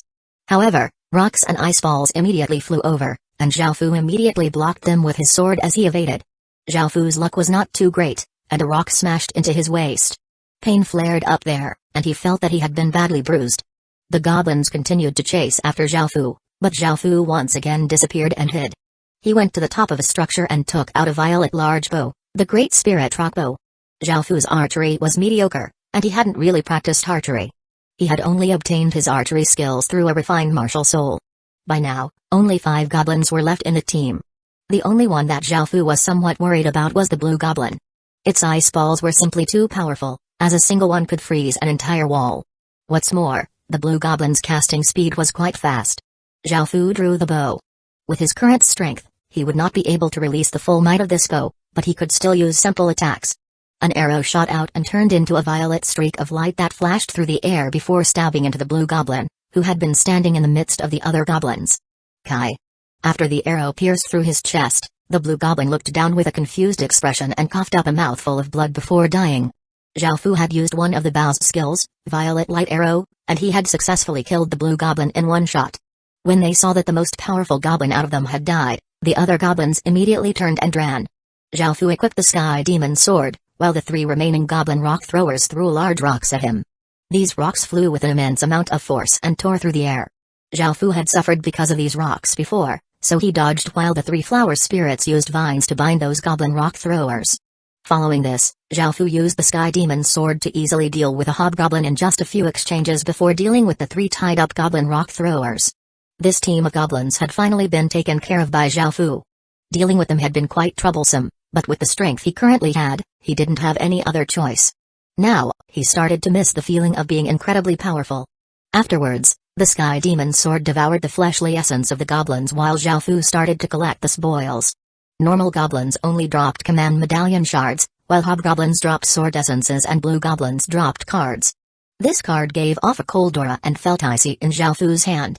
It had the picture of a blue goblin on the front, and there were 5 stars on the back.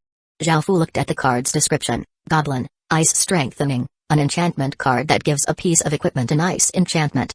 Enchantment card? Zhao Fu thought about it and tried to use it on the Sky Demon sword. However, he received a system announcement that he could not do so because its grade was too high. As such, Zhao Fu took out a secret silver rank sword and enchanted it. The enchantment card turned into a cold mist and entered the sword in Zhao Fu's hand.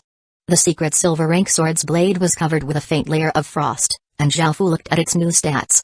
Ice, blue steel sword, grade, blue, stats, strength +1, description, a sword that has been enchanted and now possesses ice element attacks. The wielder also receives a certain degree of ice resistance.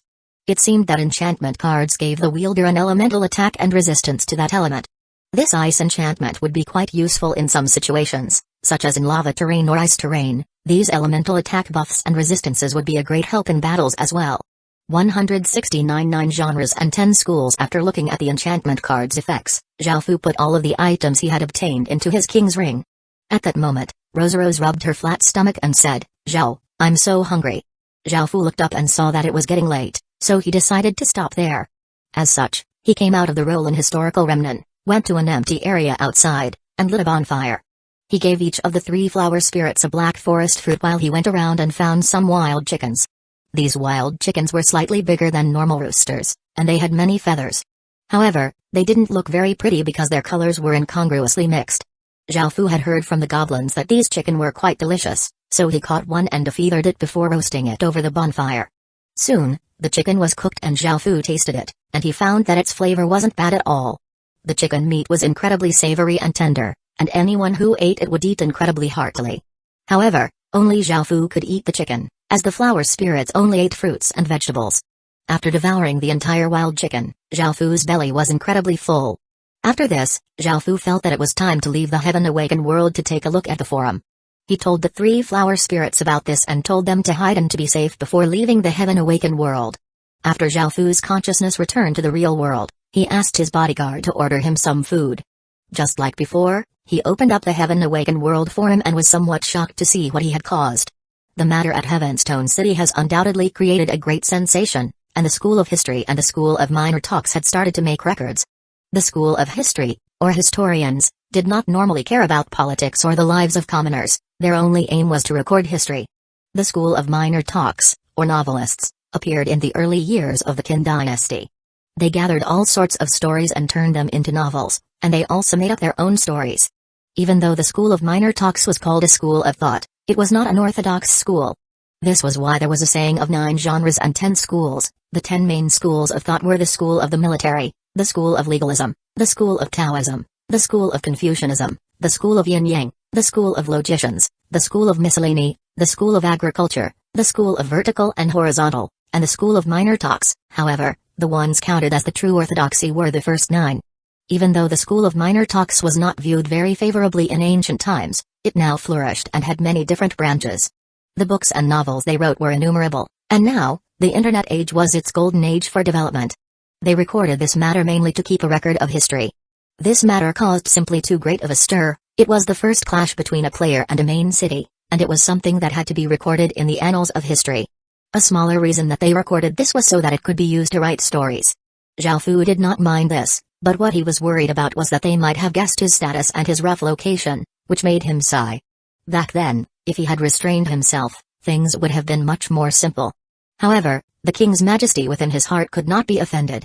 Moreover, Zhao Fu had continuously held himself back, and they had forced him into that state. After all, a cornered beast was the most dangerous. Zhao Fu's emotions were quite complicated, but what was done, he could not change the past. There were downsides to him being exposed, but there were also benefits. The downsides were that countless factions and families would become incredibly wary of his rough location and may become obstacles to him. They might try to restrict Great Qin's development, which would bring many troubles to Great Qin. The benefits were that after he was exposed, he did not seem as mysterious, terrifying, and threatening. As such, he wouldn't arouse the enmity of the masses and could use East Green as a cover-up to draw the attention of many factions there, instead of the Forest of Horrors. After thinking about this, Zhao Fu found that the situation wasn't as bad as he had thought. He then looked at another thread that greatly shocked him. Great Qin's legatee has revealed himself and has triumphantly returned to the Ying family. What was going on? He had came to the Ying family long ago, so why did this make it seem like he had suddenly returned to the Ying family with great fanfare? Zhao Fu was quite confused and clicked on the thread, and he found that the person was a fake. Just what was going on? After reading through the thread, Zhao Fu found that it was the Ying family who had announced this and made such a big deal of it, but why had they done such a thing? Zhao Fu thought about it and realized that it was possible that the Ying family was trying to help him. Did they suddenly develop a conscience? Or was this just a ploy? Zhao Fu couldn't fully understand the Ying family's intentions, but the appearance of a fake was quite good for him. He would become a big meat shield for Zhao Fu. What's more, in order to welcome the return of Great Ken's legatee, the Ying family would be holding a grand banquet and had invited many famous and powerful families. However, these families didn't include their greatest competitors, making the Xian, Shang, and Zhou dynasties displeased. This banquet caught the attention of countless people. Most people were quite excited to see what Great Ken's mysterious legatee was like, but how could normal people enter this sort of banquet? As such, the forum was filled with people raging and venting their frustrations. Fudge, why doesn't the Ying family do a television broadcast of this big event? Even though we're just lowly commoners to them and can't participate in the banquet, they should at least let us take a look. I really want to see what Great Ken's legatee is like. Is he handsome? Is he assertive? I really want to know. I heard that Su Yuan, who has had a crush on Great Ken's legatee all this time, has been invited. I don't have many desires in this lifetime, I just wanted to be able to see Great Ken's legatee once. Great Ken's legatee has brought a lot of face to China, and many superstars and leaders of countries want to meet him. If I ever meet him, I'll ask him to do 10 or so autographs for me and sell them for $1 million each. It'll be such easy money, ha ha ha. I also want to meet Great Ken's legatee. I even dreamt about meeting him. In my dreams, he was super handsome and really gentle and affectionate towards me. I feel like he's my one true love, my god. Maybe we were lovers in a past life. I'm just a passerby, and even though I don't know why Great Ken's legatee is so popular, seeing how everyone wants to see him, I also want to see him. If anyone can go, bring me as well. I'm at 20 Town, so please take me. Zhao Fu saw that the time of the banquet was tonight, but he hadn't received an invitation. After all, how could someone from the collateral family like him be invited to such a high-profile banquet? Nevertheless, Zhao Fu hadn't intended on going even if he was invited. Even though this matter was related to him, he didn't care about it at all. It would be better for him to explore the Roland historical remnant more once his food was delivered and he ate.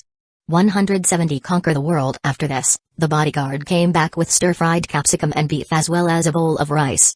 Zhao Fu quickly finished it and filled his empty stomach before preparing to go into the heaven-awakened world again. At this moment, Wu Qingnian came over with a few female bodyguards, and when she saw that Zhao Fu had just finished eating, she smiled and said, Zhao Fu, come, I'll take you to open your eyes. Zhao Fu was quite surprised. Take me to open my eyes? He saw that Wu Qingnian was wearing a formal dress, had put on makeup, and had styled her hair.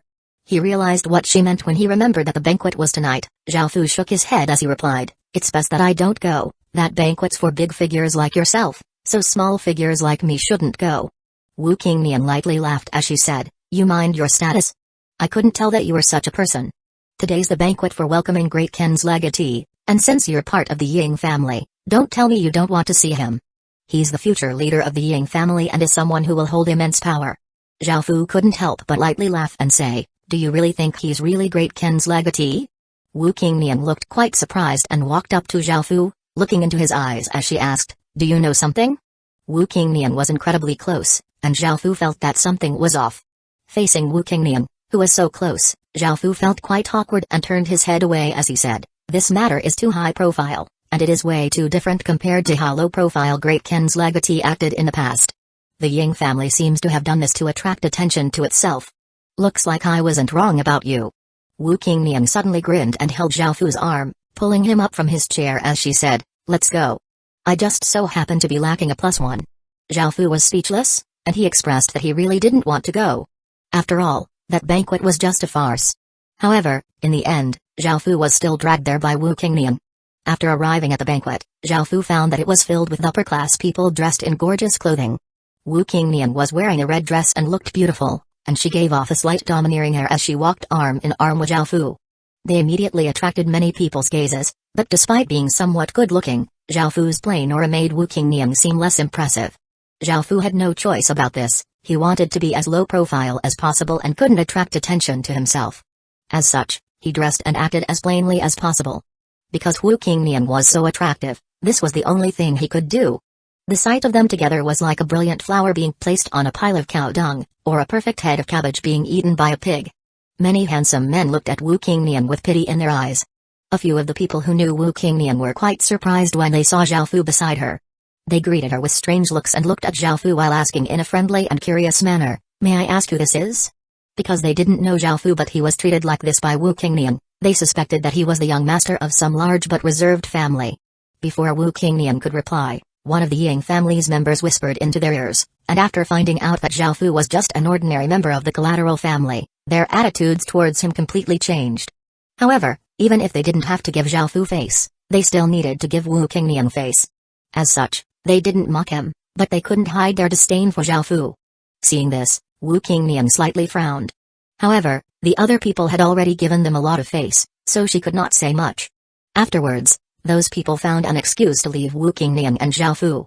At this moment, Wu Qingnian turned to look at Zhao Fu, who looked quite calm, and curiously asked, "Zhao Fu, aren't you angry?" Zhao Fu suddenly smiled and looked at her as he replied, "Why would I be angry? Just because they look down on me? With my current status, there's nothing surprising about that." Wu Qingnian wasn't quite sure how to reply to this, but a faint smile appeared on her lips as she said, "Then don't you want to change your status? Even though the Ying family isn't willing to support you, I can give you some resources to help you establish your own faction. Perhaps one day you'll be able to rise to fame." "No need, I can do it on my own." Zhao Fu suddenly gave off a calm, indescribable aura. Rise to fame? How could that be his goal? Zhao Fu's ambition was to conquer the world. The aura that Zhao Fu suddenly gave off caused Wu Qingnian's heart to tremble. However, Wu Qingnian immediately became serious and gazed at Zhao Fu as she said, "Zhao Fu, is there something you've been hiding from me this entire time?" Zhao Fu was quite surprised, but he felt that he hadn't said anything that could give him away. This woman's instincts were quite amazing, so he ambiguously said, "Not really, and even if there was, they'd all be small matters to you." "Really?"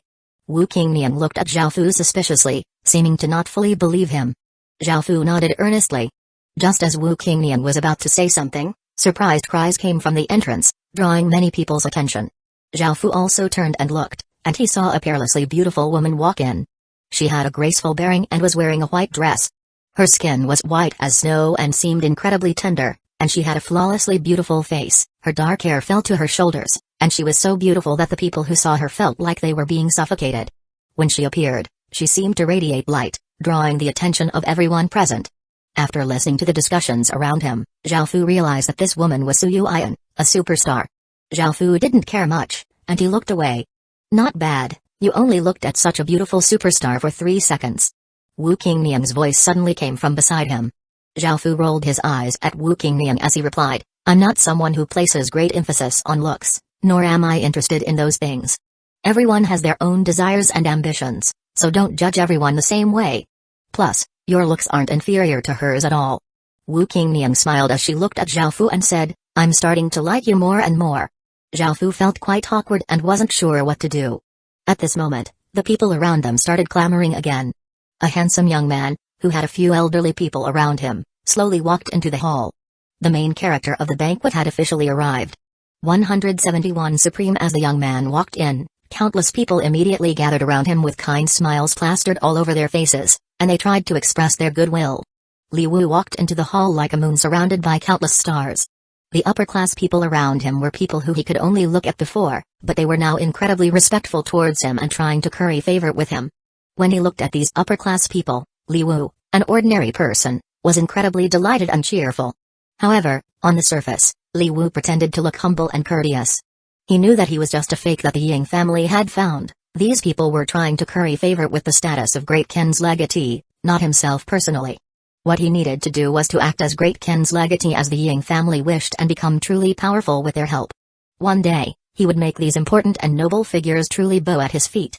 After reaching the center of the hall, Li Wu did as they had rehearsed and walked onto the stage with a confident smile on his face as he said, "Everyone, welcome to my banquet.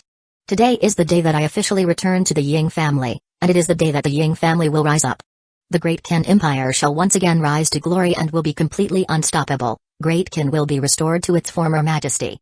Those who are friends with Great Ken will receive innumerable benefits, but those who are enemies of Great Ken will be scattered like ashes and dispersed like smoke." After Li Wu spoke, the hall erupted with tremendous applause. Even though some people didn't quite understand, they still vigorously clapped. They all knew how important Great Ken's legatee was. If they could curry favor with him, Their entire family would benefit. Zhao Fu could understand what Li Wu was trying to do. He was drawing many factions to his side while also quashing any thoughts of resistance against Great Kin. He expressed his power and might while also expressing his amicability and willingness to make allies. Following this, Li Wu officially changed his surname to Ying, becoming Ying Wu. If it was Zhao Fu, he wouldn't change his surname, he would always be surnamed Zhao with his mother. This was something that would never change. After Ying Wu spoke, he slowly descended from the stage, and countless people surrounded him, wanting to become closer with Great Ken's legatee. Do you want to go over?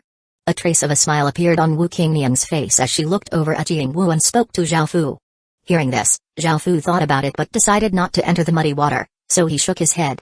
Wu Qingniang withdrew her arm from Zhao Fu's arm and said, I'll go over to take a look at Great Ken's legatee, wait for me here and don't run off like last time. That was exactly what Zhao Fu had been planning to do because this sort of place did not suit him at all. He was quite uncomfortable and bored, so he wanted to leave quickly. He hadn't thought that Wu Qingniang would guess his intentions, so he could only nod and agree to stay here until she came back. At this moment, there was already a woman by Ying Wu's side who had completely drawn his attention. Unsurprisingly, it was Su Yuan. Of course, Ying Wu recognized this superstar and was quite drawn to her. Su Yuan was someone who most men dreamed that they could be with, and before, it would have been impossible for Ying Wu to even see this superstar in person. It would only have been possible for him to meet her in his dreams. However, now, she was taking the initiative to chat with him, making him feel as if his dreams were coming true. In fact, he couldn't believe that this was happening. Su Yuan was already incredibly beautiful on television, and Ying Wu had never thought that she would be even more mesmerizing in person. Ying Wu's heart started to race when looking at Su Yuan's beauty. He had completely fallen for her. Indeed, if an ordinary man could marry her, he could die happy. Ying Wu felt indescribable joy in his heart, and he felt as if he was in heaven. He was filled with many wonderful and ecstatic feelings. Hello. Suddenly, a pleasant voice sounded out from beside him, and Ying Wu turned to look over. It was a woman wearing a red dress with beautiful looks that weren't inferior to Su Yuan's. However, the aura she gave off was different to the one of beauty that Su Yuan gave off. It was one that made any man desperately want to conquer her. Ying Wu felt that his status was quite great. He had met so many devastating beauties in such a short period of time, and they had all taken the initiative to talk to him. However, he had seen this woman standing next to another man before, and she had had her arm in his, making them seem quite intimate. Ying Wu nodded and greeted her back before turning to glance at Zhao Fu in the distance. When he saw his delicate, handsome face but unimpressive aura, he seemed to be a small figure. Ying Wu didn't understand how such a person could gain the favor of such a top-tier beauty, and as a man, Ying Wu couldn't help but feel a bit jealous. Zhao Fu detected Ying Wu's gaze and inwardly smiled. However, he continued to stand there calmly and wait for Wu Qingniang. Wu Qingniang's arrival caused Su Yuan to slightly frown because she felt a slight threat from Wu Qingniang. That was what her womanly instincts told her. However, after the three of them chatted for a while, there wasn't a sense of an imminent explosion, and everyone spoke quite amicably. It was as if the three of them all knew something, and each of them gave the others a good impression. Afterwards, Wu Qingniang returned to Zhao Fu's side and apologetically smiled as she said, "Sorry for making you wait for so long." Zhao Fu didn't mind and shook his head, signaling that it was fine. "Let's go then, I know you don't want to stay here," Wu Qingming said as they left the hall. After walking away from the hall, Wu Qingniang's expression became serious as she sighed and said, "Aren't you curious as to what I got out of that?" Zhao Fu looked over in surprise and replied, "A little, what is it?" Wu Qingniang breathed out before saying, "Indeed, that person wasn't Great Ken's real legatee. Even though his temperament wasn't bad, he's far below Great Ken's real legatee." "Oh," Zhao Fu calmly replied before looking at Wu Qingniang's serious expression and asking, "Why do you seem so serious about Great Ken's legatee?" Wu Qingniang rolled her eyes at Zhao Fu as she replied, "Only you don't know the danger of Great Ken's legatee or how terrifying he is. This fellow has refused to show himself, and he hides in the boundless darkness like an evil dragon. Who can be at ease? Who can know what he'll do in the next moment? Is he really that terrifying?" Zhao Fu suddenly smiled as he asked. Wu Qingniang nodded earnestly and said, "If you ever meet him, you'll understand fear that penetrates your very bones and fills your entire soul, becoming your worst nightmare. It's said that he's in East Green, which is right next to the Forest of Horrors. Zhao Fu, if you ever meet him, it's best that you stay out of his way at all costs." 172 Mine. When Zhao Fu saw how serious Wu Qingniang looked, he couldn't help but smile and nod, expressing that he understood how terrifying Great Ken's legatee was. Seeing Zhao Fu act like this, Wu Qingnian was somewhat angry and slapped Zhao Fu's arm as she said, "I'm completely serious here. I hope that you won't be traumatized after meeting him. Great Qin's real legatee is quite terrifying. I've personally experienced how monstrous he is, which is why I'm giving you this warning. Why are you being so carefree?" Zhao Fu stopped smiling and once again nodded, but with a serious expression this time. Asking him to fear himself was simply quite amusing, but when had Wu Qingnian experienced how terrifying he was? Could it be that time with the dragon's roar? Seeing this, Wu Qingnian lightly harumphed. Seeing that they had almost arrived at where Zhao Fu was staying, she said, "Zhao Fu, are you sure you don't want my help? It'll be difficult to create a large faction with your own strength." Zhao Fu replied, "I'll take care of everything myself, but..." "Thank you, Qingnian." Wu Qingnian was quite surprised because this was the first time that she had heard Zhao Fu say her name. However, she still looked at Zhao Fu earnestly as she said, "Zhao Fu, if you need anything, let me know, and I'll do my best to help you. From the first time I met you, I knew that you wouldn't be an ordinary person in the future. Since I view you so favorably, I've already started to see you as mine in my heart. Regardless of whether you're willing or not, I'll make you submit to me wholeheartedly one day. In the chaotic and dark times ahead, I'll need your help as well." Zhao Fu looked surprised after listening to Wu Qingnian. He simply couldn't understand why Wu Qingnian saw him so favorably. In the real world, he was an unimpressive, small figure, so he felt that she thought of him too highly.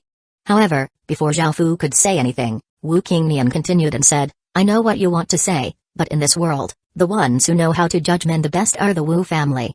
After all, most of us have Phoenix Dragon constitutions. You're someone who I have chosen, so I believe that you'll achieve great things one day. I'm sure that you won't let me down." Zhao Fu listened to Wu Qingnian's words and was speechless towards how domineering she was. Even though he was weak in the real world, he didn't want to submit to her. After all, he was the master of Great Qin. Nevertheless, he did not bear any ill will towards Wu Qingnian, as she was trying her best to help him. Even though she was, in a sense, doing this to help herself, Zhao Fu couldn't think badly of her. Now that Wu Qingnian had made her intentions clear, she smiled as she said, "Zhao Fu, I'll give you some time to develop, but after that period of time, I'll start stepping in." Zhao Fu had no choice but to sigh and temporarily give in. "All right. Don't be so reluctant. Do you know how many men would want this but don't have the opportunity?" Wu Qingnian lightly smiled as she softly hugged Zhao Fu's arm. However, in the next instant, Wu Qingnian suddenly leaned in and sniffed Zhao Fu, curiously saying, "Zhao Fu, I've always been meaning to ask you, what have you been doing this whole time in the Heaven Awakened world?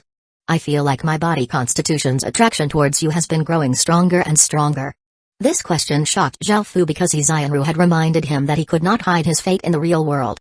Zhao Fu suspected that Wu Qingnian's body constitution was related to fate, and he decided that after going back to the Heaven Awakened world, he would ask Aizen what the Phoenix Dragon constitution was. Zhao Fu could only quickly extricate himself from Wu Qingnian before finding an excuse to quickly return to his room. Elsewhere, Su Yuan finished talking with Ying Wu and entered a luxury car. At this moment, she received a call. After picking it up, she said earnestly, "Big sister, Great Qin's legatee was indeed fake. He's just a shield pushed by the Ying family. However, he doesn't seem to intend to fully submit to the Ying family, so he might have some value." A mature voice sounded out from the other end, saying, "I see. Also, I'll leave you to manage the 3 provinces Heaven Awakened World Forum. There are a few hidden families that seem to be about to come out of hiding, so pay some attention to that." "Understood. Thank you, big sister," Su Yuan said somewhat happily after listening to the other person's words. After Zhao Fu got back to his room, he didn't waste any more time in the real world, and he once again entered the Heaven Awakened world. After entering the Heaven Awakened world, Zhao Fu realized that because one day in the real world was equivalent to 3 days in the Heaven Awakened world, the 3 flower spirits had been waiting for quite some time. As such, he apologetically smiled as he said, "Sorry, I've made you 3 wait." "Humphrey." Rose crossed her arms and lightly harumphed, saying somewhat angrily, "Zhao, you said that you would be back soon, but you've made us wait for such a long time. I thought you had forgotten about us." Rose, Zhao most likely had matters he couldn't get away from, Lily said amiably before Zhao Fu could reply. She was quite good at understanding others. The red-faced Peachy also nodded. Rose's character was quite simple, and when she heard them say this, she was no longer angry. Instead, she smiled and said, "All right, Zhao, I won't be angry at you then." Seeing how pure and simple she was, Zhao Fu couldn't help but laugh, and he took out 3 spirit fruits as compensation. Following this, he continued killing the goblins in the Roland historical remnant. He stuck with his method from before, using his voice or pebbles to attract teams of goblins over. With his experience from the previous time, Zhao Fu chose places with many structures and darted around the structures, slowly wiping out team after team. He dealt with a second, a third, and a fourth team. Zhao Fu thought that killing all of the goblins here would be quite simple, but something unexpected happened when he started to take on the fifth team. He had suddenly appeared from the side, instantly killing 3 goblins. However, at that moment, one of the goblins took out a black horn and started to blow it. The horn seemed to be quite special, and the sound that came from it wasn't very loud. However, all of the goblins could hear it, and they were all attracted by it. The instant that the horn sounded out, countless goblins immediately rushed this way, causing a rumbling sound to sound out. Zhao Fu's hairs stood on end, and he didn't hesitate to run away. The situation immediately reversed, and the goblins madly chased Zhao Fu. In the end, Zhao Fu was able to rely on his agility and skills to pitifully escape from the Roland historical remnant. It was only half a day later that Zhao Fu dared to venture into the historical remnant again. However, now, the goblins were gathered in groups of roughly 20, and they seemed more alert. It would be more difficult to assassinate them now. Zhao Fu thought about it and decided to change his strategy into a group battle. 173 chaotic battles. Zhao Fu turned his gaze to a small team of goblins near the outer region within the historical remnant and started to move. There were only 10 or so goblins in this team because the outer region was not too important, so the defenses here weren't as strong. Zhao Fu stayed low as he snuck over. The goblins didn't notice Zhao Fu at all and were idly chatting with each other. Zhao Fu directly took out the Sky Demon's sword and jumped down from a structure, dealing with a few normal goblins in just a few strikes. With Zhao Fu's current strength, he was still unable to instantly deal with the remaining goblins. As such, he had to use the structures to dodge their attacks. The team of goblins furiously chased Zhao Fu, and Zhao Fu took advantage of his agility and the structures to deal with a few goblin rock throwers. Finally, there was only a red goblin and 2 hobgoblins remaining. Zhao Fu set a trap, and they were bound by green vines from the 3 flower spirits. Only then did Zhao Fu walk out from a dark corner with a smile. The 3 goblins desperately struggled on the ground as they hatefully glared at Zhao Fu. If their mouths were not bound by vines, they would most likely be loudly cursing at Zhao Fu. Zhao Fu walked over and slashed apart the vines covering the goblins' mouths. One of the goblins immediately yelled, "Despicable human! You've killed so many of us, we definitely won't let you go. If you release me, I'll definitely kill you." Hearing this, Zhao Fu couldn't help but laugh. This was simply too stupid. Who would be stupid enough to release and fight the enemy that he or she had caught? Zhao Fu said in the goblin language, "Now that you've been caught by me, you have 2 options, surrender to me or die." When the goblin heard Zhao Fu speak in the goblin language, the goblin was completely shocked and immediately roared, "I won't submit to you, kill us if you dare. Humphrey. You have guts." Zhao Fu took out a whip and started to whip the goblins to force them to surrender through pain. However, Zhao Fu was surprised when the goblins did not give in. They indeed had guts. After lashing them tens of times, leaving countless wounds all over their bodies, the goblins still weren't willing to surrender. At the side, the 3 flower spirits were unable to watch on and said, "Zhao, don't keep abusing them like this, they look so pitiful." Zhao Fu also felt that this method was quite ineffective. The goblins within the historical remnant were indeed different to the ones outside. If they were like the goblins from outside, they would have surrendered already. As such, Zhao Fu thought about it and decided to use the life or death contracts he had purchased before to force them to submit. These life or death contracts were master-slave contracts that forced them to hand their lives to him. He could do whatever he wanted with them, and even if they died, it would not affect him. It was only through this that Zhao Fu could force them to surrender to him.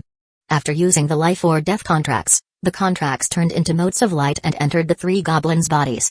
Even though the goblins still looked quite reluctant, they still decided to give in. Of course, the goblins were not very loyal to Zhao Fu, but they would at least follow his commands. Zhao Fu told the 3 flower spirits to release them, and after being unbound, the 3 goblins knelt on the ground and called out, "Lord." Zhao Fu smiled. He had achieved his goal. He took out some healing medicinal pills and gave them to the goblins before taking out 2 fine gold rank swords and a fine gold rank staff and handing them to the goblins. These fine gold rank pieces of equipment were all from Gufeng's spatial ring, and there were still hundreds of them. This was not very surprising because most elite soldiers in main cities had full sets of fine gold rank equipment, and as one of the 3 great generals, it was normal for Gufeng to possess so many so that he could distribute them his subordinates. The 3 goblins consumed the medicinal pills while joyfully receiving the fine gold rank weapons. They became much more loyal towards Zhao Fu, and because they only had some external injuries, they were able to heal quickly. Now that he had subdued these 3 goblins, Zhao Fu had effectively gained 3 capable subordinates. Even though normal goblins and goblin rock throwers had decent fighting strength, they were not good enough to be chosen by Zhao Fu. Zhao Fu let them rest for a while before taking them to find another team with 10 or so goblins. With these 3 goblins helping him, things became much simpler for Zhao Fu. At the beginning, Zhao Fu rushed in, killing a few normal goblins before they could react, while his 3 goblins rushed in from the other side. They split up the remainder of the team into 2 groups, and Zhao Fu's goblins took care of a few while Zhao Fu quickly dealt with the rest. Afterwards, the 4 of them attacked the remaining blue goblin and 2 hobgoblins together. While they were distracted, 3 green vines crept up from the ground and bound the 3 enemy goblins in an instant. Now, all that was left was to force them to surrender. This time, the enemy goblins' anger was not directed at Zhao Fu but at the 3 goblins who had submitted to him. The enemy goblins cursed at them and said that they were traitors. Following this, Zhao Fu once again used the life or death contracts to force these goblins to surrender, and they continued to look for other weaker teams. After repeating this a few times, Zhao Fu's team expanded to 15 goblins. There were 2 blue goblins, 3 red goblins, and 12 hobgoblins. With these soldiers of his, there was nothing that Zhao Fu feared. He lured a team of 20 goblins and attacked them directly without using any tricks. The blue and red goblins threw fireballs and ice balls at the enemy goblins, while the hobgoblins rushed over with their weapons. Zhao Fu held the Sky Demon sword, and Sky Demon Chi entered his body as he entered the fray. 3 goblins swung their wooden clubs at him, and Zhao Fu slashed out with his sword, the massive amount of force sending their clubs flying away. He then slashed the other way, sending out a black arc of sword light that hit the 3 goblins in their chests. A horrifying wound appeared on their chests as blood quickly flowed out of them, and they died on the spot. Bang! A goblin rock thrower threw a rock at Zhao Fu with all his might. Zhao Fu leaned to the side and dodged the rock before rushing at the goblin rock thrower. The battle concluded quite quickly. However, this was not because of Zhao Fu but because of his 15 goblins. After all, the other side only had 1 blue goblin, 1 red goblin, and 4 hobgoblins, and the rest were normal goblins and goblin rock throwers. On the other hand, Zhao Fu's force only had the most powerful goblins, which was why he had been able to deal with this team of goblins so easily. After dealing with those 20 goblins, some of Zhao Fu's goblins had received some injuries. After gathering the spoils, Zhao Fu told them to rest before they continued taking down more teams of goblins. 174 for professions 3 days later, Zhao Fu and his team had nearly wiped out all of the other goblins. His team had now expanded to 32 goblins, and because the battles in the last few days had been quite intense, some of his goblins had been injured or killed. Because of this, he added some more goblins to his team. He now had 5 blue goblins, 7 red goblins, and 20 hobgoblins. This was now quite a big team, and Zhao Fu led them towards the inner regions of the historical remnant. Zhao Fu had also received some information from his subdued goblins about this historical remnant. The region he had been in before was the outer region, while the true inner region was guarded by a group of minotaurs. Minotaur was a special military profession for Tauren, and minotaurs were especially violent. The goblins could only stay in the outer regions of the historical remnant because they feared the minotaurs, and they did not dare to venture into the inner regions of the historical remnant. From what he heard, Zhao Fu knew that the inner region of the historical remnant would be even more dangerous, and he understood how powerful the minotaurs were. However, he still wanted to take a look. After all, riches and honor were found with danger. Good fortune very rarely came easily, and it usually took risks to obtain. The goblins who were familiar with this area led the way, and Zhao Fu followed behind them. They passed by more and more structures until they arrived at a ruined castle. The castle was quite large and majestic, and it was a Western-styled castle. However, it had fallen into ruin, and most of the walls had collapsed. Weeds and grasses had also grown all over the castle, making it look quite desolate. What's more, Zhao Fu saw a stage with 4 gray stone steels that were about 1 meter tall, which seemed to be profession change stone steels. Zhao Fu walked over and found that they were indeed profession change stone steels, and they corresponded to the 4 types of goblins he had found in the historical remnant. Goblin Club Wielder, E+ grade military, description, goblin soldiers who wield clubs, effect, receives skill, blunt attack. This first military profession somewhat surprised Zhao Fu. This was because it was E+ grade, which was slightly higher than Greatkin Z grade soldier profession. However, Zhao Fu's Greatkin soldier profession did not have a limit. An unlimited number of people could obtain that profession, while there was a limit of 1,000 goblins for this profession. However, because of the Greatkin town's bonus stats, he could have 2,000 goblin club wielders. At the same time, Zhao Fu suddenly felt that the Greatkin soldier profession's grade was too low and wouldn't be enough for future battles. However, Zhao Fu did not know how to raise its grade. Following this, Zhao Fu looked at the other goblin professions. Rock thrower, Goblin, E+ grade military. Description: Goblin soldiers who have terrifying rock-throwing abilities. Effect: receives skill, rock throwing. Hobgoblin, D grade military. Description: powerful goblin soldiers who wield sharp swords. Effect: receives skill, sword essentials. Blue-red, Goblin, D+ grade military. Description: goblin mages who can cast powerful magic. Effect: receives skill, ice fire. These three professions also had limits. The goblin rock thrower profession had a limit of 500, the hobgoblin profession had a limit of 200, and the blue-red goblin profession had a limit of 100. Xiaofu stretched out his hand and found that the profession change stone steels could be moved, making him quite happy. He immediately put them into his king's ring. With these 4 profession change stone steels, the goblins would have a complete set of professions. Next, Xiaofu turned his gaze towards the castle. He told his goblins to wait outside while he went inside to scout out the situation. With his assassin profession, he didn't need to worry. However, if he brought too many people in, it was likely that they would be found out. The goblins heeded his orders and remained outside. After all, they were quite afraid of the minotaurs. Xiaofu entered the castle from a hole in a wall and suppressed his aura as he ventured inside. At first, Xiaofu did not find much, and his surroundings were quite normal. It was very quiet, but as Xiaofu advanced, he started to hear sounds from ahead. There were loud snores, the sound of things being smashed, and loud roars. The various voices all sounded like they came from cows. Xiaofu slowly climbed up a rather tall structure and looked ahead, and he saw roughly 50 or so minotaurs. These minotaurs had the body of a human and a head of a cow. They also had muscles all over their bodies and a piece of beast skin covering their waists. However, these minotaurs were exceptionally big, about 4 meters tall, and they were easily angered. When they went berserk, their eyes would turn blood red. Furthermore, apart from the normal minotaurs, he also saw the Minotaur chief standing in front of a pair of exquisitely carved doors. This Minotaur chief was 6 meters tall and had a pair of sharp horns that gave off a dark light. His muscles were well defined, and he gave off an incredibly powerful aura of suppression. After observing these things, Xiaofu left and thought about how he could deal with these minotaurs. They possessed a profession that had powerful, explosive strength, and with how easily they went berserk, they were even more dangerous. After all, their strength increased by many times in their berserk state. With how terrifying these minotaurs were, it was best to not confront them in a direct fight. Rather, using strategies and tricks would be much more effective. Xiaofu thought of something and found a tree that was 10 or so meters tall. He took out a chain that was 2 fingers wide that he had prepared a while ago in the Great Ken town, and he found a large rock. Whether this plan could work depended on cooperation. Moreover, because of the existence of the Minotaur chief, Xiaofu had to be careful. After all, the normal Minotaurs would obey the Minotaur chief, and if the chief detected anything, the entire plan would fall apart. Right now, Xiaofu's strength wasn't enough to take on the Minotaur chief. Following this, the plan went into motion. Xiaofu took a few goblins into the castle and chose a Minotaur who away from the rest of the group. He threw a rock at him before pushing out a goblin, who continuously provoked the Minotaur. The goblin pushed out by Xiaofu felt wronged because he feared Minotaurs. However, he was unable to resist Xiaofu's threats, and because Xiaofu had guaranteed his life, he could only reluctantly provoke the Minotaur. Facing a goblin from outside, the Minotaur wasn't too wary. If it was Xiaofu provoking them, the Minotaurs would have been very wary of him, and many Minotaurs would have come to kill him. Very soon, under the goblin's repeated provocations, the Minotaur became angered, and its eyes became blood red as it breathed out steam and rushed at the goblin.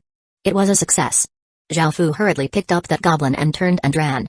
175 ancient power. The enraged Minotaur gave off a murderous aura as it charged over, knocking over a few walls in the process.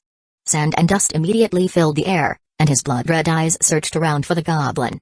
However, after looking around for a while, he found that the goblin had disappeared, causing him to become even more furious. Just as he was about to vent his anger, the goblin appeared in the distance and continued to provoke him. The Minotaur roared, vowing to tear the goblin into pieces, and he once again rushed over. Just like last time, after the Minotaur rushed over, the goblin once again disappeared and reappeared further away. If any rational person saw this, he or she would have detected that something was off. However, the Minotaur had completely lost his ability to reason, and he didn't even consider that this was quite suspicious. Right now, he just wanted to rip that goblin to shreds, but the goblin was able to escape every time. Bang! The Minotaur blew up the wall with a punch, causing bricks to fly everywhere, and he gave off a monstrous aura. In the distance, the goblin that Xiaofu had pushed out saw this, and his face paled. If he was hit by that punch, he would be turned into meat paste. His body trembled and turned to say to Xiaofu, who was hiding in the shadows, "Lord, you have to protect me." My tiny life is in your hands right now. Alright, don't worry, Zhaofu said as he looked at the berserk minotaur and smiled. This smile made the goblin feel quite worried, but with his own strength, he wouldn't survive if the minotaur chased and attacked him, so he could only rely on Zhaofu. As such, he continued to point at the minotaur and curse, "You bastard, cow-headed pig, you're the shame of the Tauran race." Roar.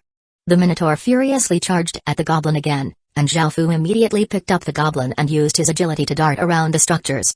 In a few dashes and leaps, he appeared in the distance again. This happened time and time again. Finally, the minotaur chased them to a street, and when he saw that the despicable goblin was no longer running, flames of fury erupted from his heart, and he started to unleash all of his rage. His eyes became more and more blood red, and he breathed out white steam. Each of his steps was incredibly heavy as he rushed at the goblin again. From how ferocious he looked, it seemed like he could stomp the goblin into meat paste. However, his feet suddenly stepped onto an unremarkable pile of hay. The minotaur was given a big shock, and he felt that his feet had been caught by something. In the next moment, the sound of a massive rock hitting the ground sounded out as his entire body was lifted into the air. Zhaofu's trap was very simple. He used a goblin to lure the minotaur out and an iron chain to form a trap. When the minotaur stepped into the trap, Zhaofu would cause the massive rock attached to the other end of the iron chain to fall, bringing the minotaur into the air by his foot. Now that the minotaur was strung up in the air, no matter how powerful he was, he could not use his strength. He was currently swinging his fists about furiously, but if he calmly thought about it, he would most likely be able to free himself from the iron chain. However, right now, the minotaur only wanted to destroy things. This iron chain was something that Zhaofu had specially made, so how could he allow the minotaur to destroy it? Zhaofu smiled as he walked over. The minotaur was going mad and had completely lost his mind. He continuously roared and wanted to rip apart everyone in front of him. This minotaur's strength was quite powerful, and even the wind from swinging his arms around was enough to injure people. Zhaofu walked over and released a faint shield from his king's domain to defend against the wind from the minotaur's flailing, and Zhaofu took out a life or death contract. He had set up this trap not to kill the minotaur but to force him into submission. After all, if he had a few minotaurs, it would not be too difficult to defeat the other minotaurs within the castle. After Zhaofu used a life and death contract, the contract turned into motes of light and flew towards the minotaur. However, they were unable to enter his body. Instead, they were repelled by an invisible force. Zhaofu frowned and used another contract when he saw the motes of light scatter, but it also failed. This caused Zhaofu to sigh. It seemed that life or death contracts were useless against minotaurs. Since there was no way of subduing this minotaur, Zhaofu could only kill him. Seeing how berserk he was, it was best to not give him an opportunity to draw the other minotaurs here. Zhaofu slowly drew the sky demon sword at his waist and sent his king's power into it. The sword gave off a sharp and black sword light, and Zhaofu slashed out with it, causing the minotaur's head to fall from the rest of his body. It was as if a bottle of blood had been opened, and blood continuously poured out from his neck. The sky demon's sword happily devoured the minotaur's fleshly essence and delightfully cried. Such powerful fleshly essence was great nourishment for it. After the minotaur died, he dropped an orb of green light. This orb of light was about as big as a fist and gave off an ancient aura, and one could sense the power coming from it. As such, Zhaofu picked it up and looked at it. Ancient power, a type of pure physical power that can be fused into one's body or equipment. Ancient power? After looking at its description, Zhaofu looked down and asked the sky demon's sword, "Do you want this?" The sky demon, who was enjoying its feast, rapidly shook its head as it said, "I don't want that type of physical power." Zhaofu decided that since the sky demon didn't want it, he would use it on himself and see just what effects it had. After all, this power felt quite rare. Following this, Zhaofu pressed the orb of green light against his chest, and it entered his body before turning into a ray of green light and dispersing. Immediately, Zhaofu felt like some sort of power had entered his body, causing him to tremble. His heart then started to thump rapidly as his body heated up. This lasted for an hour before stopping because Zhaofu's king's power had directly devoured a portion of the ancient power. It seemed that ancient power was definitely inferior to king's power, or it wouldn't have been devoured so easily. Despite this, the ancient power's effects were still evident. Zhaofu's strength and constitution stats rose considerably, and Zhaofu could feel the ancient power within his body. It was a power that had greatly nourished his fleshly body. Moreover, the ancient power had also made Zhaofu's slightly skinny body become a bit more muscular, which surprised Zhaofu. Feeling the ancient power coursing through his body, Zhaofu looked up at the minotaur's dry corpse. Since he could not subdue these minotaurs, he could only kill them. As such, this trap was useless. Zhaofu decided to set up a more convenient trap, but that would take some time to prepare. 176 Level 9 Royal Bloodline. Following this, Zhao Fu led his 32 goblins to dig a pit. Zhao Fu stabbed his sword 1 meter deep into the ground and then sent his power through the sword, obliterating the ground around it. Digging the pit went quite quickly, as he found that the hobgoblins could also dig efficiently with their swords. What's more, the 20 hobgoblins were all at least stage 1. Zhao Fu worked together with the goblins, and after half a day of work, they had dug a pit that was 6 meters wide and 20 meters deep. After digging such a massive pit, the goblins and Zhao Fu were all exhausted. Sweat ran down their bodies as they sat down and panted. Seeing this, the 3 flower spirits took out 3 small towels and helped Zhao Fu wipe his sweat. A while later, Zhao Fu affixed 20 or so sharp fine gold rank spears to the bottom of the pit before returning to the surface. They layered some hay on top of the trap and all over the surrounding area, completing the trap. Zhao Fu felt satisfied when he saw the result. Now, they had to continue luring minotaurs, and Zhao Fu looked at the goblin who had done well in provoking the minotaur earlier. The goblin's body trembled when he saw Zhao Fu's evil look. He tried to shrink within the crowd of goblins. After all, he simply didn't want to provoke any more minotaurs. Before, his heart had almost been scared out of his chest. However, despite his unwillingness, Zhao Fu grabbed him from the group of goblins. That goblin's expression became incredibly despairing and bitter, and he looked incredibly wronged. However, after Zhao Fu threw over a bottle of little spirit pills, the goblin's expression immediately changed to one of determination. After coming to the castle again, Zhao Fu's gaze fell on a minotaur who was lying on the ground towards the outside and snoring loudly. Zhao Fu picked up a pebble and threw it at the minotaur, striking him squarely on his head. However, the minotaur did not react much, he merely scratched his head before continuing to sleep. Zhao Fu was speechless and picked up a rock that was as big as a fist and threw it. The rock tore through the air in a graceful arc before slamming down onto the minotaur's head. Roar! After being hit by the rock, a large bruise appeared on the minotaur's head. The minotaur leapt to his feet and became incredibly berserk. His eyes became blood red as he searched for the bastard who had disturbed his sleep. This time, without Zhao Fu having to push it, the hobgoblin jumped out and yelled, "Big cow head! You stupid cow, come and catch me!" Roar! The minotaur furiously roared again. The ground beneath his feet cracked as he shot out like a cannonball towards the goblin. This ferocious charge caused the goblin's face to pale as he suddenly felt the aura of death. His body froze on the spot, and he started to sweat. Just as the minotaur was about to smash into the goblin, a hand grabbed him, and he disappeared. Bang! The minotaur smashed into where the goblin had been, leaving a large crater in the ground and sending a lot of sand and dust into the air. The minotaur's blood-red eyes searched around for that despicable figure, and saw the goblin in the distance, causing the minotaur to charge after him. After this happened a few times, the minotaur once again saw the goblin provoking him in the distance. He was completely infuriated by this point, and he roared as he stormed over, vowing to rip the goblin into shreds. Bang! The minotaur was incredibly fast, and just as he was about to reach the goblin, he suddenly could no longer feel the ground under his feet, causing him to fall down. Success! Zhao Fu grinned as he walked out from the side and looked down into the pit. The minotaur had been impaled by 10 or so spears, and blood flowed down the shafts of the spears. The minotaur had not died, and he was still whirling his arms around, trying to get up. Zhao Fu quickly descended into the pit and ended the minotaur's life, not allowing him to continue struggling. This minotaur also dropped an ancient power orb, and his fleshly essence was devoured by the sky demon. Following this, Zhao Fu brought the minotaur's dry corpse to the surface. This luring and killing tactic was very successful.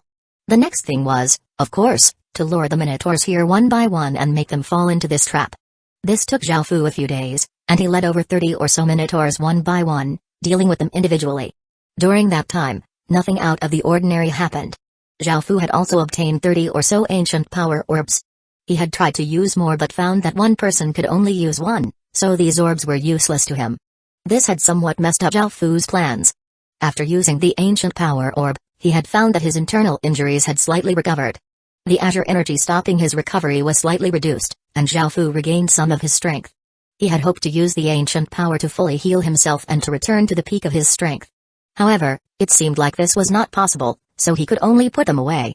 However, Zhao Fu used one to reward the goblin who he used each time to lure minotaurs. After using the ancient power orb, great changes happened to his appearance. The 1.3-meter tall goblin became 1.5 meters tall. His body was covered with muscles, and his stats also greatly rose. It was like watching a poor and haggard-looking man turn into a muscular man filled with vitality. At the same time, his aura became many times more powerful, making the other goblins admire him greatly. The goblin changed so much because his bloodline was far inferior to this power. Because Zhao Fu already had a level 9 royal bloodline, he didn't change much. After killing 30 or so minotaurs, the minotaur chief sensed that something was wrong, and Zhao Fu didn't dare to act trashly anymore. If Zhao Fu tried to lure any more minotaurs, it was possible that he would draw all of the remaining minotaurs, including the minotaur chief. Zhao Fu had the confidence to deal with an ordinary minotaur, but he wasn't confident against the minotaur chief. The aura he gave off was simply too dangerous. As such, he could only remain in this stalemate. Zhao Fu didn't dare to rashly act while the minotaurs still didn't know who their enemy was. In the end, Zhao Fu could only strengthen his resolve and take a big risk to deal with the remaining 20 or so minotaurs and the minotaur chief. 177 Dark Times. Zhao Fu's task at hand was to dig pits night and day, and he and his 32 goblins started to dig more and more. Back at Heavenstone City, Shi Jian, who had been comatose, finally woke up. He had received even heavier injuries than Zhao Fu, which was why he had only woken up now. Lying on his bed, Shi Jian looked as if he had suddenly aged 10 or so years, and there were even traces of white hair on his head. Liu Sheng and Yu Limping had long since been waiting at his side. Yu Limping had already recovered, and while Liu Sheng's hands had been chopped off by Zhao Fu, they had somehow been reattached. However, his cultivation had been greatly reduced. When they saw Shi Jian slowly open his eyes, they gently called out, "City Lord." Shi Jian weakly nodded and put his hand on the side of the bed, trying to get up. Liu Sheng and Yu Limping quickly came up to help, and they sat Shi Jian up against a pillow. Liu Sheng and Yu Limping started to report as to what had gone on in the past few days. There were matters about the Keon family, the effects that the monstrous battle had on Heavenstone City, and the matters about young Lord Shi Wen. Hearing these things, Shi Jian sighed, "Call Winner over, I want to talk to him." When Shi Wen, who had been placed under house arrest for the past few days, heard that his father had sent for him, he looked incredibly happy as he ran to Shi Jian's room. However, seeing his father, who looked like he had aged and suffered much, he felt incredibly emotional. Adding on the grievances he had suffered in the past few days, he ran over and held on to Shi Jian as he cried. After a while, Shi Jian looked at the crying Shi Wen with a kind expression and patted his shoulder as he weakly said, "Have the past few days been tough on you?" Shi Wen looked up at his father and wiped his tears with his hand as he said guiltily, "Dad, I'm sorry, it was all my fault that you were injured so heavily." After the past few days, Shi Wen had heard what happened. He had never thought that what he originally thought to be a small matter would have such serious consequences. When he saw that his son had regretted his actions, Shi Jian felt a slight sense of joy in his heart. He felt much more comforted, and he suddenly felt that being injured had been worth it. Shi Jian said, "Now you know how terrifying and cruel this world is. Even though I was chosen by a sovereign to be a city lord, I'm not invincible. Now that such a powerful otherworlder has appeared in such a short period of time, we can be sure that there will be more and more of these experts in the future. You won't be able to imagine just how cruel the future is. It will be a time of boundless darkness and killing. I can only protect you for a while, not for your entire life. If you continue to live in such a muddle-headed way and live only for pleasure, it's possible that you'll be killed by such an expert in the future. In those dark times, even if you survive by luck, you might become someone below others and be even worse off than dogs or pigs. It's possible that dying will only be something that you can desire. Dad, will the future really be that terrifying?" Hearing how serious his father sounded, Shi Wen asked in slight disbelief. Shi Jian nodded as he smiled bitterly and said, "Everything you see is only temporary. You'll understand when the time comes. However, when that time comes, the world will already have become hell." Shi Wen nodded earnestly. Seeing this, a trace of a smile appeared on Shi Jian's face and he felt comforted as he said, "I'll leave the Keon family's matter to you then." By now, a change had happened within Shi Wen's heart. Before, he thought that he could do anything he wanted without fear because of his father's position. Now that this had happened, he couldn't help but change his thinking. In a world where the mighty reigned supreme, he did not want to become someone below others. Now that Shi Jian had been heavily injured, this gave Shi Wen an alarming wake-up call. When he thought of the Keon family, a determined expression appeared on Shi Wen's face, and he looked up at Shi Jian as he said, "Dad, I'll take care of it now, I promise that you'll be satisfied." After saying this, Shi Wen left and drew his sharp sword. He went to a room with many beautiful women within it. These were all the women the Keon family had given him to play with. Even though players could normally leave the Heaven Awakened world when they wished, they could not leave when in battle or when imprisoned. In such circumstances, they would only be able to leave if they died. However, once they died, they would lose essentially everything, so the Keon family's people were reluctant to kill themselves. As such, they had waited in captivity this entire time, hoping that the hedonistic young master, Shi Wen, would save them. However, they far underestimated Shi Wen's ruthlessness. After entering the room, the women stroked their hair coquettishly and wanted to curry favor with Shi Wen like they had in the past to ask him to spare the Keon family. Shi Wen had long since become somewhat tired of these women, and he used his sword to stab through one of their hearts. Seeing this, the rest of the women screamed and immediately kneeled on the ground to beg for mercy. However, Shi Wen did not react at all, and he killed the rest of the women with a few swings of his sword. Following this, Shi Wen personally took a team of city guards to the Keon family's residence. When the Keon family's leader saw Shi Wen, he was incredibly delighted. If it was anyone else bringing city guards, the Keon family would be in trouble, but with Shi Wen, the situation was different. After all, he thought that Shi Wen was easy to deal with. He would bring out a few beauties and give him a few rare items, and the Keon family would be safe. Young Lord Shi, please save the Keon family. We were plotted against by others and had no idea about this. The Keon family's leader threw off all responsibility and acted innocent and pitiful as he walked up and spoke to Shi Wen. The other people from the Keon family all cried out to Shi Wen and told him that they were innocent and that they had been framed, trying to make it seem like they were good people. Facing these people from the Keon family, Shi Wen savagely laughed, causing the Keon family's leader to stare in surprise. In the next second, a sword light flashed, and the Keon family's leader's head rolled off his neck. Kill them all, don't spare a single one. Shi Wen ordered as the city guards started to massacre the Keon family. At that moment, Shi Wen looked at the Keon family's leader's noble and dignified-looking wife, and a lewd smile appeared on his face. He dragged her into a room, and pitiful cries sounded out. After a while, Shi Wen came out looking quite disheveled. There was a satisfied smile on his face as he walked out, leaving behind a naked corpse in the room. From then onwards, the Keon family, which had dominated Heavenstone City, was completely uprooted. This news allowed many people to sigh in relief and feel extremely joyful. That scourge had finally been rid of. After Shi Wen had left him, Shi Jian looked out with a serious expression and said, "Now that Heavenstone City has established enmity with that person, he'll come back sooner or later. In light of Heavenstone City facing complete destruction, we have to do something." 178 trap kills. Hearing this, Liu Sheng and Yu Limping looked quite serious, and they lowered their heads and cupped their fists as they said, "Please give us orders, City Lord." Shi Jian thought before replying, "Go and talk to those three people. If they can help, Heavenstone City will not be in as much danger." After talking to Shi Jian, Liu Sheng and Yu Limping turned and left. Those three people were the city lords of the three other main cities in East Green.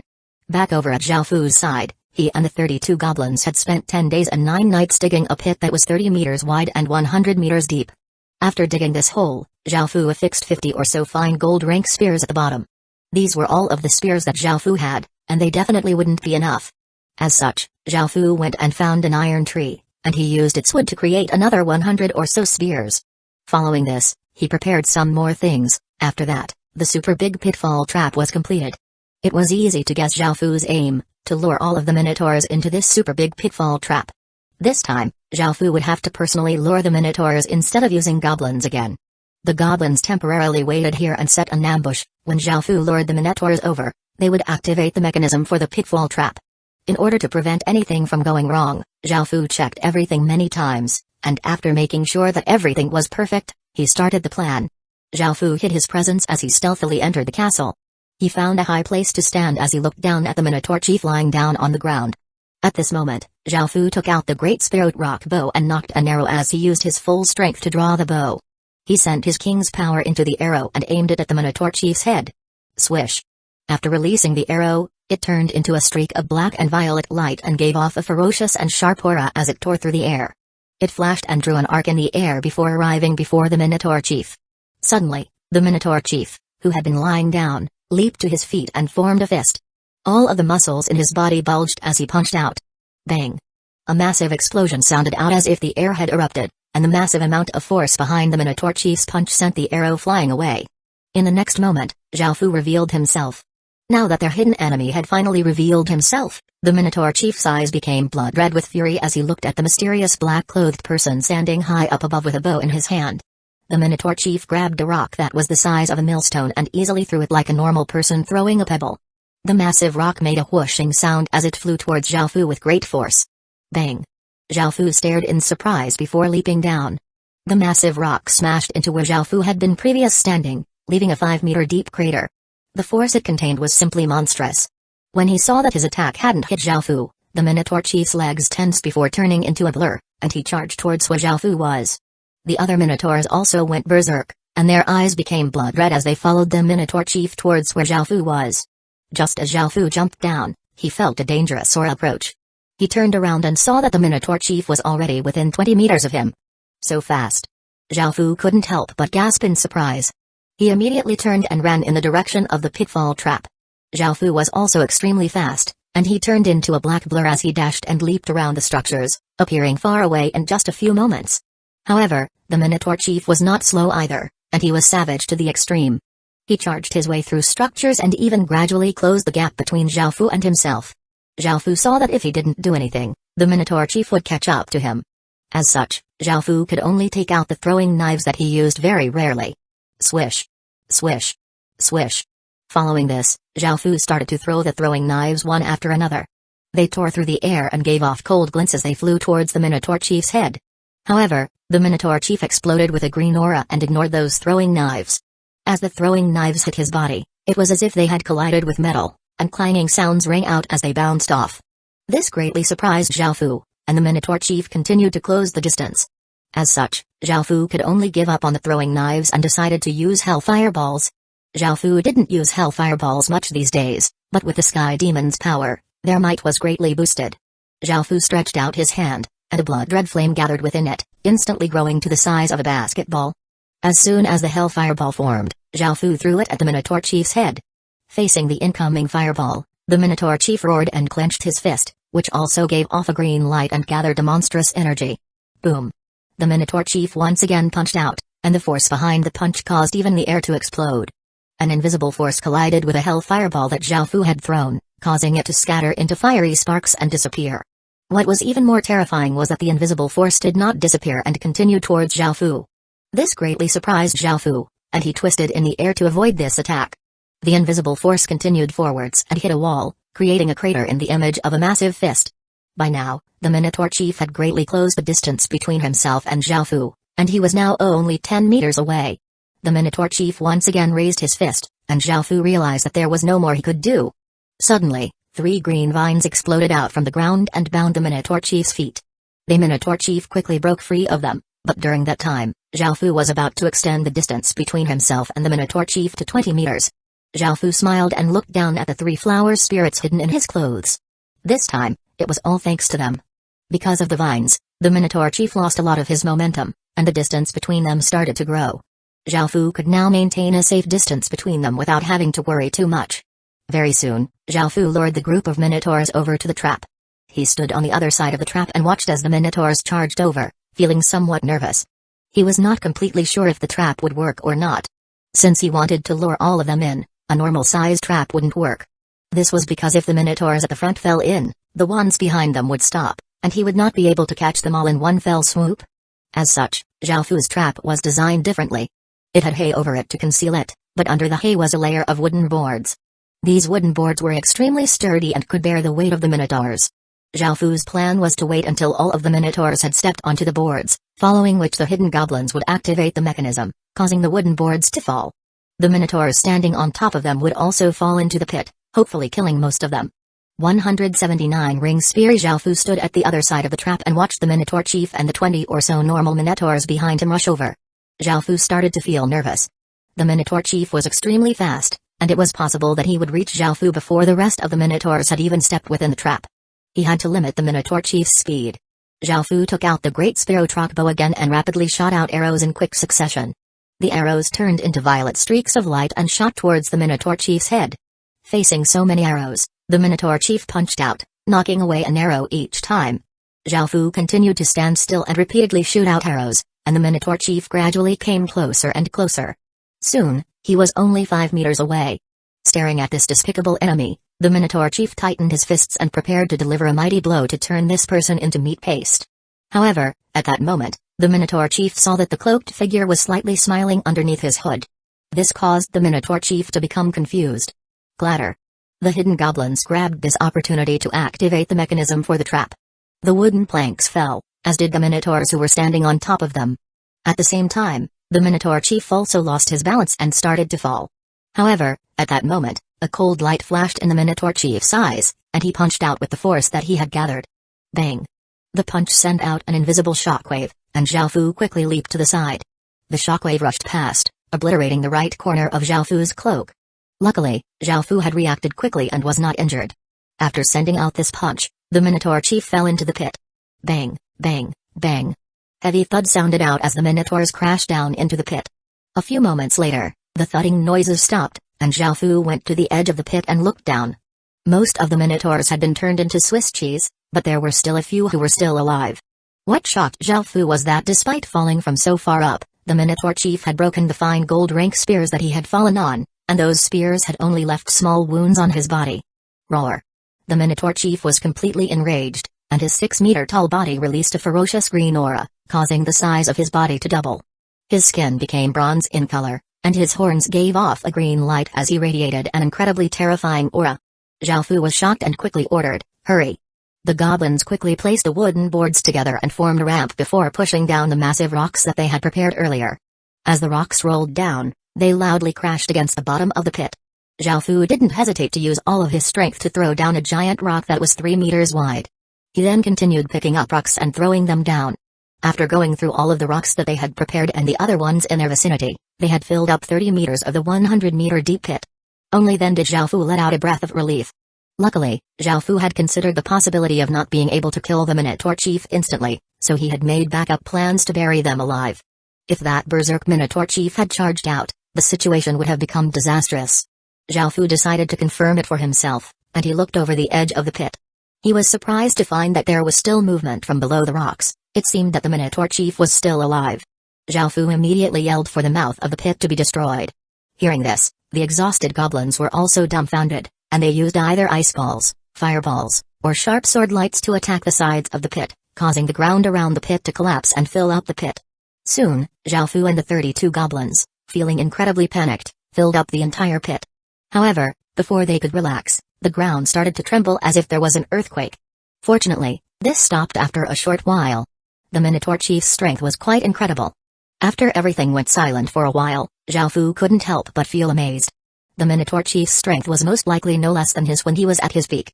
He wasn't sure if the Minotaur chief was dead yet, but it was a pity that the items that were going to drop were down there. However, Zhao Fu didn't dare to dig down. Not only would it take too long, but they would also be doomed if the Minotaur chief wasn't dead yet. Just like that, that matter came to an end. Zhao Fu took the goblins to the ruined castle and arrived before a set of doors. The doors were about 4 meters tall and quite ancient looking, and there were beautiful carvings engraved on it. Zhao Fu hadn't been able to see the doors clearly before because he had been too far away, but he found that at the middle of the door, there was a magic seal that was half a meter tall with a silver ring at the center. This silver ring looked quite beautiful. There were mysterious pictures engraved on it, and they looked like beautiful elves. Zhao Fu gently took it off from the door and looked at its description. Celia Kluman, grade, epic rank, stats, all stats plus 10, description, a mysterious girl transformed into a ring, and this ring can bring its wearer luck. Epic rank equipment. Zhao Fu was pleasantly surprised. Since he was able to obtain this epic rank piece of equipment, all of the time he had spent here wasn't wasted. Zhao Fu put on the ring, and it suddenly gave off waves of faint silver light as a figure appeared beside him. The figure was a 17 or 18-year-old girl, and she looked incredibly graceful and beautiful. Her figure was slim, and her skin was snow white. Her eyes were red, and she wore a Gothic-style dress that had a green top and a white skirt. She gave off a refreshing and moving aura.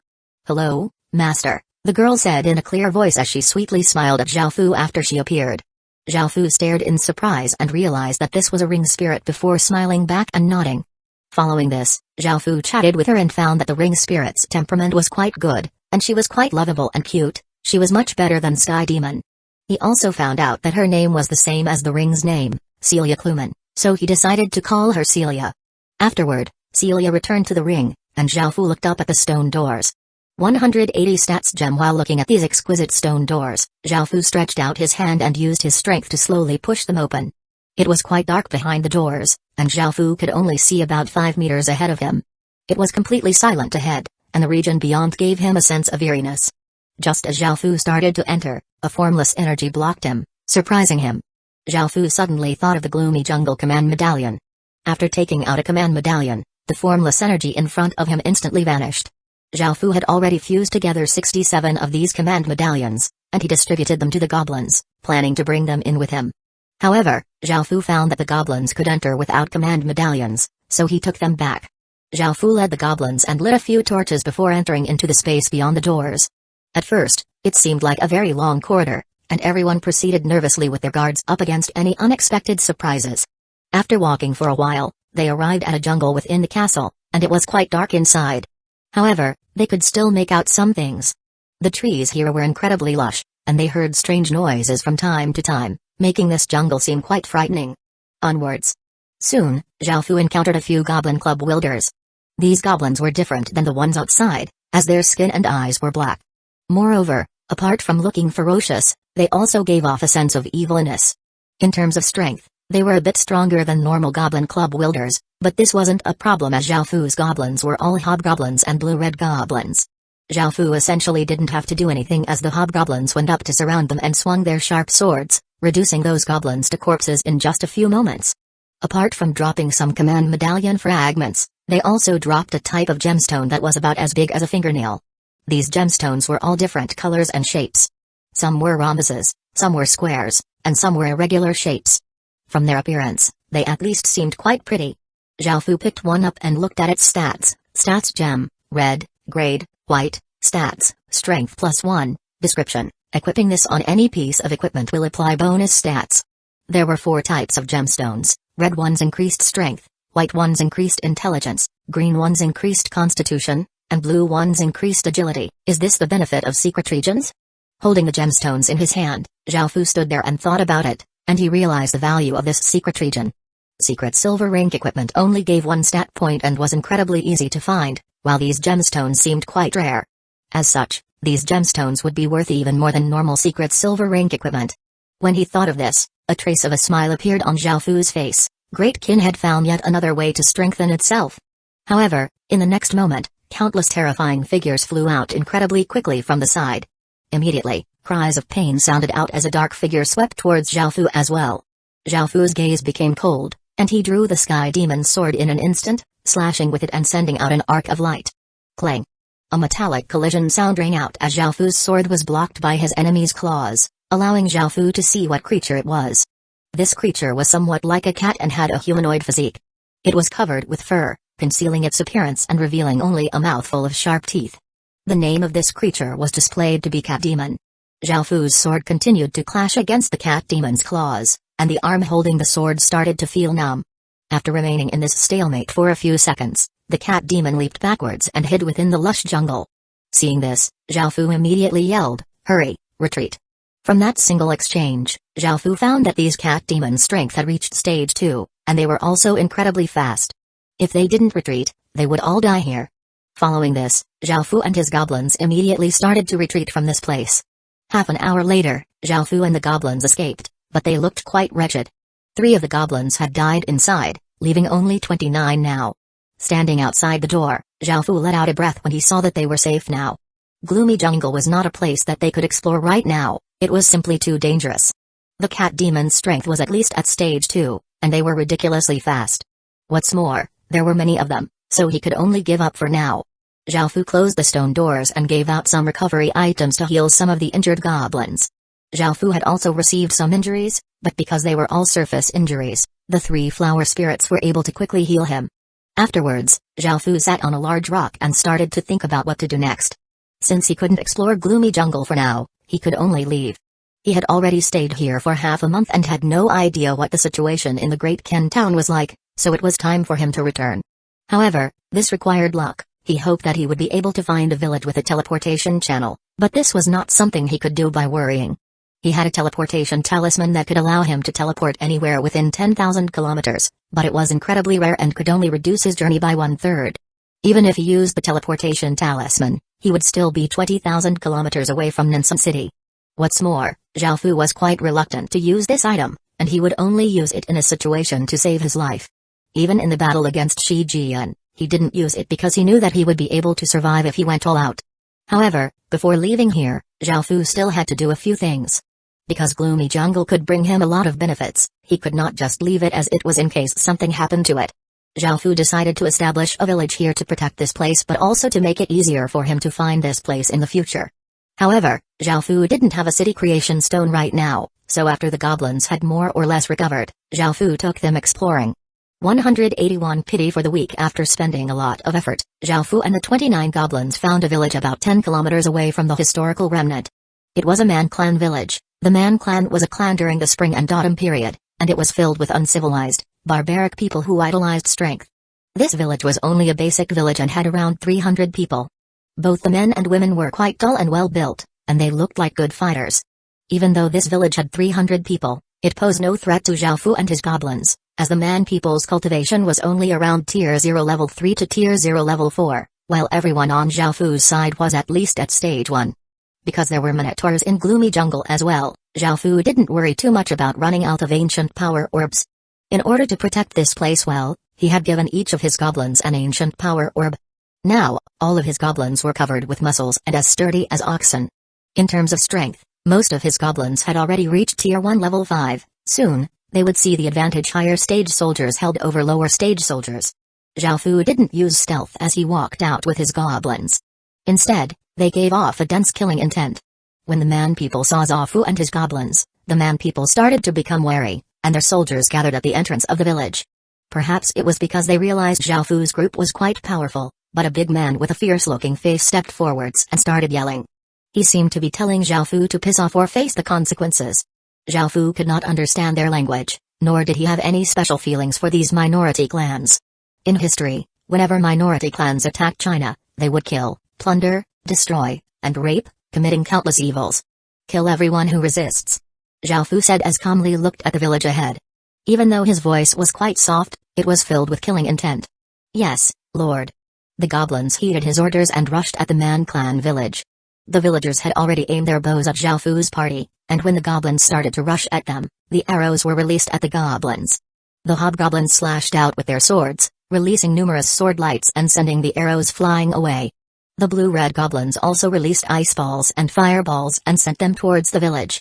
The goblins charged into the village like ferocious tigers rushing into a herd of sheep. This was the outcome of Stage 1 soldiers fighting against Stage 0 soldiers. If the Stage 0 soldiers had decent equipment, they could use numbers to fight against superior soldiers. However, how could this normal village defend against goblins who were many times stronger than them? It was a completely one-sided massacre. The wooden walls of the village were like bubbles in front of the goblins. A hobgoblin swung his sword and completely obliterated a section of the wall, sending wood flying. The Man people were quite fierce and tough. There were men and women holding all sorts of weapons, but they were completely outclassed. These hobgoblins were even more powerful than normal Stage 1 soldiers, and they enjoyed killing. They savagely smiled as they rushed up with their swords. 10 minutes later, the battle had ended quite quickly. Zhao Fu lowered his head and said to the 3 flower spirits, "If you don't want to look, then just hide inside my clothes." The 3 flower spirits nodded. They didn't dare to look at such a bloody scene, so they ducked within Zhao Fu's clothes. Following this, Zhao Fu walked into the village, stepping over corpse after corpse. Fresh blood had sprayed everywhere, and the scene was incredibly gory. After stepping over numerous bodies, Zhao Fu arrived at the village hall. There were 20 or so Man people remaining, and their faces were pale as their bodies trembled. In just an instant, the 300 or so villagers had been reduced to just 20. Around them were bloodied but savagely smiling goblins, and they looked like terrifying demons. They hadn't killed to their heart's content yet, and they stared at the people who surrendered. Because Zhao Fu had only ordered them to kill those who resisted, they didn't dare to kill those who had surrendered. Zhao Fu was very calm about this because he had experienced such things many times before. He went to the village hall and prepared to go in to conquer the village. At this moment, within the group of surrendered people, a woman holding a baby suddenly ran and knelt before Zhao Fu, sobbing as she said, "Lord, please spare my child." Zhao Fu stopped walking, but because of his cloak, no one could see his expression. Seeing this, one of the goblins thought that Zhao Fu was going to blame him for not keeping the captives in check, so he quickly stepped up and raised his sword, preparing to kill the mother and son. Seeing this, the mother hugged her child in her arms and desperately kowtowed as she wept and pleaded, "Lord, please spare my child." At that moment, the goblin's sword descended and was about to slay the mother and son. "Stop," Zhao Fu said, his voice soft from beneath his cloak. The goblin immediately stopped and looked quite afraid as he said, "Lord, it was my fault for this, please punish me." "No need, step down for now. And you, get up. I won't kill you or your son," Zhao Fu said before walking into the village hall. The goblin let out a sigh of relief, and the woman emotionally took the child in her arms back into the crowd. The other captives all gradually felt less fearful and anxious. Even though they spoke the man language, because they had surrendered to Zhaofu, their intentions were automatically translated, so they could understand each other. Even though Zhaofu did not possess any favorable feelings towards these minority clans, he would not act inhumanely. These surrendered people were now his subjects, and he would treat them equally and fairly. It was just that he had felt slightly moved when he saw that woman pleading for mercy. Some of it was because she reminded him of his mother when he was younger, and some of it was pity for the weak. The man people were incredibly fierce people, but if they were defeated, they could only obediently kneel on the ground and beg for mercy. This stimulated an even greater desire within Zhaofu to become stronger so that he would never fall into such a situation. Zhaofu went to the village hall and was slightly surprised to find that the village was a secret silver-grade village. He chose to conquer it and relocate it, obtaining 100 achievement points. For some reason, he had been obtaining quite a lot of achievement points, and the Great Ken town had been obtaining a lot of experience point recently. He would often receive notifications that his subordinates had taken down villages. What's more, he had also received 1,000 achievement points when he had killed Gu Feng. Now, Zhaofu had 2,800 achievement points, and he was 200 achievement points away from becoming a first-ranked baron.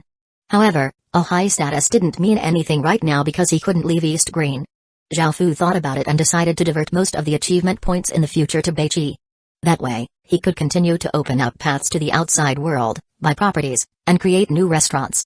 Even though he was stuck here for now, someone had to do those things. Time was money, and each region had massive profit-earning opportunities. They couldn't let go of such opportunities just because he was stuck here. However, this small decision shook all of Great Kin. 182 Comrade Zhaofu, who was right now in an unidentified location, had diverted most of the achievement points in the future to Beiqi. This simple notification showed that Zhaofu was alive. This allowed all of Great Kin's subjects to finally relax and let out a sigh of relief. At the same time, they were all happy that Zhaofu was safe because Zhaofu was the master of Great Kin, and he everything to Great Kin. Very soon, the upper-level members of Great Kin gathered together and discussed this matter. They understood why Zhaofu had diverted most of the achievement points to Beiqi, to carry out his biggest goal right now. Beiqi continuously opened up regions to the north, and he had already created paths to 6 regions in the north. They were now only 1 region away from entering the territory of Vietnam. Because Beiqi's status was too low, he hadn't been able to buy any properties or open any restaurants. However, the Merchant Alliance had entered each of these regions, bringing massive profits to Great Kin. Unfortunately, most of these profits had been consumed by the war to buy medicinal pills, skills, and other consumables. All of those things required a great amount of money to support. Even though they spent so much money, the effects were astounding. In the past 20 or so days, Great Kin had gained more than 70,000 subjects, and this figure was nearly at 80,000. Moreover, the surrounding 300-kilometer radius area was officially under the control of Great Kin. This speed was many times greater than before, and most of the generals had broken through to stage 1 and had started to train their own unique military professions. What's more, some of the soldiers had even broken through to stage 1. This was because Beiqi had not only bought healing and strength-boosting pills but also a large amount of high-grade medicinal pills that could greatly boost one's cultivation speed to use as rewards. When it came to rewards, there was anything that the soldiers could want. These rewards stimulated the soldiers' battle spirit and greatly lifted Great Kin's morale. As it was written in the ancient Odes of Kin, how can you say that you have no clothes? I will share my robes with you. The king is raising his forces, and I will prepare my lance and spear to fight the enemy with you. How can you say that you have no clothes? I will share my underclothes with you. The king is raising his forces, and I will prepare my spear and halberd to take the field with you. How can you say that you have no clothes? I will share my lower garments with you. The king is raising his forces, and I will prepare my armor and weapons and march along with you. This was what Beiqi envisioned for Great Kin's soldiers. Equipment, skills, cultivation, and professions were all quite important, but the most important thing was fighting spirit. Beiqi wanted to create an army for Zhaofu that could conquer and kill all enemies. Currently, Great Kin's main medicinal pills were little spirit pills. They were still growing the 100 origin grass, so they couldn't mass-produce the 100 origin pills yet. Even though the countless battles had caused Great Kin to rapidly develop, an oppressive atmosphere seemed to hang over all of Great Kin. On the streets, everyone seemed quite hurried, and they all had serious expressions on their faces. This was because everyone had something that he or she was rushing to do, and everyone barely had any time. It was as if no one had the time to chat for a few minutes. Even though the population of Great Kin had increased, the things that had to be done had also increased. They were short on hands for everything, and Great Ken constantly operated at a very fast pace because it was growing at an extreme rate. When news of Zhaofu's survival reached Great Ken, it was as if a sliver of light had pierced through a dark haze. Elsewhere, Zhaofu conquered the village and chose to relocate it, gaining experience point and a man tier. These man tiers had similar effects to Xianbai tiers, and after looking at it, Zhaofu put it away. Following this, Zhaofu took the city creation stone and the surrendered man people to the Roland historical remnant. After returning, Zhaofu looked around and chose a place to put down the city creation stone. A wave of blue light spread out as the village appeared. This village was called Lone Mountain Village, and Zhaofu registered it as a subsidiary of the Great Ken town. At the same time, Zhaofu chose one of the man people to be the village chief.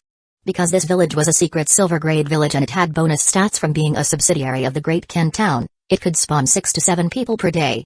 In a month or so, the village would be at the same population as before. Zhaofu left 300 sets of equipment with them. This equipment was not from Gu Feng but from himself. They were pieces of secret silver rank equipment forged from bronze concentrate. Zhaofu called over the new man village chief, who was an elderly man. Because most of the young and able men had been killed by the goblins and the remaining ones were not very useful, he had chosen this elderly man, who had some management experience, to be the village chief. Zhaofu told him to build some defenses using the historical remnant around them after they had more people, and he also told him about some things that he had to be wary about. Zhaofu wasn't sure when he would return here, so he made sure that the village would be prepared against all sorts of dangers. At the same time, Zhaofu ordered all of his goblins to remain here to defend the historical remnant with the man people. The benefits they could gain from this historical remnant were massive, and Zhaofu hadn't explored Gloomy Jungle that much.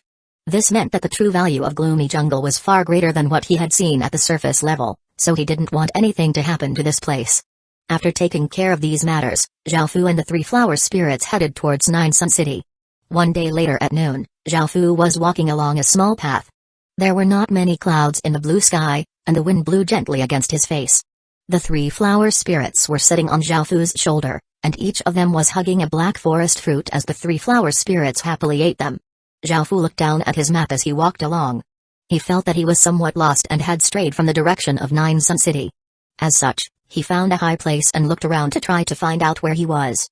It was currently noon, and Zhaofu was quite hungry. He decided to catch some wild game to eat when suddenly a dark figure rushed at him from the grass. Zhaofu's pupils contracted, and he punched out vigorously. Even though Zhaofu's strength had been suppressed by the azure energy, after recovering, his strength was nearly at stage 2. If he was at the peak of his strength, he would be close to even stage 3. The black figure was sent flying, but surprisingly, it seemed to be fine. It once again leaped at Zhaofu, surprising him. This black figure was incredibly fast, and it came before Zhaofu in an instant. This time, Zhaofu clenched his fist even tighter, causing his bones to crack as he punched out with even more strength, knocking this black figure back 10 or so meters. Only then did Zhaofu see the black figure clearly. It was a 7 or 8-year-old boy who had long hair and was wearing beast skin. His appearance was quite terrifying, his pupils were completely black, and his teeth were incredibly sharp. His body was also covered with scales, and he crawled like a wild beast on the ground as he glared at Zhaofu. Even though his opponent was a child, he had attacked Zhaofu first and was giving off killing intent. However, Zhaofu despised the look that the child had in his eyes. The child was viewing him as food. 183 Sun Devil, you're seeking death. Zhaofu's figure blurred and instantly disappeared. The 3 flower spirits, who were sitting on Zhaofu's shoulders, flew up in shock, and Zhaofu's body reappeared 10 or so meters away as he punched the boy again. Bang!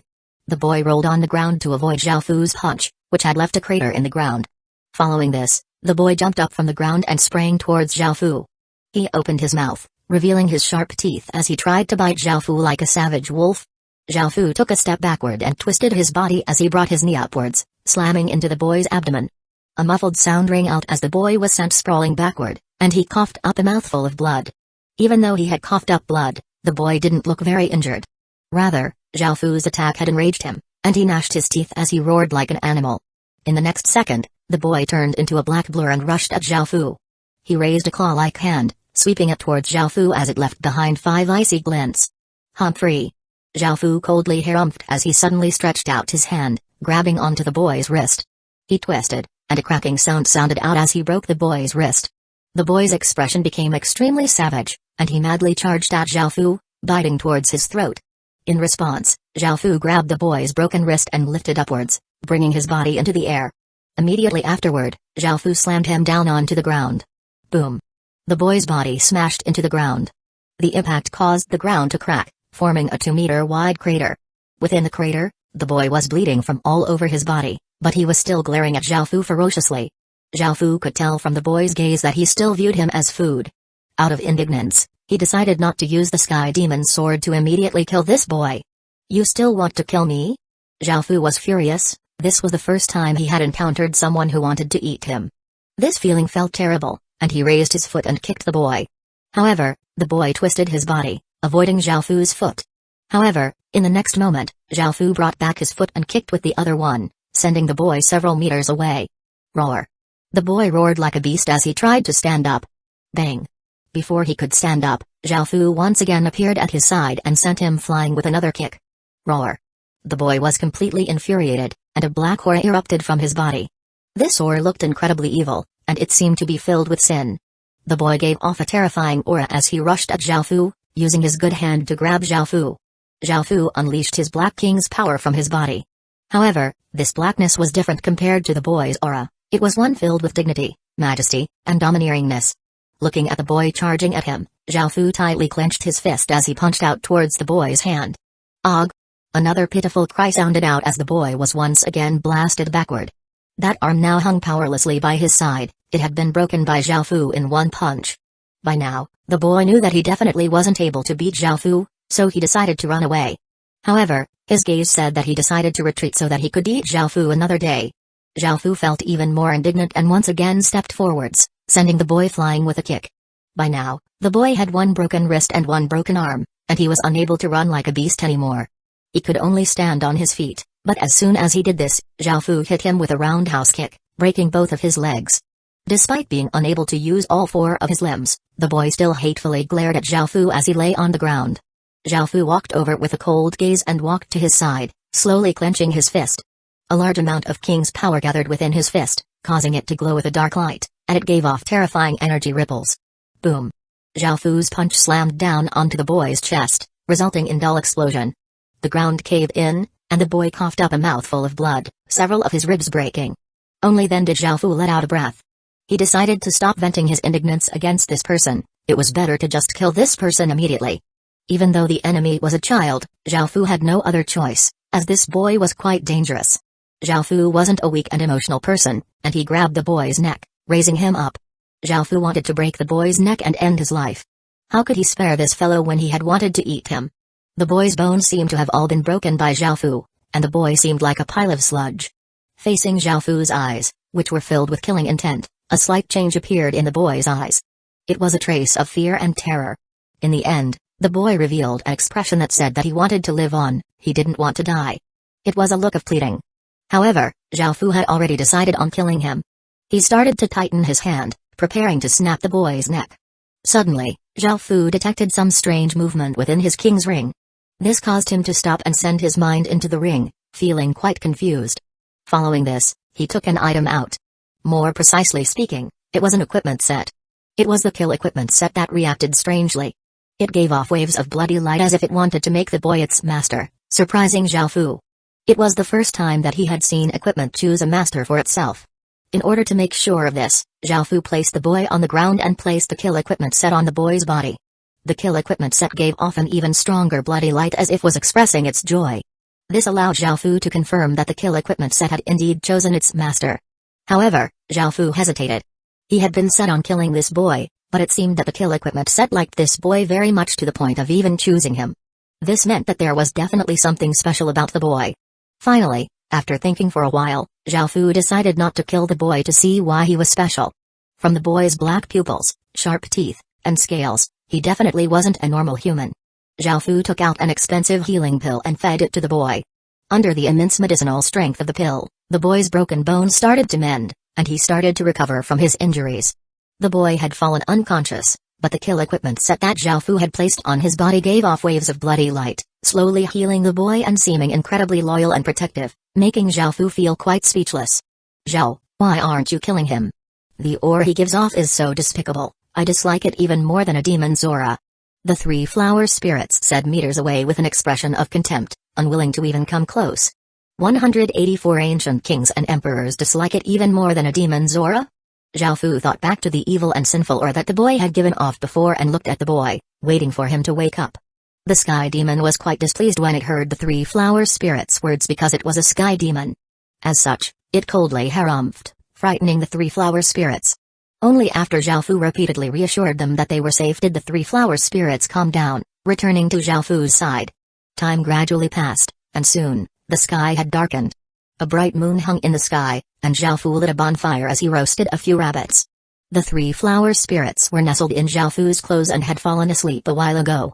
Zhao Fu sat beside the bonfire and was about to start eating a rabbit when he found that the boy had woken up. This fellow had recovered quite quickly. He had seemed gravely injured before, but now, he seemed more or less fine. This was because of the healing pill Zhao Fu had given him, the kill equipment set, and his own constitution. After waking up, the boy wanted to escape, but he noticed Zhao Fu's gaze on him. As such, he immediately crawled onto his hands and feet and pressed his head against the ground, looking like a beast showing its submission. Zhao Fu received a system announcement that the boy had surrendered to him and decided to look at his stats: name, non-grade, SSS title, non-profession, non-achievement points, commoner, 0 out of 200, race, human, sin devil, age, 8, 500, loyalty, 60 stats, strength, 10, intelligence, 10, constitution, 10, agility, 10 cultivation, stage 0 cultivation technique, non-skills, none equipment, beast skin. This boy had no name, but what greatly shocked Zhao Fu was that he was actually SSS grade. What's more, apart from human as his race, there was sin devil in brackets. What are sin devils? Zhao Fu wasn't sure what sort of creature or race they were. All he was certain of was that they were quite powerful, especially in terms of lifespan. After all, this boy's lifespan was a whole 500 years. Even dynasties usually didn't last that long, and this was his base lifespan. When he became stronger, his lifespan would increase as well.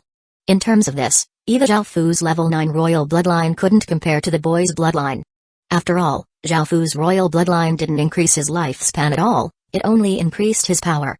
Perhaps that was why the ancient kings and emperors never lived for too long. Rumble. Suddenly, the boy's stomach started to rumble, cutting off Zhao Fu's thoughts. Zhao Fu smiled and gestured towards the rabbits, saying, "You can eat." Even though the boy couldn't understand what Zhao Fu was saying, because of the system's interpretation of Zhao Fu's thoughts and intentions, he could understand the general meaning that Zhao Fu was trying to convey.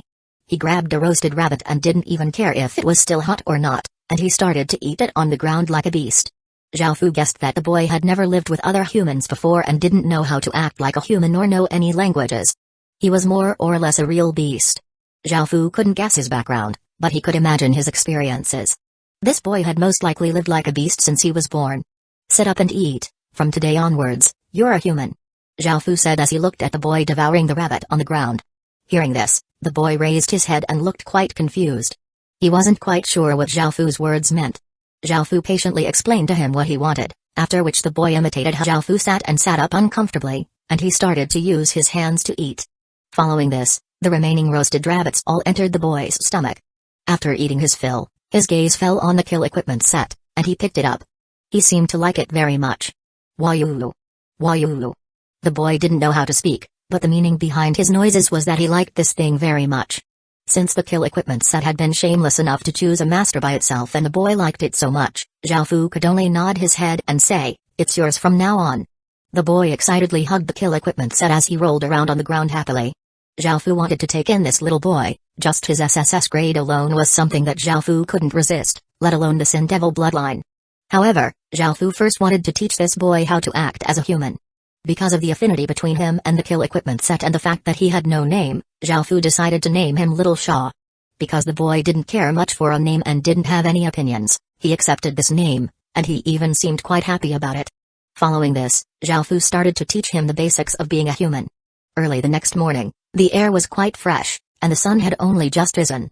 Dew glistened on the green grass as Zhao Fu and Little Shaw continued on their journey. The three flower spirits continued to be carefree and without worries, joyfully flying around Zhao Fu. Little Shaw was given a bath at night and had some of Zhao Fu's clothes on. They had also wrapped some cloth around the kill equipment set, which Little Shaw now carried on his back. Because Zhao Fu's clothes were too big for Little Shaw, they were more or less tied to him, which looked quite strange. Even though his appearance was still quite terrifying, he now seemed more like a human than a beast. Little Shaw's learning abilities were quite astounding. He had already learned how to walk. He no longer ran on his hands and feet like a beast. Of course, he wasn't fully used to walking on his feet, and he looked like a toddler as he swayed side to side and followed Zhao Fu. In order to cater to Little Shaw, Zhao Fu didn't walk too fast so he could keep up. At this moment, Zhao Fu discovered 10 or so animals by a creek that looked like donkeys, and they had gray fur and white manes. Seeing this, Zhao Fu was quite relieved. They had finally found some sort of mount. He had been walking the entire time, which was not only slow but also tiring. Zhao Fu told Little Shaw to wait by the side as he took out 2 ropes and made them into lassos. He stealthily snuck over and found that these creatures were called Greystone beasts. Using his assassin profession, Zhao Fu was able to easily reach the Greystone beasts without the herd noticing him. At that moment, Zhao Fu threw the 2 lassos and easily caught 2 Greystone beasts. The other Greystone beasts were given a big fright and immediately ran away, but the 2 that were lassoed were firmly held onto by Zhao Fu. After getting closer, he used aiming on them to subdue them. Riding on the Greystone beasts, Zhao Fu found that their speed was decent. He rode on one and put the other in his spirit pet ring, a ring especially for storing living creatures, while Little Shaw continued to practice walking. If he knew that things would have turned out like this, he would have brought Little Black. With Little Black's speed, he would have been able to reach the 9 Sun City in 2 weeks. Zhao Fu decided that he would definitely bring Little Black along with him in the future.